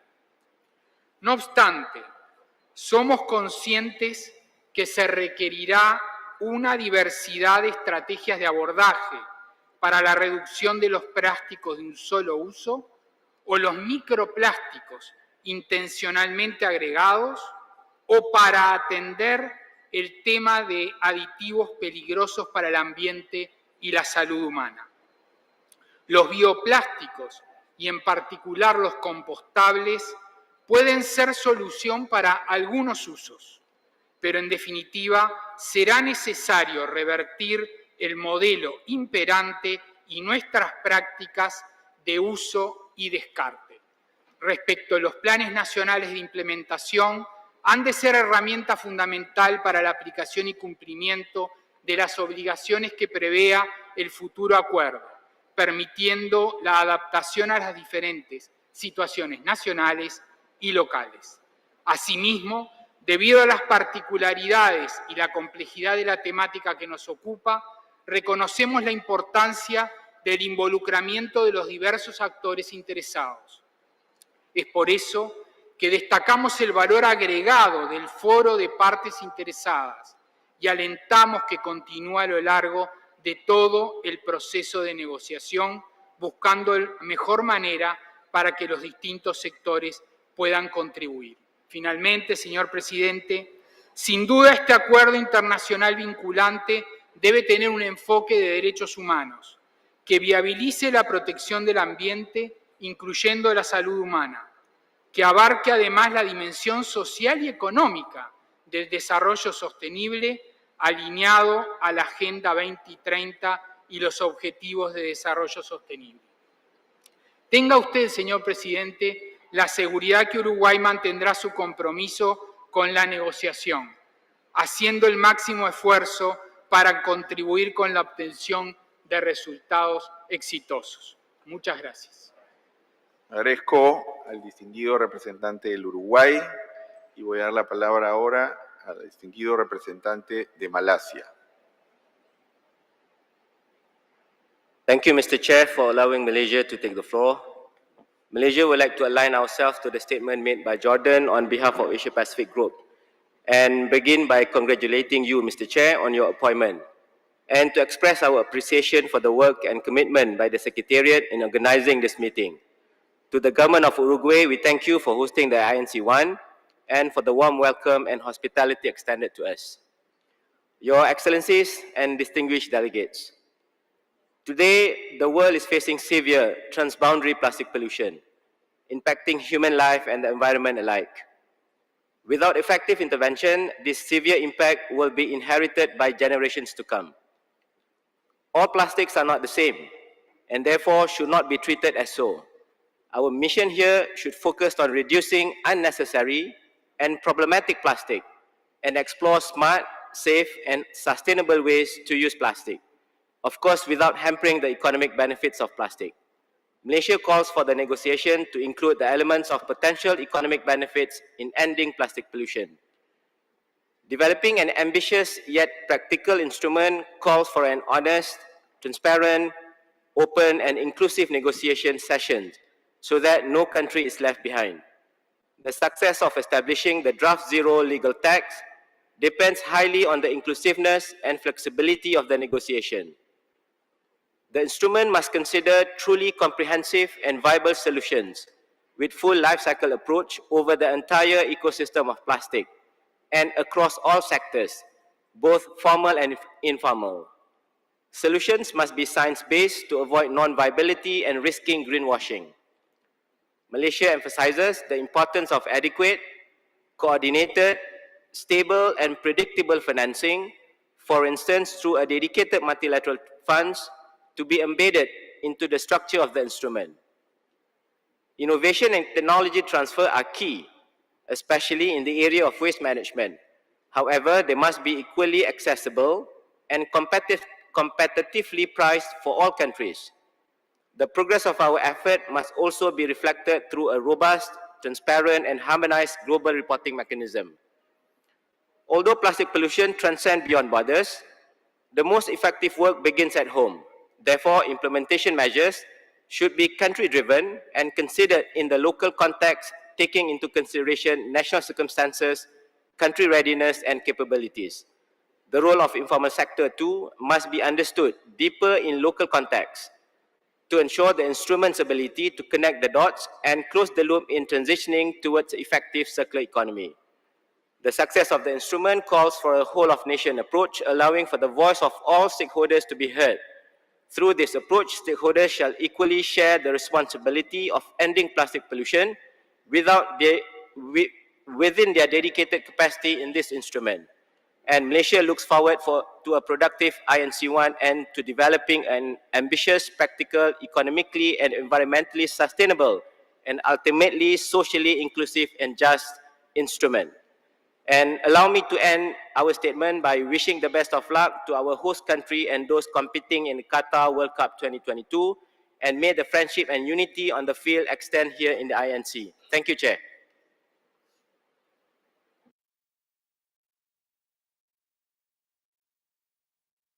I thank the distinguished representative of Malaysia. I will give now the floor to our distinguished representative of Palau, followed by the Democratic Republic of Congo and Qatar. Before that, I have to inform that we have for this afternoon a long list, almost 40 speakers, a long list that we want to get through today. So I remind you all again these time limits we have for interventions. Now I give the floor to a representative of Palau. Ali Milita Sils. Palau is a small island nation in the North Pacific. Like many Pacific SIDS, we are a non-producing country, yet plastics of unknown origins wash up on our shores daily.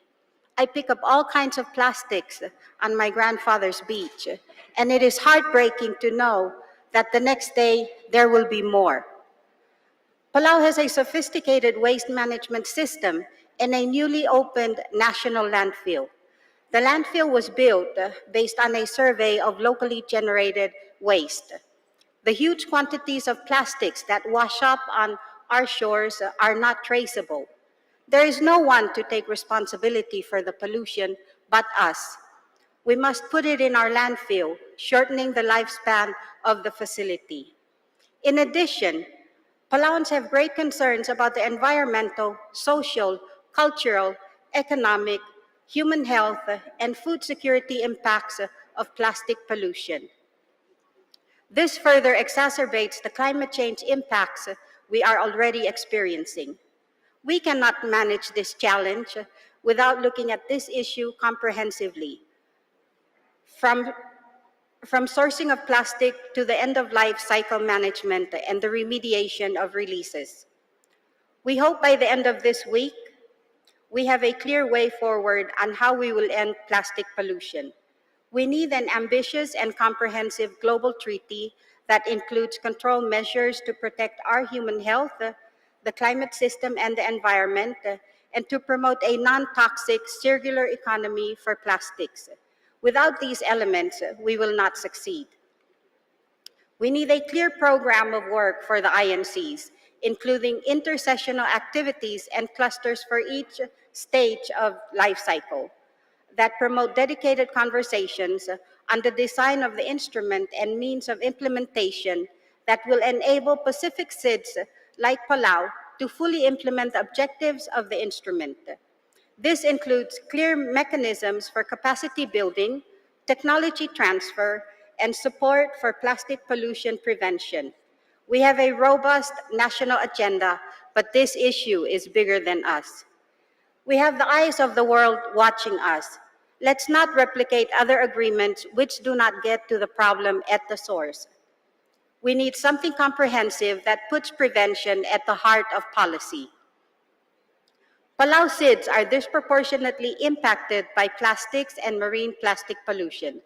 The outcome of the INC will not only help Palau, but the rest of the countries here, safeguard the health of our people and our environment.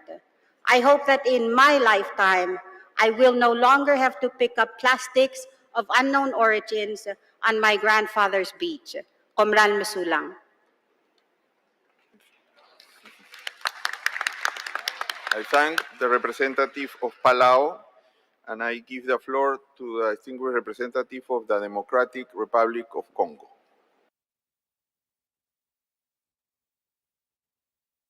Merci, Monsieur le Président, pour la parole et félicitations pour votre élection. Merci au secrétariat exécutif de l'INC. Merci à Huguet pour la réception. Je ne veux pas être long. Tout ce qu'il fallait dire a été dit. Je voudrais seulement ici dire à l'auguste assemblée que le plastique est un danger pour notre santé humaine, mais aussi pour nos infrastructures et notre électricité.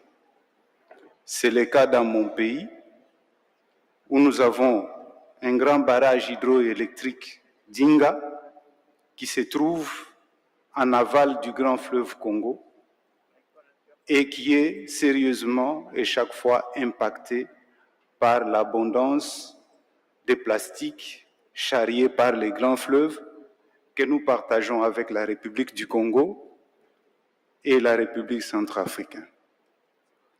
Voilà pourquoi notre présence ici, notre plaidoirie pour un accord global intégrant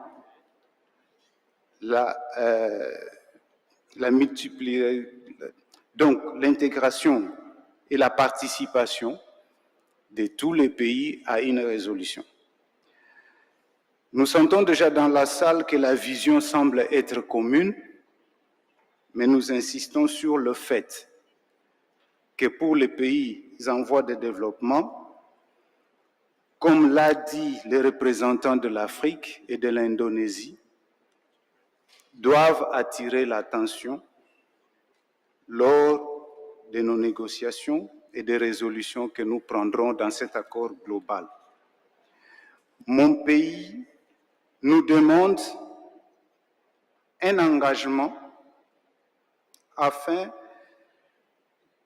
un engagement fort pour que nous puissions sortir un accord contraignant et global avec des mesures harmonisées et juridiquement contraignantes pour l'ensemble des cycles de vie de plastique.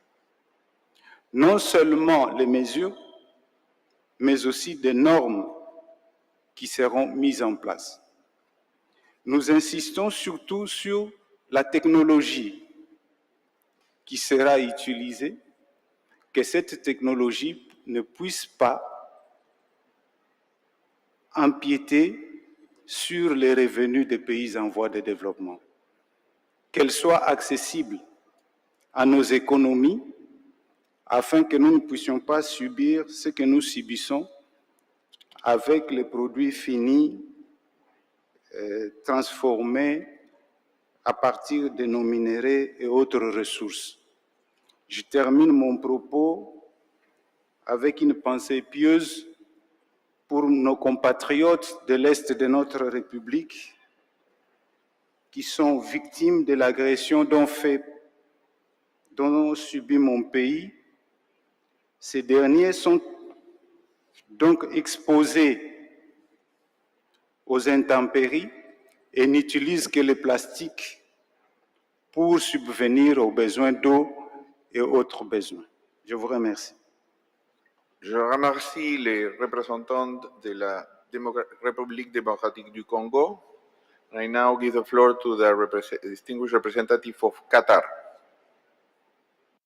سيدي الرئيس، السيدات والسادة، السلام عليكم ورحمة الله وبركاته. أود بداية أن أبارك لكم على منصبكم الجديد وأتمنى لكم التوفيق، وأيضا أن أعرب عن شكري وتقديري لحكومة جمهورية الأوروغواي على جهودهم التي ساهمت في استضافة هذا الاجتماع وتنظيمه.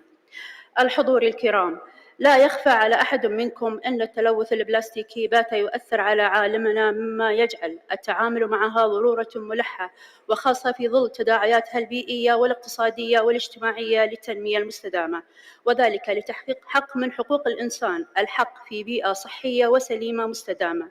ومن الجهود المبذولة بالدولة ومن ضمن الإدارة السليمة للمواد الكيماوية والنفايات الخطرة ومنع التلوث، بالمشاركة الفعالة في الاتفاقيات البيئية والمعاهدات الدولية والقطاع الخاص وأصحاب المصلحة وذي الصلة التي تنصب بشكل أساسي في حماية صحة الإنسان والبيئة، وتبرز أهمية الانضمام للعديد من الاتفاقيات الدولية والمصادقة عليها، والتي تخدم التنمية المستدامة لوضع خارطة طريق لحماية البيئة على الصعيد الوطني والإقليمي.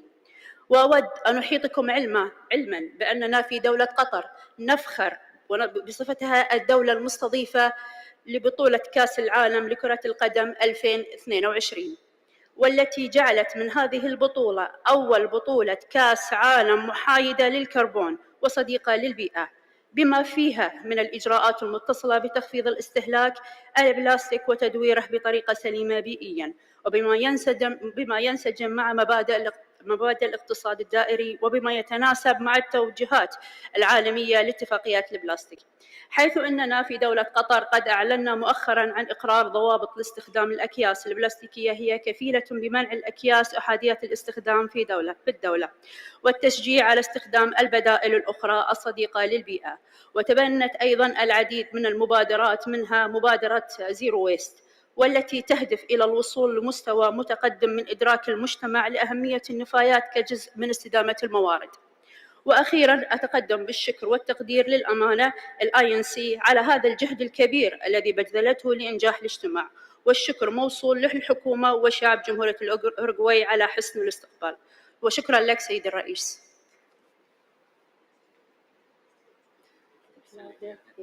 I thank the distinguished representative of Qatar, and now I will give the floor to a representative of South Africa, followed by the Cook Islands and Papua New Guinea.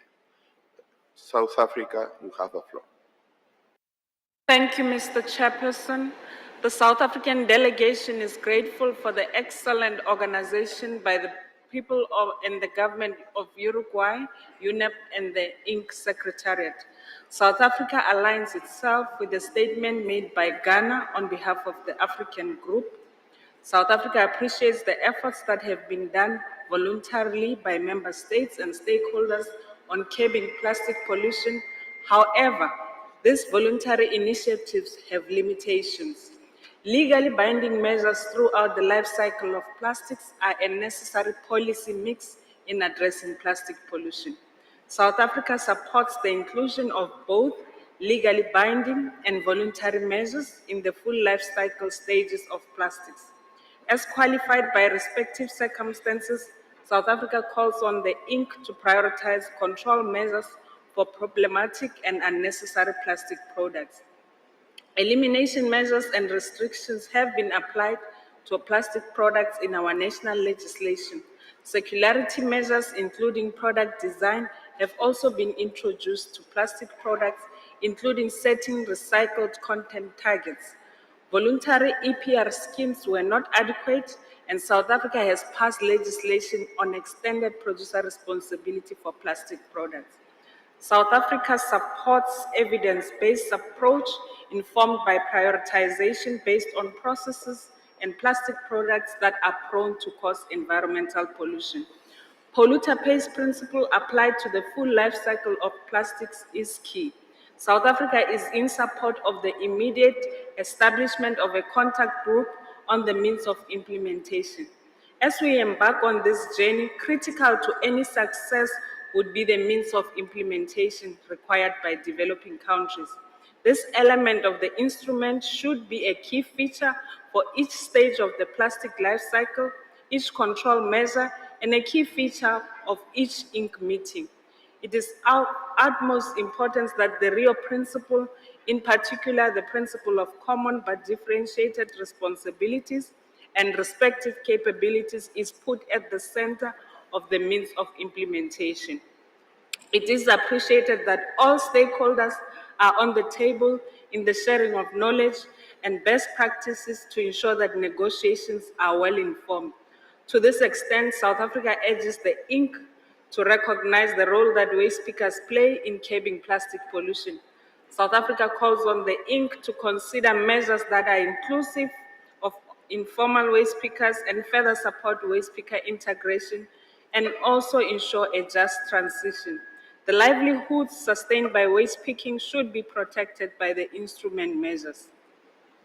Whilst this model of a framework convention has its advantages, my delegation is of the view that the international community does not have the luxury of time to negotiate the substantive aspects of the international instrument incrementally.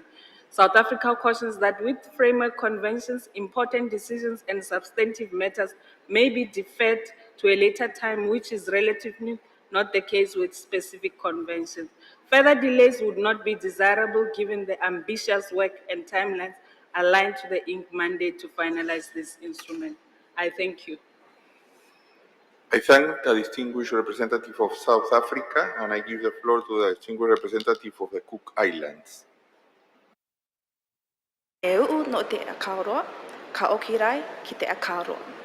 The fish will always return to the reef it came from.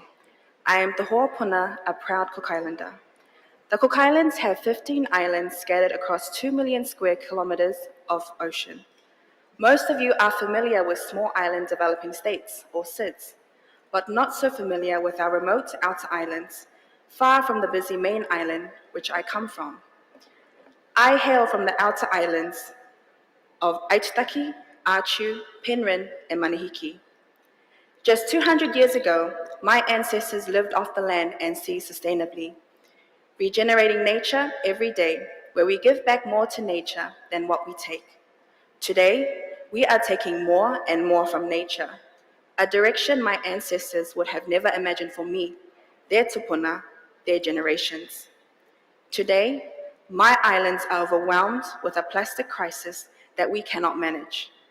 We have overwhelming waste management facilities full of toxic waste like plastics that we bury, burn, or live with.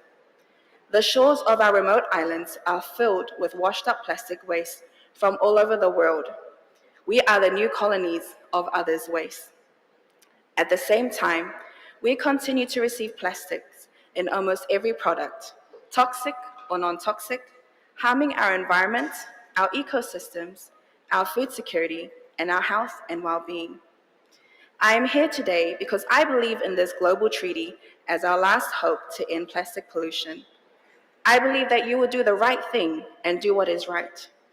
I am here to ask that we work all together to, 1, develop a legally binding instrument that addresses the full life cycle of plastics, starting from sourcing, upstreaming, midstreaming, and downstreaming. 2, support the development of a specific convention where core obligations and some control measures appears in the body of the instrument, giving the governing body the possibility to be adapted in the future throughout adjustment, amendments, and protocols. And 3, promote a non-toxic circular economy approaches to addressing plastics. Ensure adequate means to participate in the design of the instrument and its implementation, including support for capacity building and technology transfer. This should be a priority for Pacific SIDS who are on the front line of the Pacific pollution crisis. In conclusion, I am here not only as a Cook Islander, as a youth, As an Indigenous person and as a woman fighting for our remote communities, we must not wait until we have killed off all our marine life, replaced by plastic. We must act now and make bold steps to end plastic pollution. The fish will always return to the reef it came from. What will the fish return to, reef or plastic? Thank you. I thank the distinguished delegate of the Cook Islands, and I give the floor now to the distinguished delegate of Papua New Guinea. Thank you, Mr. Chair. Our delegation wishes to join others in congratulating you on your appointment as chair and acknowledge the Intergovernmental Negotiating Committee for this opportunity to participate at its first INC on plastics. We acknowledge the United Nations Environment Programme and the Government of Australia in providing the financial support to ensure our participation. We also thank the Government of Uruguay for the hospitality and for hosting the first INC. Addressing plastic pollution has continued to be a great challenge in our country. Papua New Guinea first attempted to ban single-use plastics in 2004.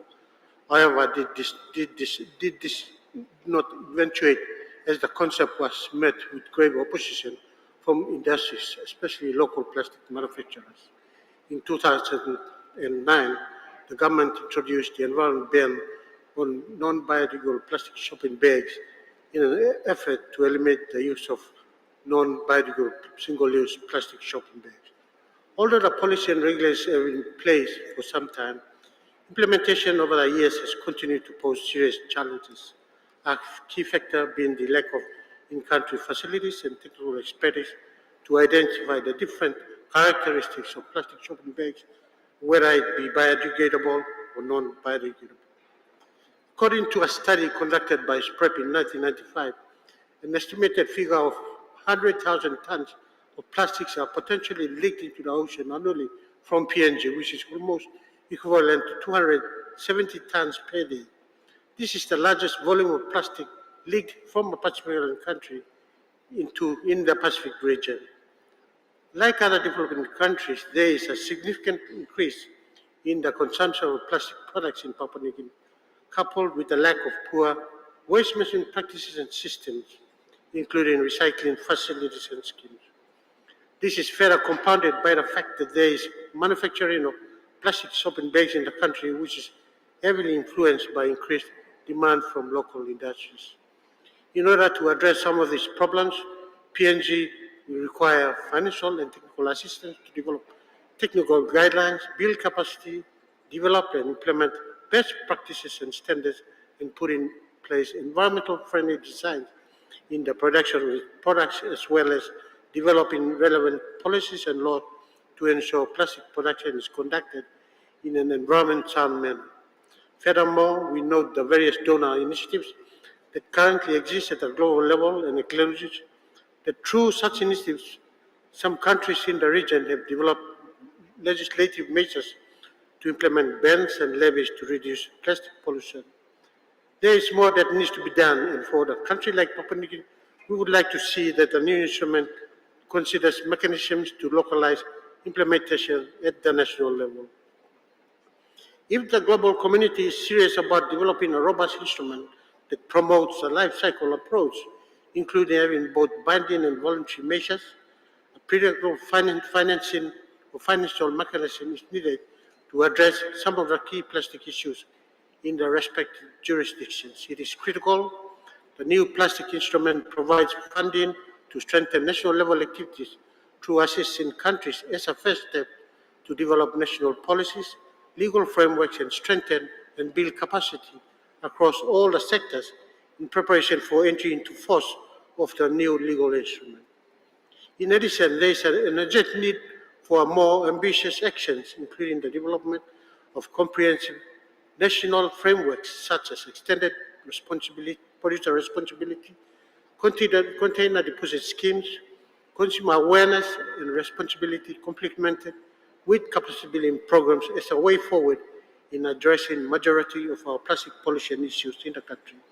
Mr. Chair, PNG is party to several waste management, multilateral environmental agreements, and we recognize there are many challenges that we have faced in implementing these MEAs over the years. Learning from this experience, from these conventions, and strengthening synergies within these conventions are vital to help the country and the international community to meet its obligations under the new instrument. As a developing country, we need to develop and adapt approaches and policy measures that will work to phase out controlled substances in the area of plastic production and consumption, redesign and dispose of plastic waste. As a developing country, we need to strike a balance between regulation, provide incentives, and focus on recycling activities, as well as to reduce and promote sustainable plastic waste production and consumption.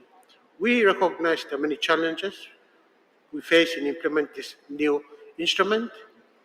This will require the collaboration between government, private sector, and NGOs in terms of trying to address some of the key issues at the national level. We also recognize the various national and regional commitments our government has made, such as the Pacific Regional Declaration.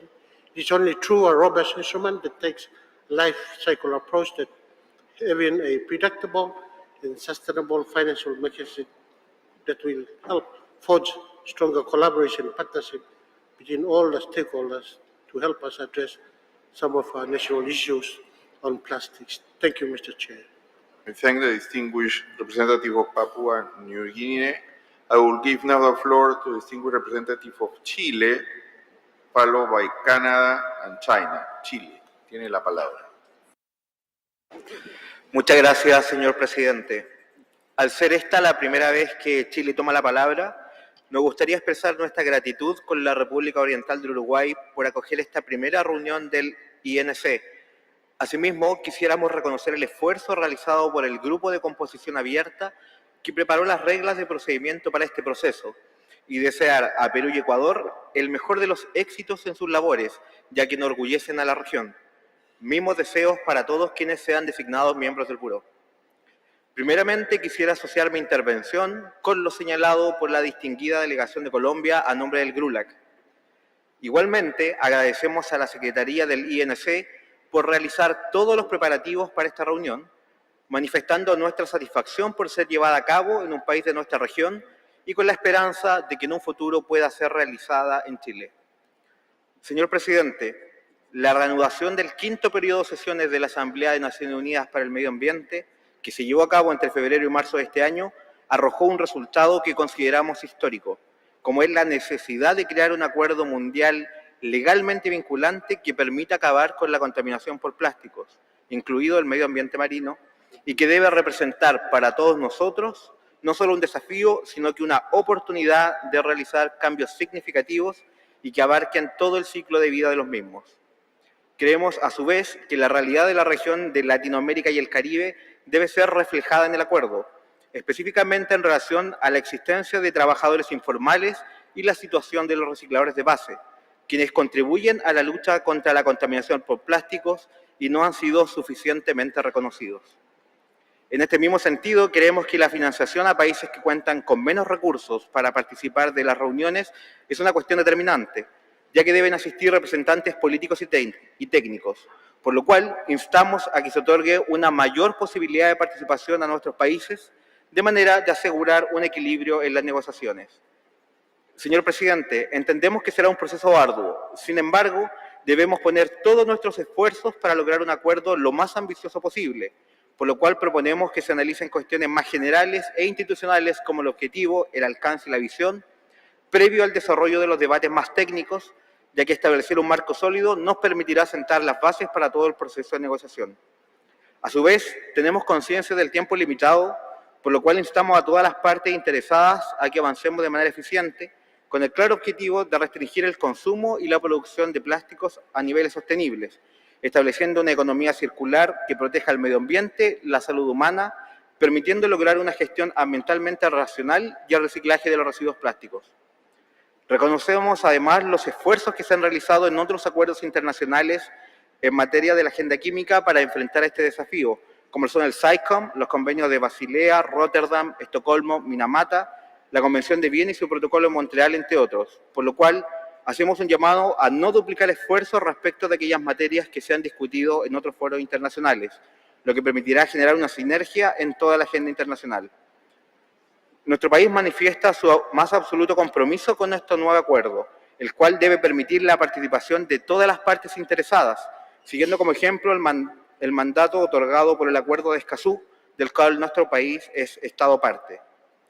Es en razón de aquello que instamos a que sean parte de este proceso de negociación a representantes de la comunidad científica, la sociedad civil, la academia, organizaciones no gubernamentales, los pueblos originarios y el sector industrial. Entendemos que la contaminación por plástico es un tema que nos afecta a todos, pero sus efectos no impactan de la misma manera a toda la población, existiendo diversos grupos que son más vulnerables, como son las niñas y niños, las personas con discapacidad y las mujeres. Es por esto que sugerimos incorporar la perspectiva de género en el desarrollo de esta negociación, así como en la participación de distintos grupos de expertos y cuerpos subsidiarios que sean establecidos. Señor presidente, finalmente queremos destacar, como ocurre en otros acuerdos internacionales, el rol fundamental de la ciencia para informar la toma de decisiones y que permitirá la mayor ambición posible, de manera de acelerar todos los esfuerzos necesarios para lograr el objetivo planteado en la resolución que dio inicio a este proceso. Por ello, instamos a que se apoye la investigación científica y el intercambio de experiencias, de manera de evaluar los impactos del plástico, los residuos marinos y los microplásticos en los ecosistemas acuáticos, el medio ambiente marino, la seguridad alimentaria y la salud humana. Muchas gracias, señor presidente. Agradezco al distinguido representante de Chile. I now give the floor to the distinguished representative of Canada. Thank you, Chair, and thank you to UNEP, the INC Secretariat, as well as the government of Uruguay for hosting INC1 and their efforts in organizing what we expect to be a meaningful and constructive meeting over the coming days. When we gathered at UNEA earlier this year, the international community was looking for us to demonstrate our commitment to protecting the environment and human health from plastic pollution, and we delivered. The universal adoption of the resolution to end plastic pollution was a historic achievement. We know that plastic pollution is a widespread global issue. What we need now are solutions. While many of these need to be grounded in local and national action, there is a compelling need for coordinated regional and international actions across the entire plastic life cycle. In Canada, we have taken a number of decisive steps. In June, we published regulations banning harmful single-use plastics, including checkout bags, cutlery, food serviceware made from or containing problematic plastics, ring carriers, stir sticks, and straws. The ban on the manufacture and import of some of these items will come into effect next month. Canada is also developing regulations to require plastic manufacturers to include more recycled content in their products, as well as establishing clear new labeling rules to help consumers make informed decisions about the plastics they buy and how to properly dispose of the products at the end of their life. These are just some of the examples of Canada's comprehensive plan to work with all levels of government, Indigenous communities, and all stakeholders to reduce plastic pollution and transition towards a circular plastic economy. Building on our experiences in Canada, as well as the leadership demonstrated by those around the room, we are confident that we can contribute to the development of a new global agreement that will be ambitious, robust, effective, and inclusive.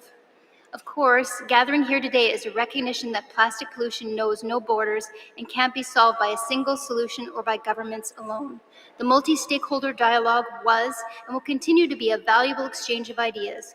It is critical that we continue to hear the input from all actors and ensure that this input is considered meaningfully throughout and within this process. Canada is a proud member of the High Ambition Coalition and is steadfast in our commitment to develop an inclusive and ambitious legally binding global agreement and stands ready to work with all countries and partners towards finalizing this work before the end of 2024. And to this end, I am proud to signal Canada's intent to host the 4th INC meeting in early 2024 and we look forward to welcoming you all to Canada. Thank you. We thank the distinguished representative of Canada. I give now the floor to the distinguished representative of China. 谢谢主席。首先，我们要感谢东道国乌拉圭和联合国环境署为本次会议顺利召开所做出的巨大的努力。我们也祝贺您当选主席。我们真诚地相信，在您的睿智领导下，未来的讨论将充分实现我们对透明的、包容的印刻进程的期待。塑料污染是当前国际社会共同面临的重大问题。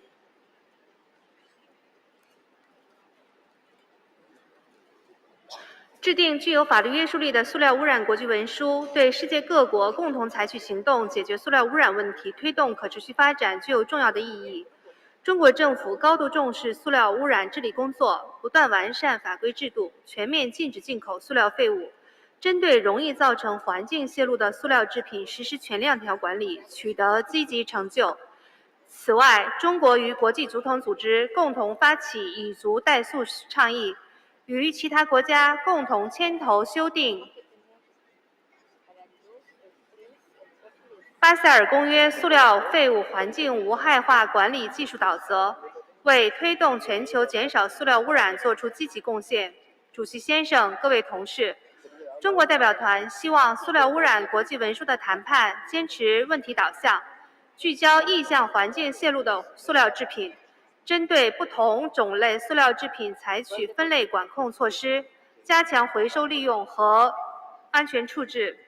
我们认为，在国际文书的谈判进程中，必须充分考虑不同国家的国情和能力，特别是发展中国家的需求，坚持公平、共同但有区别的责任原则。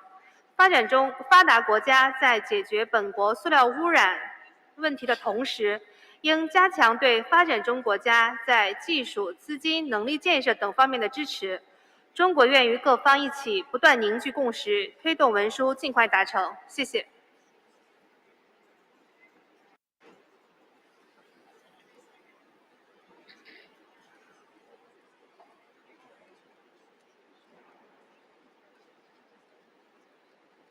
我还节省了时间。I thank the distinguished representative of China. Now I will give the floor to the distinguished representative of Tuvalu, followed by Cameroon and Bahrain. Tuvalu, you have the floor. Mr. Chairman, heads of government, leaders, excellencies, ladies and gentlemen. I wish to express my profound gratitude to the government and people of Uruguay for the kind hospitality accorded to my delegation. We are gathered here at the beginning of the negotiations for INC to develop a legally binding instrument on plastic pollution, including in the marine environment. Mr. Chairman, every year some 11 million tons of plastic enter the ocean, and more than 800 marine and coastal species are affected by marine plastics through ingestion, entanglement, and habitat change. Every year, more than 1 million seabirds and 100,000 mammals are killed by plastic debris. The increasing marine litter and plastic pollution crisis and the lack of proper treatment and management of waste leading to pollution is a concern for Tuvalu. Plastic pollution adversely affects the health and the people of Tuvalu and the biodiversity of marine and ecosystem of Tuvalu. As one of the small island developing states, Tuvalu is highly impacted by plastic pollution given that we highly depend on the ocean for food, transport, traditional practices, and economic opportunity. This legally binding instrument will be a primary instrument to combat the plastic pollution crisis. Although Tuvalu has implemented strict policies and practices to eliminate single-use plastics and to implement environmentally sound waste management, we now improve our global community to take the same action and further support our efforts. We must provide global leadership to develop global norms, practices, and meaningful changes to avoid the most devastating impact of plastic pollution. As stewards of the world's largest ocean, Tuvalu reaffirms the critical urgency of the plastic pollution and crisis facing Tuvalu and the world. We urge world leaders to similarly affirm the critical urgency of this crisis. Tuvalu wishes to raise concern regarding the continued production and use of unnecessary or harmful plastics, especially single-use plastics products, and open burning and dumping of plastic waste. Mr. Chairman, Tuvalu support the AOSIS and PCH statement, and as well as our Pacific Island countries regarding the impact of plastic pollution and how this instrument will support PCH. Tuvalu wishes to bring forward the issue that is faced by our country in terms of plastic pollution that include the lack of technical capacity and to manage increasingly aided by the acute overabundance of inexpensive primary plastic, the lack of capacity both for technical and financial to manage plastic pollution and proper facility to proper disposal of plastic waste in an environmentally sound management. Tuvalu recommended it is vital that the agreement must have clear definition of plastic to address all stages of plastic life cycle in an environmentally sound management, include circular economy to support plastic waste ESM, include financial and technical assistance and support to developing countries to implement ESM for plastic waste, to identify the sustainable alternatives and technologies available to address the full life cycle of plastics, have mechanism in place to control aggregate primary production, phase out of problematic and hazardous polymers and other constituent chemicals, promote a sustainable design of product and materials so that they can be reused, remanufactured, and recycled, have harmonization of design and labeling standard to develop transition to a safe, circular global economy, and to find alternatives to allow for our continued economic development, have ambitious action and global regional policy frameworks such as extended producer responsibility, container deposit system, and consumer awareness and responsibility. As a global family, it is time to take action to reduce plastic pollution and its impact on our people and environment. So together, let us use this international legal binding instrument to approach to plastic pollution crisis. Let us focus on saving our environment, biodiversity, and marine for our future generation while we still have time to our side. Thank you. May God bless you all. I thank the distinguished representative of Tuvalu. I give the floor now to the distinguished representative of Cameroon. Merci, Monsieur le Président, de nous passer la parole. Ma délégation vous adresse ses vives félicitations pour votre brillante élection et vous assure que vous pouvez compter sur son plein soutien pour le succès de votre mission. Qu'il me soit également permis d'adresser nos remerciements au gouvernement et au peuple de l'Uruguay pour son hospitalité légendaire et pour les dispositions prises en vue de la réussite de cette session de négociation. Nos remerciements vont également à l'endroit du Programme des Nations Unies pour l'environnement et de tout son staff pour leur investissement et leur engagement dans la préparation et le déroulement de la session de négociation. Monsieur le Président, mon pays s'associe à la position exprimée par le Ghana au nom du groupe africain. À titre national, qu'il me soit permis de relever que notre pays, bien que n'étant pas producteur de plastique, est fortement touché par la pollution plastique, y compris dans les espaces maritimes relevant de sa juridiction nationale.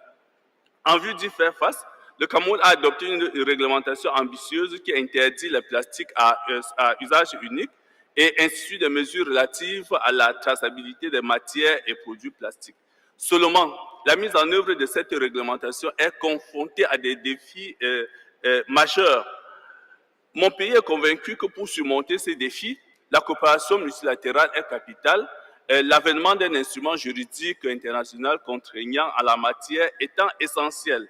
Raison pour laquelle nous apportons notre plein soutien à la résolution 514 de l'UNEA. Dans cette perspective, notre pays est d'avis que seul un instrument ambitieux, conçu dans une démarche holistique et inclusive, peut relever le défi de la pollution plastique, y compris dans l'environnement marin.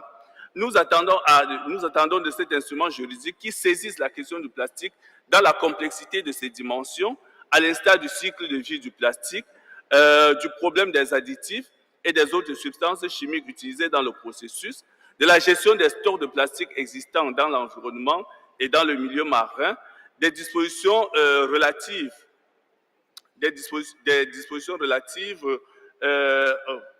à la problématique des plastiques non nécessaires, des plastiques problématiques, des aspects spécifiques à la pollution de l'environnement marin par les plastiques, la prise en compte des besoins spécifiques des pays en développement, la question des incitations et du développement des alternatives, et enfin la promotion de l'économie circulaire.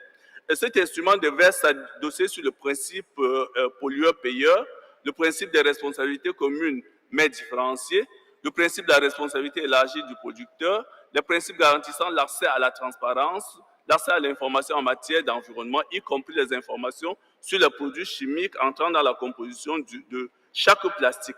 Cet instrument doit accorder une place importante à la mise en œuvre et au respect des obligations à travers notamment la création d'un mécanisme financier ou un fonds d'affectation spéciale avec des guichets disponibles et accessibles, la mise en place d'un dispositif pour le renforcement de capacités et le transfert équitable de la technologie du plastique, la mise en place d'un mécanisme de reporting et de suivi-évaluation et la procédure d'une procédure de non-respect.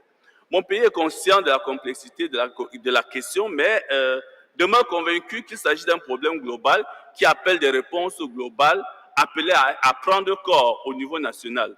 Avec la mobilisation et la détermination de tous les acteurs, nous pourrons venir à bout de la pollution plastique, y compris dans l'environnement marin. Et notre pays est déterminé à parvenir à cet objectif. Merci beaucoup. I thank the distinguished representative of Cameroon, and I now give the floor to the distinguished representative of Bahrain. Thank you, Mr. Chair, for giving me the floor. First, I would like to take this opportunity to thank Uruguay for their tremendous hospitality and for the hosting of INC for an international legally binding instrument on plastic pollution, including in marine environment. I would like also to thank the Secretariat for the preparations and organization for this meeting. Kingdom of Bahrain fully supports the INC process for establishment of the instrument, and we are highly committed to the success of the negotiations ahead of us. We emphasize the importance of supporting the active participation of all member states of the United Nations in the INC process, as this is a party-driven process in order to share their vision, priorities, and barriers for the instruments. We look forward also to have adequate time for discussion on substantive issues. Mr. Chair, we cannot deny the importance of plastic products globally for various applications. Plastics plays an essential role in our society, and we see the importance of plastics for sustainable development. And at the same time, we need to focus on addressing pollution through a circular economy approach. Therefore, we should take circularity as an overarching approach to ensure sustainability. Furthermore, as we are one of the small islands developing states which need very special attention, we believe that discussions on the mechanism and the arrangements of financial and technical assistance, especially for the developing countries and the small island developing states, are key to ensure the effectiveness of the instrument. In closing the statement, Kingdom of Bahrain look forward to the negotiation process, and we are honored to be part of this historical moment. Thank you, Mr. Chair. I thank the distinguished representative of Bahrain. Maintenant, je donne la parole au distingué représentant du Gabon, suivi par le Morocco et la Norvège.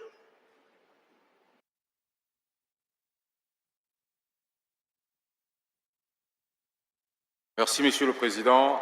Permettez-moi de féliciter le gouvernement de la République d'Uruguay et le secrétariat exécutif de l'ANC pour l'organisation de la première session du comité de négociation intergouvernementale sur l'élaboration d'un instrument international juridiquement contraignant pour lutter contre la pollution plastique, notamment en milieu marin. Le Gabon s'aligne pleinement à la déclaration du groupe africain. Chers délégués, en vos rangs, grades et qualités, tout protocole observé. Au niveau national, plusieurs initiatives publiques et privées visant à lutter contre la pollution plastique ont vu le jour, avec une implication de tous les acteurs concernés. Bien sûr, ces actions sont réalisées avec une obligation de coordination et une progressivité inéluctable en vue d'atteindre les résultats que nous nous sommes fixés. Il s'agit notamment du renforcement du cadre législatif et réglementaire, de la sensibilisation institutionnelle des différents acteurs et de la mise en œuvre d'un plan de remédiation environnementale. Concernant notre implication au niveau international, nous voudrions exposer quelques principes qui devront servir à la fois de cadre pour nos négociations, mais également comme fondement pour déterminer les objectifs, la portée et l'ambition de notre instrument international juridiquement contraignant.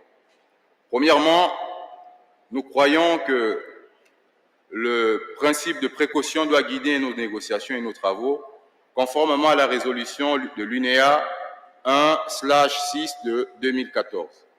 Deuxièmement, nous devons être guidés par le principe de simplification chimique, notamment par le besoin impérieux de simplifier les matériaux et les produits faits ou contenant des plastiques, ainsi que leurs additifs, le groupement des substances de préoccupation et la transparence.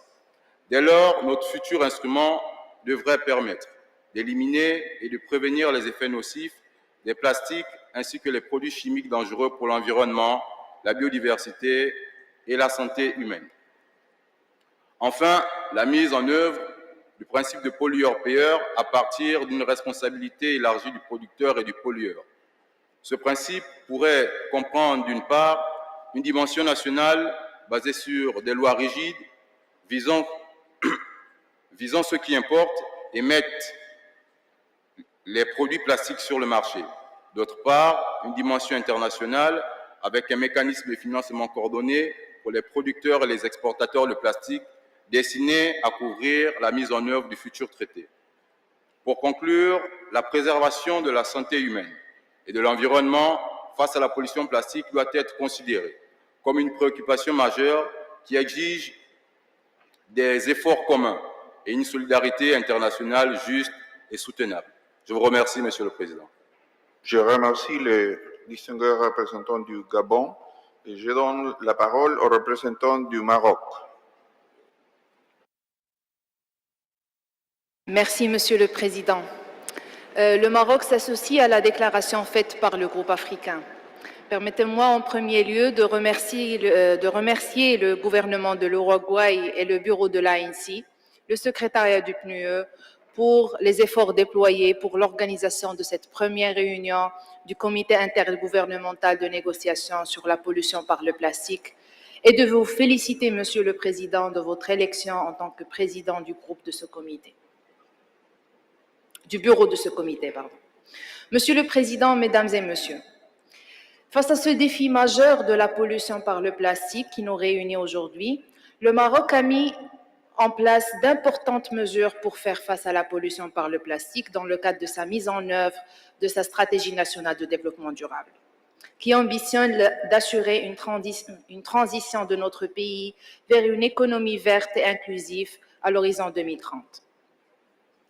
Ces mesures concernent notamment le renforcement du cadre juridique, des mesures fiscales ainsi qu'opérationnelles, telles que l'amendement en cours de la loi sur la gestion des déchets pour l'intégration de la responsabilité élargie des producteurs, ainsi que la mise en place actuellement du plan d'action national littoral sans plastique pour la réduction de la pollution marine par les déchets plastiques et la promotion des modèles d'économie circulaire.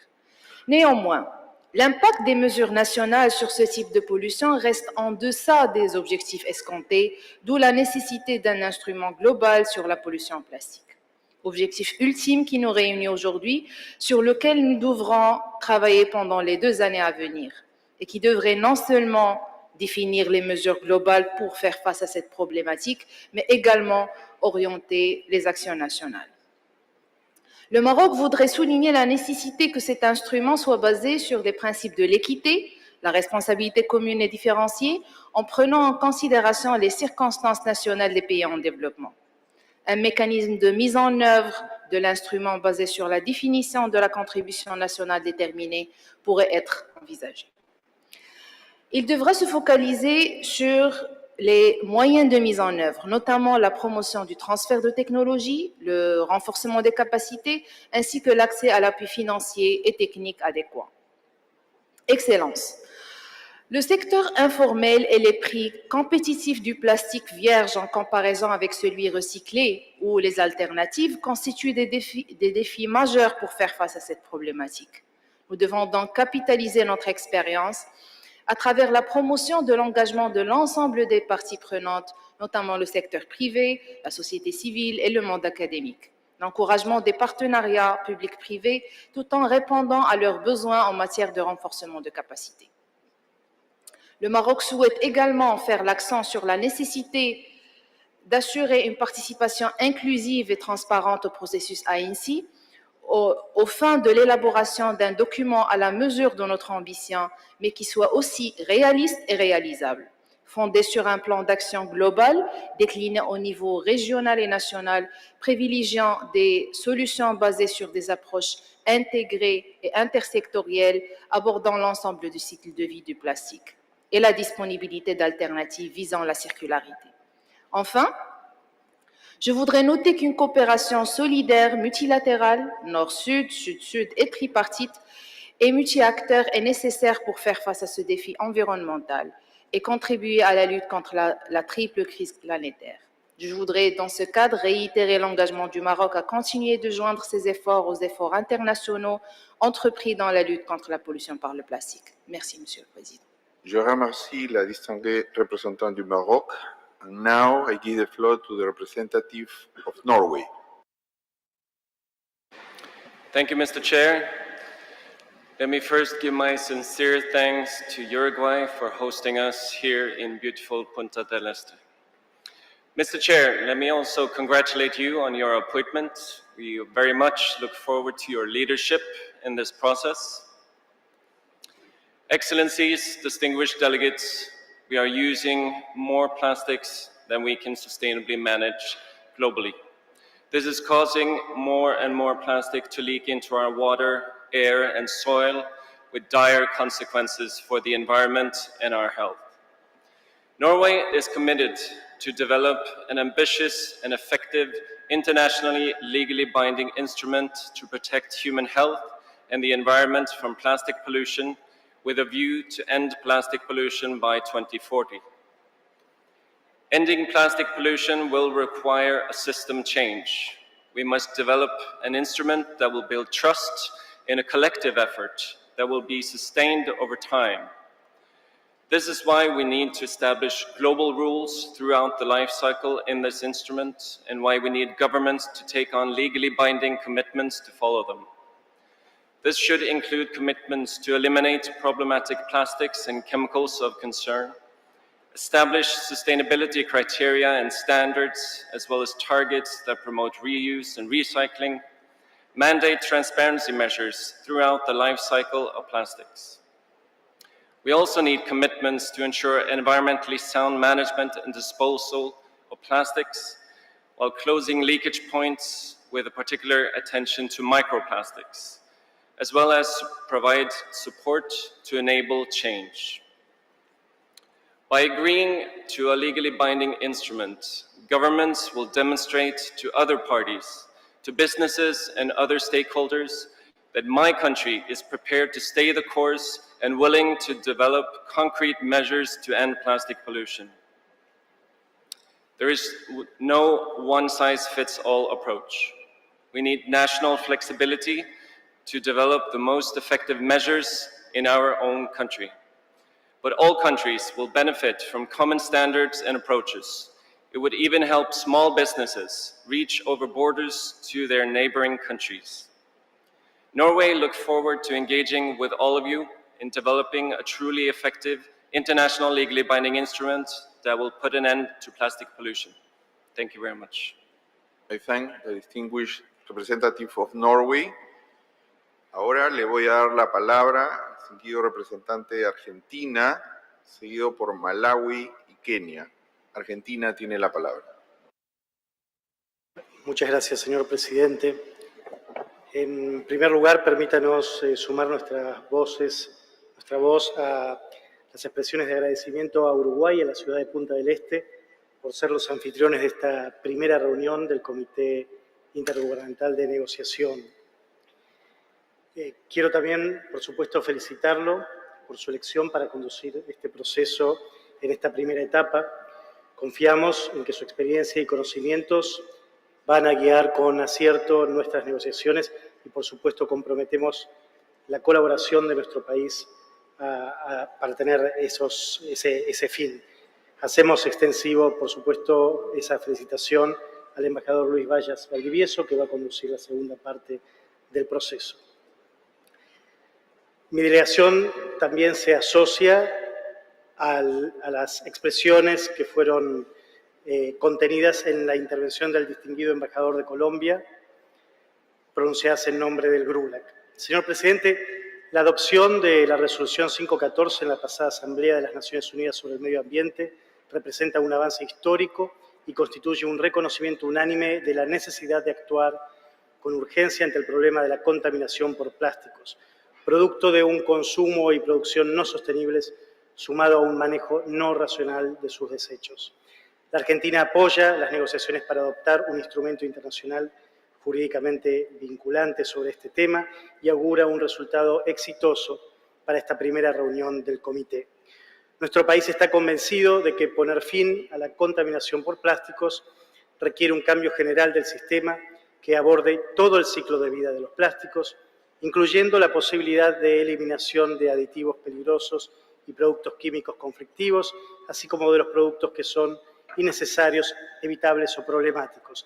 Este cambio de paradigma requerirá de la innovación en la transición, impulsando todos los cambios necesarios a lo largo de toda la cadena de valor, así como la promoción de mejores hábitos de consumo y de gestión de residuos postconsumo.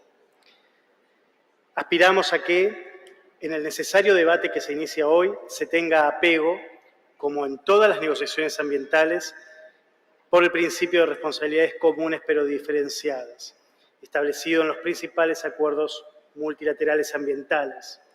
La aplicación rigurosa de este principio, que considera el peso diferente de las contribuciones de los Estados a la degradación del ambiente, exige la provisión de medios de implementación adecuados, esto es, por supuesto, financiamiento, pero también fortalecimiento de las capacidades y transferencia de tecnología en favor de los países en desarrollo para que estos puedan cumplir con los compromisos ambientales que se asuman. Por esta razón, la consideración de los medios de implementación debe iniciarse desde el primer día y guardar relación directa con las obligaciones derivadas del futuro tratado. En lo que concierne a las medidas que este futuro tratado contenga, entendemos que ellas no deben constituir un medio de discriminación arbitraria o injustificable, ni una restricción encubierta del comercio internacional, tal como lo establece el principio 12 de la Declaración de Río. En este sentido, cualquier medida que se promueva para cumplir con los objetivos legítimos de este instrumento deberán ser compatibles con las reglas de la Organización Mundial del Comercio. A estos fines, reafirmamos que toda decisión a la que se llegue se base en la evidencia científica disponible, así como en estándares aceptados de organizaciones internacionales de referencia. El rol pivotal de la ciencia en este debate nos ha llevado a firmar un acuerdo de cooperación en el ámbito de la tecnología nuclear para el control de contaminación por plásticos en la Antártida con el OIEA, con el objeto de tomar muestras, realizar análisis y generar los conocimientos y datos necesarios sobre la presencia de microplásticos en la Antártida, su distribución y su identificación. Destacamos el rol central de los planes nacionales en el diseño e implementación de las políticas públicas a través de instrumentos eficaces para abordar el problema de la contaminación por plásticos y esperamos que el futuro instrumento valore adecuadamente su importancia. La Argentina, señor presidente, se compromete a actuar con celeridad y decisión para lograr los objetivos que se acuerden en estas negociaciones. El viernes pasado, y como testimonio de esta resolución, se ha reglamentado la Ley 25.916 de Gestión Integral de Residuos Domiciliarios, que incluye la responsabilidad extendida del productor para todas las corrientes especiales de residuos de generación universal, incluyendo los plásticos. Este nuevo desarrollo se suma al proceso iniciado a través de otra ley, la 27.279, sobre envases vacíos de fitosanitarios, que establece la meta de recuperar más de 4 millones de estos envases por año. En la región también nos hemos asociado con Brasil en una plataforma de basura marina que facilita información de los residuos recolectados en el Atlántico Sur para su clasificación y posterior derivación para tratamiento. Tenemos la convicción de que el desafío que enfrentamos debe ser abordado incluyendo las voces de todas las partes interesadas, gobiernos, científicos, academia, sector privado, organizaciones de la sociedad civil, mujeres, jóvenes, comunidades rurales, recuperadores urbanos, entre otros. Estos desafíos incluyen la coordinación de todos los actores públicos y privados. Partiendo de la comprensión de la crítica situación en la que nos encontramos, el sector privado debe ser considerado parte de la solución e invitado a aportar ideas innovadoras que permitan pensar en soluciones duraderas. Reiteramos asimismo nuestra solicitud de que los países en desarrollo cuenten con financiamiento para al menos 2 delegados para poder atender mejor la compleja agenda de negociaciones por delante. Por último, señor presidente, esperamos que este encuentro constituya una valiosa oportunidad para reafirmar la orientación central de nuestra acción ambiental. Esto es, alcanzar el necesario equilibrio que impulse el desarrollo ambiental sin comprometer el desarrollo social y económico de las naciones, prestando especial atención a las circunstancias y necesidades especiales de los países en desarrollo, sin dejar a nadie atrás y aplicando un enfoque de derechos humanos. Los desafíos por enfrentar son inmensos porque implican una transición de tecnologías y formas de producción y consumo, pero se asientan sobre la base de la toma de conciencia de la comunidad internacional sobre la gravedad del problema que representa la contaminación por plásticos y la necesidad de actuar con urgencia. Este reconocimiento va a facilitar nuestras deliberaciones durante esta y las próximas reuniones del Comité y va a permitir el consenso imprescindible para poder contar al final del camino con un instrumento ambicioso, concreto y conducente, elaborado sobre la base de la experiencia acumulada en otros convenios internacionales similares y aprovechando las sinergias que puedan identificarse entre ellos. Muchas gracias, señor presidente. Muchas gracias al distinguido representante de Argentina. I have to remind you about the time limit for intervention. We have still 39 in the list of speakers. I now give the floor to the representative of Malawi. Thank you, Chair. I would like to join the other delegates in congratulating you on your new role as chairperson. I wish to begin also to extend sincere thanks to the government of Uruguay for their wonderful hospitality and offering to host this important meeting in Uruguay. I would also like to thank UNEP Secretariat for their tireless work in organizing this meeting and producing important working documents to support the INC1. Malawi looks forward to actively engaging in this important global dialogue, aiming at providing sustainable solutions to minimize harmful effects caused by plastics. As a country, we fully concur with the aspirations expressed by the African Group Statement and take cognizance of decisions collectively made by African governments in calling for a global instrument focusing on the most problematic, harmful, and high-risk categories of plastics. Despite facing unique challenges with plastic pollution, Malawi remains committed to addressing issues relating to full cycle of plastic waste through various national interventions, such as a ban on single-use plastics and promoting a circular economy. Although we recognize the arduous task ahead of us on our journey to 2024, we urge member states to reflect on the progress made since UNEA Resolution 514 and recall our mutual resolve to create an agreement that will reduce the harmful effects of plastics, foster the creation of sustainable livelihoods and practices. Therefore, as we forge towards developing a legally binding instrument, we support modalities that aim to first resolve issues that can be addressed easily in order to create more time for matters that need to be visited more frequently in subsequent INCs. In addition to other important elements and principles that have already been mentioned, we would like to highlight the significance of technology transfer as a critical means of implementation to support. And we would also like support for strategic research that can assist developing countries in developing much needed baseline information on plastic waste, and that can also spark innovation for solutions in plastic pollution. With that said, we conclude by reiterating the call for enhanced support for developing countries who often lack the resources to support an adequate delegation to participate effectively in the INC process. We look forward to a constructive INC. Thank you, Chair. I thank the distinguished representative of Malawi. I give the floor to the distinguished representative of Kenya. Thank you, Chair.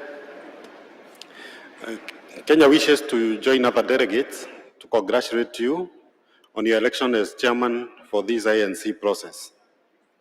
Further, we thank Uruguay for hosting this first INC meeting to negotiate the globally legally binding agreement to eliminate plastic pollution, including in the marine environment.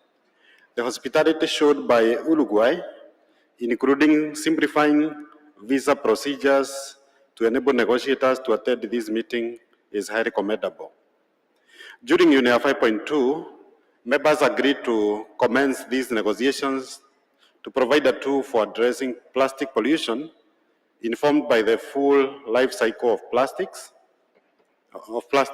Since then, we met during the OEWG meeting in Dakar, where we guided the Secretariat on the level of preparedness needed to ensure negotiators engaged more effectively.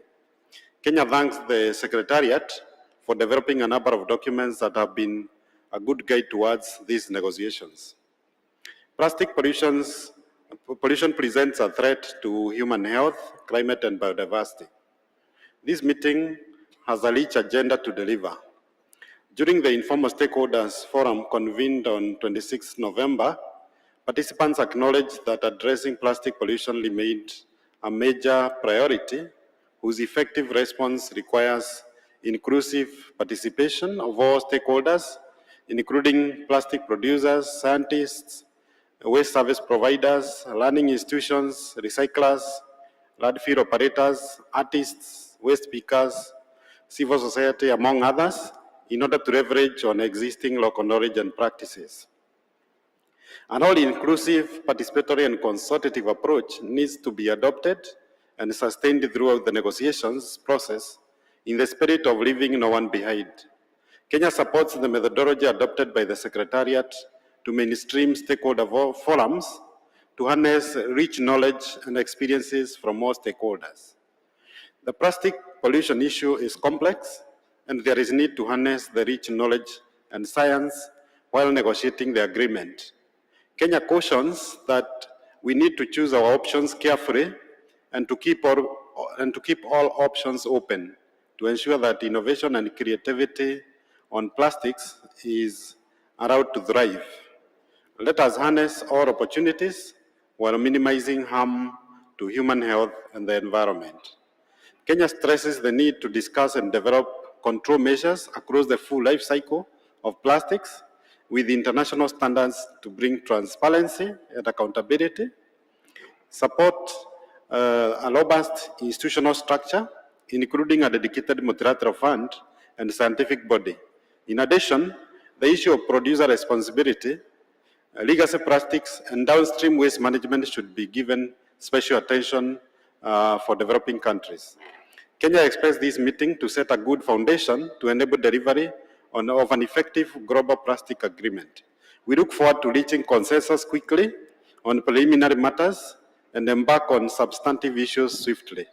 The timeline given by the resolution of 2 years is just adequate if we focus on the real substance of the negotiations with minimal distractions. Finally, Kenya reiterates that all considerations for institutional establishments, including hosting of the Secretariat, should build on the intention to strengthen UNEP headquarters in Nairobi. Mr. Chair, Kenya wishes to assure you of our support to realize effective negotiations and outcome. Thank you. I thank the distinguished representative of Kenya. I will now give the floor to the distinguished representative of Montenegro, followed by Costa Rica and the Philippines. Montenegro, you have the floor. Mr. Chair, distinguished delegates, I would like to thank the government of Uruguay for hosting the INC1 and the UNEP for organizing the meeting in Punta del Este. Let me congratulate you, Mr. Chair, for assuming your position as the chair of the INC. Montenegro aligns with the statement of the European Union delivered this morning. Plastic pollution represents a serious environmental global challenge that negatively affects biodiversity, ecosystems, livelihood, and economies. My delegation believes that we have to seize the momentum built at the UNEA 5.1 and create an ambitious, legally binding treaty that will address the full life cycle of plastic. Please allow me to highlight the importance of the work started already at UNEA 2, which Montenegro supported from the very beginning, which is materializing into development of the legal instrument now. We believe that the negotiation process should be evidence-based, including socioeconomic assessment, inter alia on raw materials, sources of production, alternative components, product design, consumption patterns, transboundary movement of plastic waste, and environmentally sound waste management. Furthermore, the new treaty should adequately balance the environmental, economic, and social dimension of the challenge before us, reflecting and anchoring concrete concepts enshrined in the 2030 Agenda. For the success of the new treaty in today's interconnected world, the effective participation of all stakeholders is crucial. It is clear that governments cannot solve the challenge alone, and we believe that the process of creation of the treaty should be inclusive and transparent and with the meaningful participation of stakeholders. We recognize that the 2024 is an ambitious timeframe for finalizing the international instrument.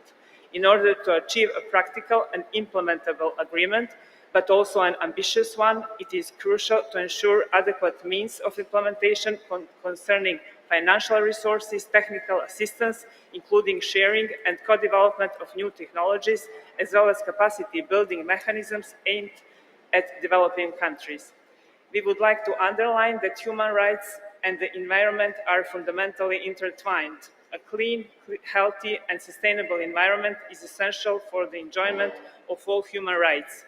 In July 2022, the UNGA declared that everyone on the planet has a right to a healthy environment, and states should implement their commitments and scale up efforts through the treaty.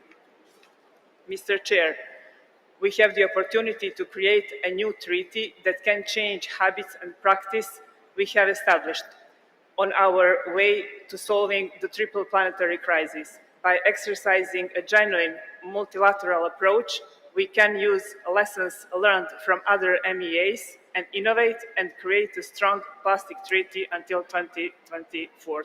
I thank you. I thank the distinguished representative of Montenegro. Y ahora le doy la palabra al seguido representante de Costa Rica. Gracias, señor presidente. En primer lugar, me permito extender un especial agradecimiento a la República Oriental del Uruguay por hospedar esta primera sesión de negociación y nuestra felicitación a usted por su designación como presidente de esta reunión del Comité Intergubernamental. Asimismo, mi país desea alinearse con la declaración pronunciada por el honorable representante de Colombia en nombre del GRULAC, así como la declaración realizada por la honorable delegada de Georgia en nombre del Hack to End Plastic Pollution. La tarea que nos han encomendado nuestros gobiernos para avanzar en estas negociaciones requiere de un enorme sentido de responsabilidad, así como de oportunidad. Para Costa Rica, este tratado representa la mayor oportunidad para contribuir globalmente a atender uno de los problemas más apremiantes de la gestión de residuos, como es la contaminación por plásticos y, en particular, el impacto en nuestro océano. En este sentido, deseamos mencionar algunos elementos que son prioritarios para mi delegación y que esperamos queden debidamente reflejados en el tratado. El abordaje del ciclo de vida completo del plástico, tal como se mandató en la resolución 514, en especial para los plásticos de vida corta o plásticos de un solo uso. La responsabilidad extendida del productor como parte de la visión sobre producción y consumo sostenible que debe guiar las negociaciones de este instrumento para garantizar la gestión adecuada de los residuos plásticos. La creación de un mecanismo financiero para la generación de capacidades y asistencia técnica que apoye la implementación del instrumento, en particular para la ejecución de los planes nacionales, ajustados a la realidad de cada país, recursos y competencias. Mecanismos de innovación, transferencia de tecnología y fortalecimiento de capacidades, incluyendo movilización de recursos que contribuyan a la investigación y desarrollo de materiales alternativos y sustitutos que no dañen el ambiente, y la adopción de estándares globales para estos materiales. La economía circular como un enfoque central para la atención del problema de la contaminación por plástico, incorporando todos los actores de la cadena de valor, con el objetivo de asegurar la participación e inclusión social. La referencia al derecho humano a un ambiente limpio, saludable y sostenible, tal como se reconoció en la Resolución 76-300 de la Asamblea General de Naciones Unidas. Investigación y monitoreo del impacto de la contaminación por plástico a nivel local, incluyendo educación y capacitación a la ciudadanía sobre los diferentes tipos de plásticos, reutilización, reciclaje y alternativas. Visibilizar y potenciar el sector de recuperadores de residuos para mejorar las condiciones de vida y ambientales en los países. No desperdicemos la oportunidad de construir un tratado ambicioso que atienda el grave problema que estamos viviendo actualmente, no solo la especie humana, sino también todas otras formas de vida del planeta. Asumamos con firmeza la responsabilidad que se nos ha encargado. Muchas gracias. Agradezco a la distinguida representante de Costa Rica, and I now give the floor to the distinguished representative of the Philippines.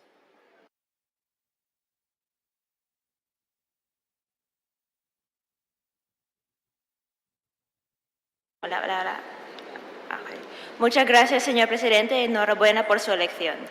Mr. President, Your Excellencies, and distinguished delegates, on behalf of the Republic of the Philippines, our delegation is pleased to join this week for the inaugural meeting of the Intergovernmental Negotiating Committee to develop a legally binding instrument on plastic pollution. Our appreciation also goes out to our host, the government of Uruguay, as well as the UNEP and INC secretariats. For the past years, the Philippines has been championing the need for a legally binding global agreement to end this problem that not only coastal states, but also landlocked countries face alike. The Philippines realizes that national legislation and action plans alone are not enough to address the transboundary problem of plastic pollution. We must start strong with a coherent organization of work anchored on bold and binding global rules and standards throughout the life cycle of plastics, including those already existing in riverine and marine environments, complemented by the needed implementation measures and technological, financial, and technical support, while being informed by the best available science. It is also important to consider how research and development, technology transfer, and knowledge sharing can help determine the health impacts on the use of plastics and develop possible alternatives to effectively eliminate the same. On one hand, global rules and standards should comprise, among others, global bans or phase-outs or phase-downs, including timeframes of pollutants that are harmful, most problematic, and more prone to leakage. According to the best available science, these are the single-use plastics, ghost gears, and microplastics. These should also include control measures to minimize demand for single-use plastics and increase demand for and supply of plastics with recycled and reusable content, while ensuring transparency in the value chain of plastics in terms of materials and composition. On the other hand, global policy solutions should not only focus on voluntary frameworks and country-driven approaches, which are proven insufficient and would end up with fragmentation of rules and standards. Global solutions should also streamline monitoring and reporting systems to enable tracking of economic and environmental metrics and progress against implementation measures. Core obligations and control measures at the heart of a treaty spans the life cycle of plastics, and not just on downstream measures.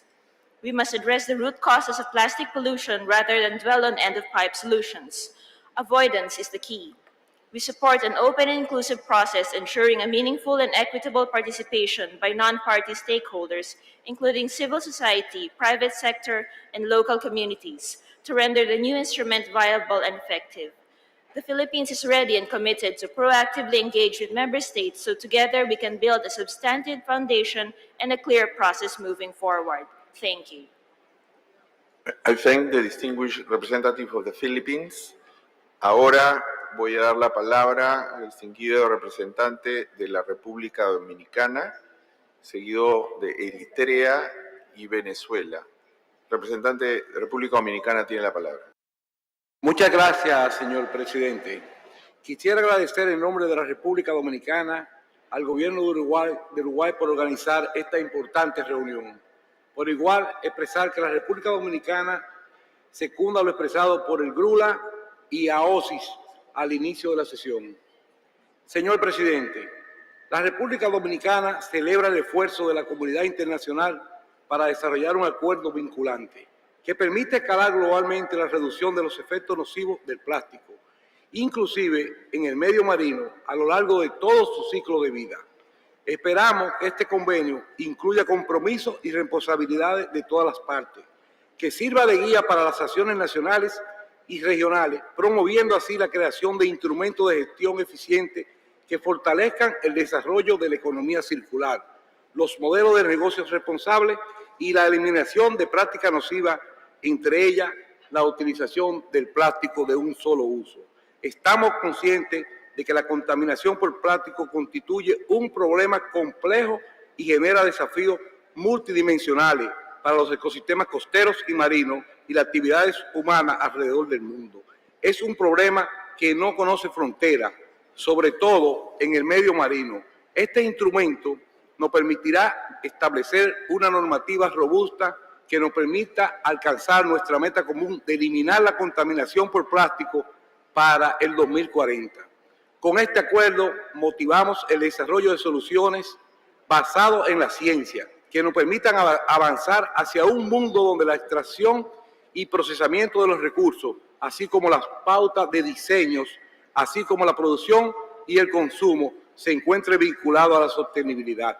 Es por esto que República Dominicana, en su condición de pequeño estado insular en desarrollo, quiere resaltar la importancia de que este acuerdo priorice la circularidad, la innovación en el diseño, la transferencia de tecnología, el intercambio de datos e informaciones, la creación de capacidades, el fin de la producción de plásticos problemáticos que no puedan ser reutilizados o reciclados, el financiamiento de manera innovadora y accesible, y sobre todo garantizar un marco de transparencia y una guía común de estándares para el diseño, producción y reciclaje, permitiendo así una transición hacia modelos de producción y consumo sin contaminación por plástico.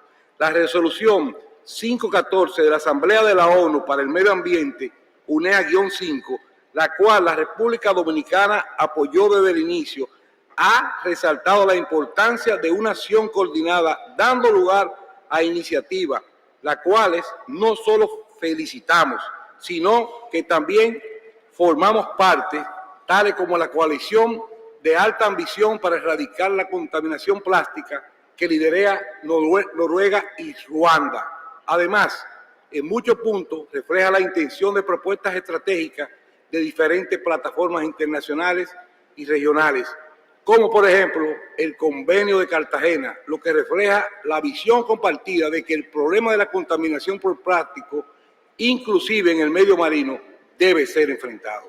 Como isla, somos especialmente vulnerables a la contaminación plástica, fenómeno que se convierte en una gran barrera para la gestión adecuada de nuestros ecosistemas y recursos costeros marinos, así como para las actividades socioeconómicas que de esto dependen. Para el Estado dominicano, la contaminación de plástico ha sido un tema de alta prioridad política, razón por la cual hemos desarrollado un amplio rango de políticas públicas que conciben la circularidad en los procesos de producción, recuperación y disposición final del plástico. Este futuro acuerdo de contaminación por plástico tendrá que ser ambicioso, deberá establecer responsabilidades comunes pero diferenciadas y tendrá que tomar en cuenta la progresividad y escalabilidad de las acciones que se planteen hacia una transición económica, más verde y socialmente justa. En dicho sentido, esperamos que este primer encuentro de la Comisión de Negociación Intergubernamental pueda adelantar los trabajos necesarios para perfilar el futuro acuerdo de plástico que tanto demandamos, sobre todo la adopción de las reglas de procedimiento. Desde la República Dominicana apostamos a un proceso de negociación fluido, abierto y participativo, y que estas sesiones cuenten con la mejor de nuestras voluntades y disposiciones para tener un acuerdo ambicioso y balanceado para nuestras naciones. Señor presidente, por último, celebramos su elección y tenemos la confianza que mientras usted dirija esta nave y mediante la unión de toda esta tripulación, podremos navegar por este océano de plástico y llegar a un puerto seguro. Gracias. Agradezco al distinguido representante de la República Dominicana. And I now give the floor to the distinguished representative of Eritrea.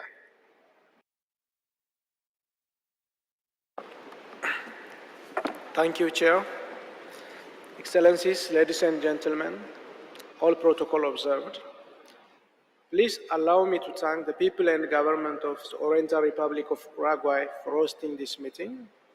I also would like to thank INC Secretariat for the assiduous work it has done to make this session happen. Let me also congratulate the governments of Peru and Ecuador for their election as subsequent chairs of the Intergovernmental Negotiating Committee. Excellencies, Eritrea allies itself with a statement delivered on behalf of the African Group.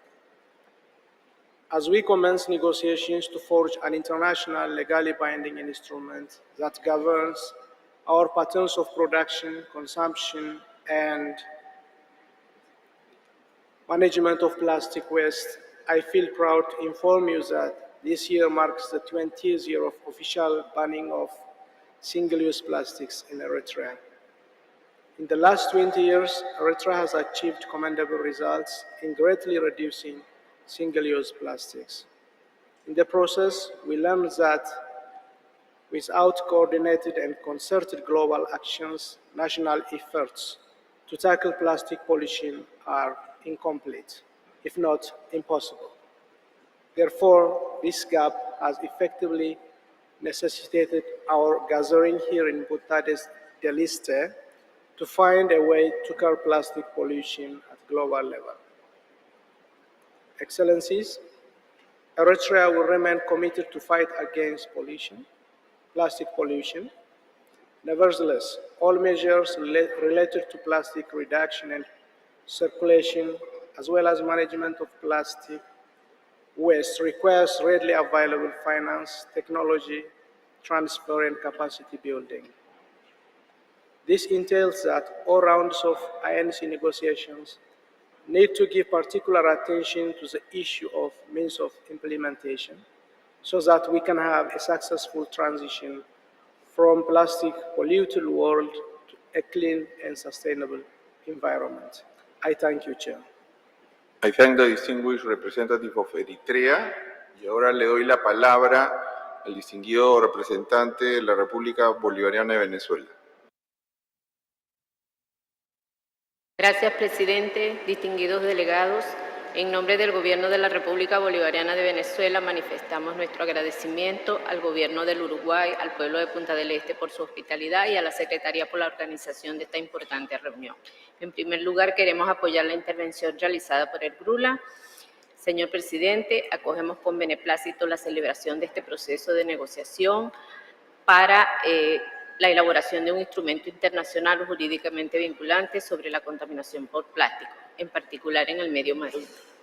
Para el mundo y especialmente para los países en desarrollo, resulta un reto la gestión adecuada de los plásticos. Se trata de un nuevo enfoque que afecta al modelo de producción actual, así como crear nuevos patrones en la producción y el consumo de plásticos.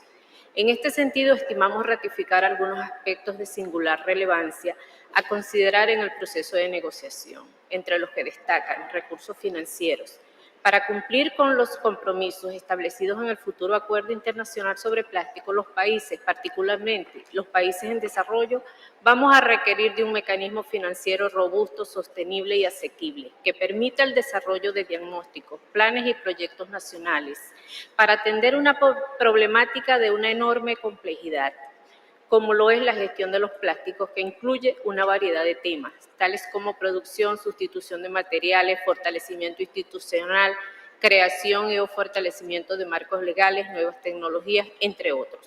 Asistencia técnica. Se requiere asistencia técnica para realizar los diagnósticos nacionales. Es una tarea compleja, para lo cual es necesario trabajar con productores, manejadores, recicladores, formales e informales, empresas públicas y privadas, entre otros, en función de organizar el trabajo que se realiza con el plástico. el cual carece de estructura, planificación y coordinación, particularmente lo relativo a las actividades informales, donde se requiere capacitar a los trabajadores. Transferencia de tecnología. La transferencia de tecnología representa uno de los pilares fundamentales en la gestión de los plásticos, considerando la necesidad de disponer de tecnologías adecuadas que generen el mínimo de desechos. La transferencia de tecnología va en todo el ciclo de vida del plástico: producción, generación, recuperación y reciclado, hasta alternativas tecnológicas para la disposición final, que a su vez abarque un control óptimo de emisiones que evite generar otro problema vinculado a la calidad atmosférica y al cambio climático. Educación. Una de las principales acciones, a nuestro entender, lo constituye la necesidad de establecer medidas dirigidas a fomentar programas educativos que enseñen a la población el significado de los plásticos y sus efectos en los seres humanos y en el ambiente. Para ello es indispensable que el personal responsable del tema se capacite de manera permanente en esta área.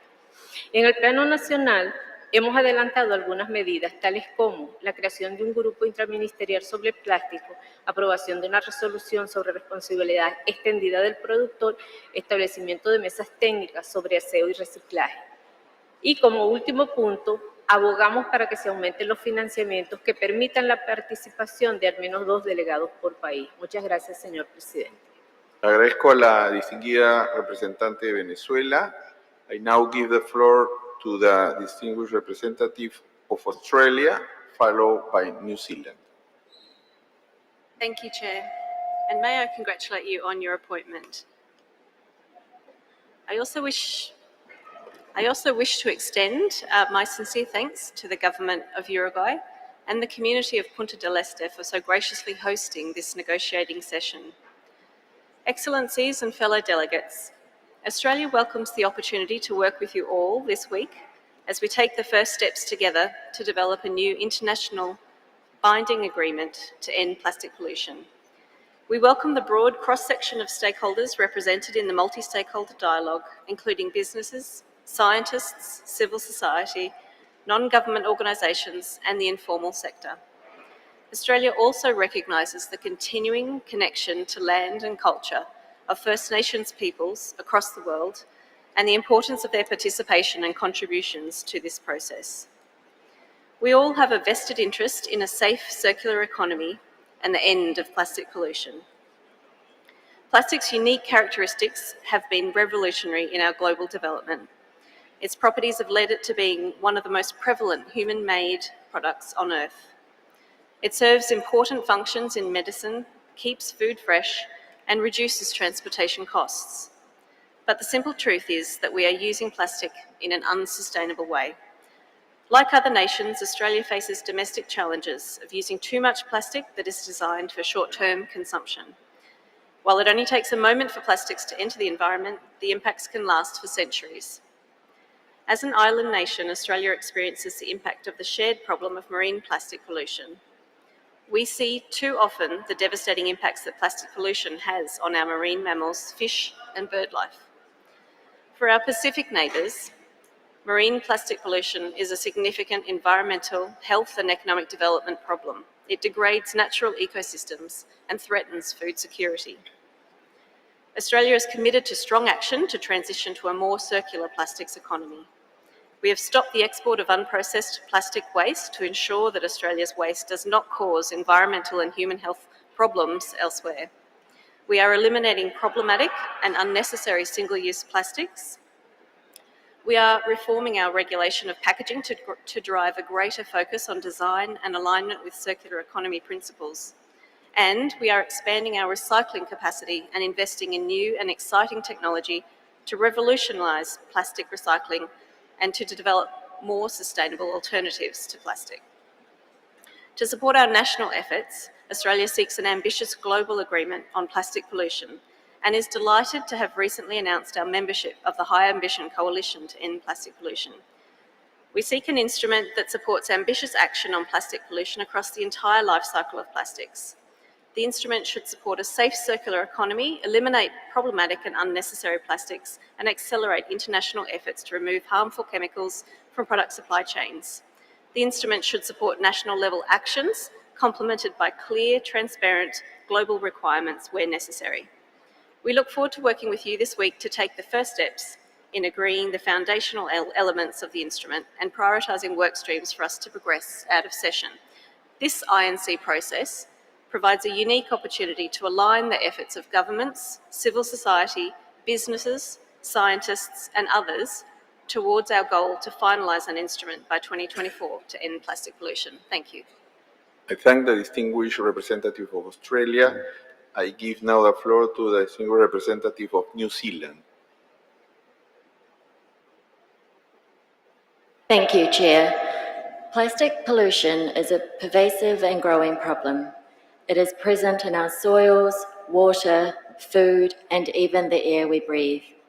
It is not confined by national borders.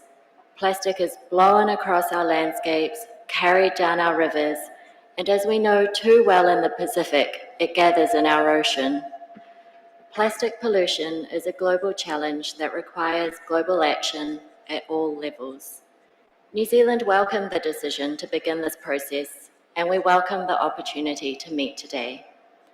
We have set ourselves the ambitious goal of concluding these negotiations by 2024. To meet our deadline, we must work fast, but we must not compromise our ambition. For this reason, New Zealand is pleased to join other countries in the High Ambition Coalition to end plastic pollution.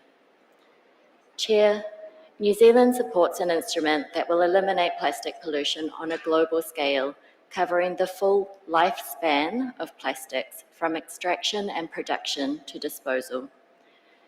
Achieving this goal will require a focus on circular economy and waste hierarchy principles. It will require innovation, redesign to avoid unnecessary use of plastics, and enabling plastic reuse and repair. All actions must follow a low-emission approach and recognise the impacts of plastic pollution on human and ecosystem health. New Zealand also believes that we must consider the issues caused by plastics at the start of their lifespan. Over 99% of plastic is made from chemicals sourced from fossil fuels, and the fossil fuel and plastic industries are deeply connected. Each year, governments spend an estimated $500 billion of public money to subsidise fossil fuels. These subsidies artificially lower the cost of production and consumption, resulting in low prices of virgin plastic and many plastic products, which do not reflect the true environmental costs. Chair, plastic pollution impacts us in many forms. In the Pacific region, we see it in bottles on our beaches, microplastics in our fish, and perhaps most visibly in the so-called Great Pacific Garbage Patch. The impacts of plastic pollution faced by our friends and neighbours across the Pacific and by other small island developing states should be recognised and accounted for as we pursue our negotiations. We must acknowledge the importance of Indigenous peoples of reducing plastic waste and eliminating plastic pollution, and we must facilitate Indigenous perspectives into our discussions. We must also recognise the role that traditional knowledge plays in the sustainable management and protection of the environment. Chair, the challenge before us is great and time is short, but New Zealand enters this process ready to engage constructively and to ensure we meet this collective challenge with a collective response. Thank you. I thank the distinguished representative of New Zealand. This was the last speaker for today's session. Before closing the session, we have some information to provide you. First, I have to inform that the request of the exercise of the right of reply have been made. We will hear the right of reply at the end of the tomorrow morning session. But also before closing, we would like to inform you that I will carry out informal consultations on Rule 37 of the draft rules of procedure, as we informed this morning, and it will commence at 1:15 p.m. tomorrow. The Secretariat will inform us of the room tomorrow. Secretary, do you have any additional information to provide?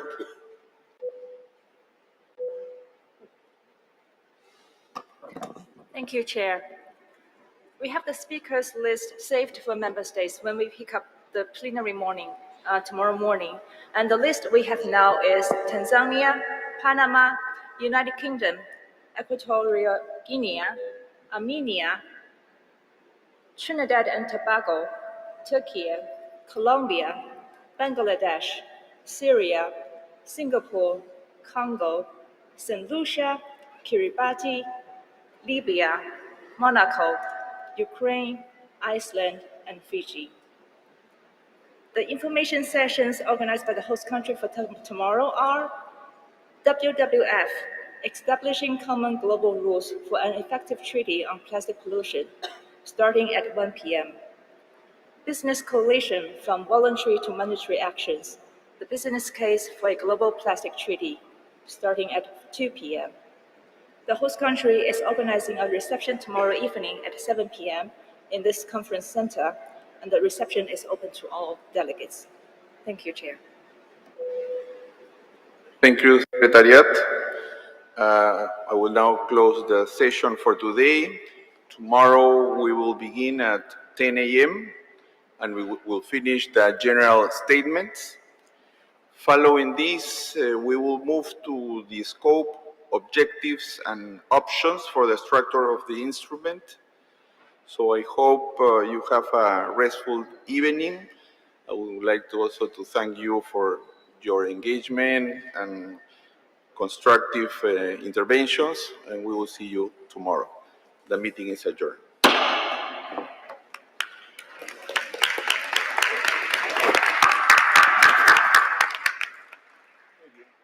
Very good. Thank you very much. Thank you. Yeah, thank you. Very easy.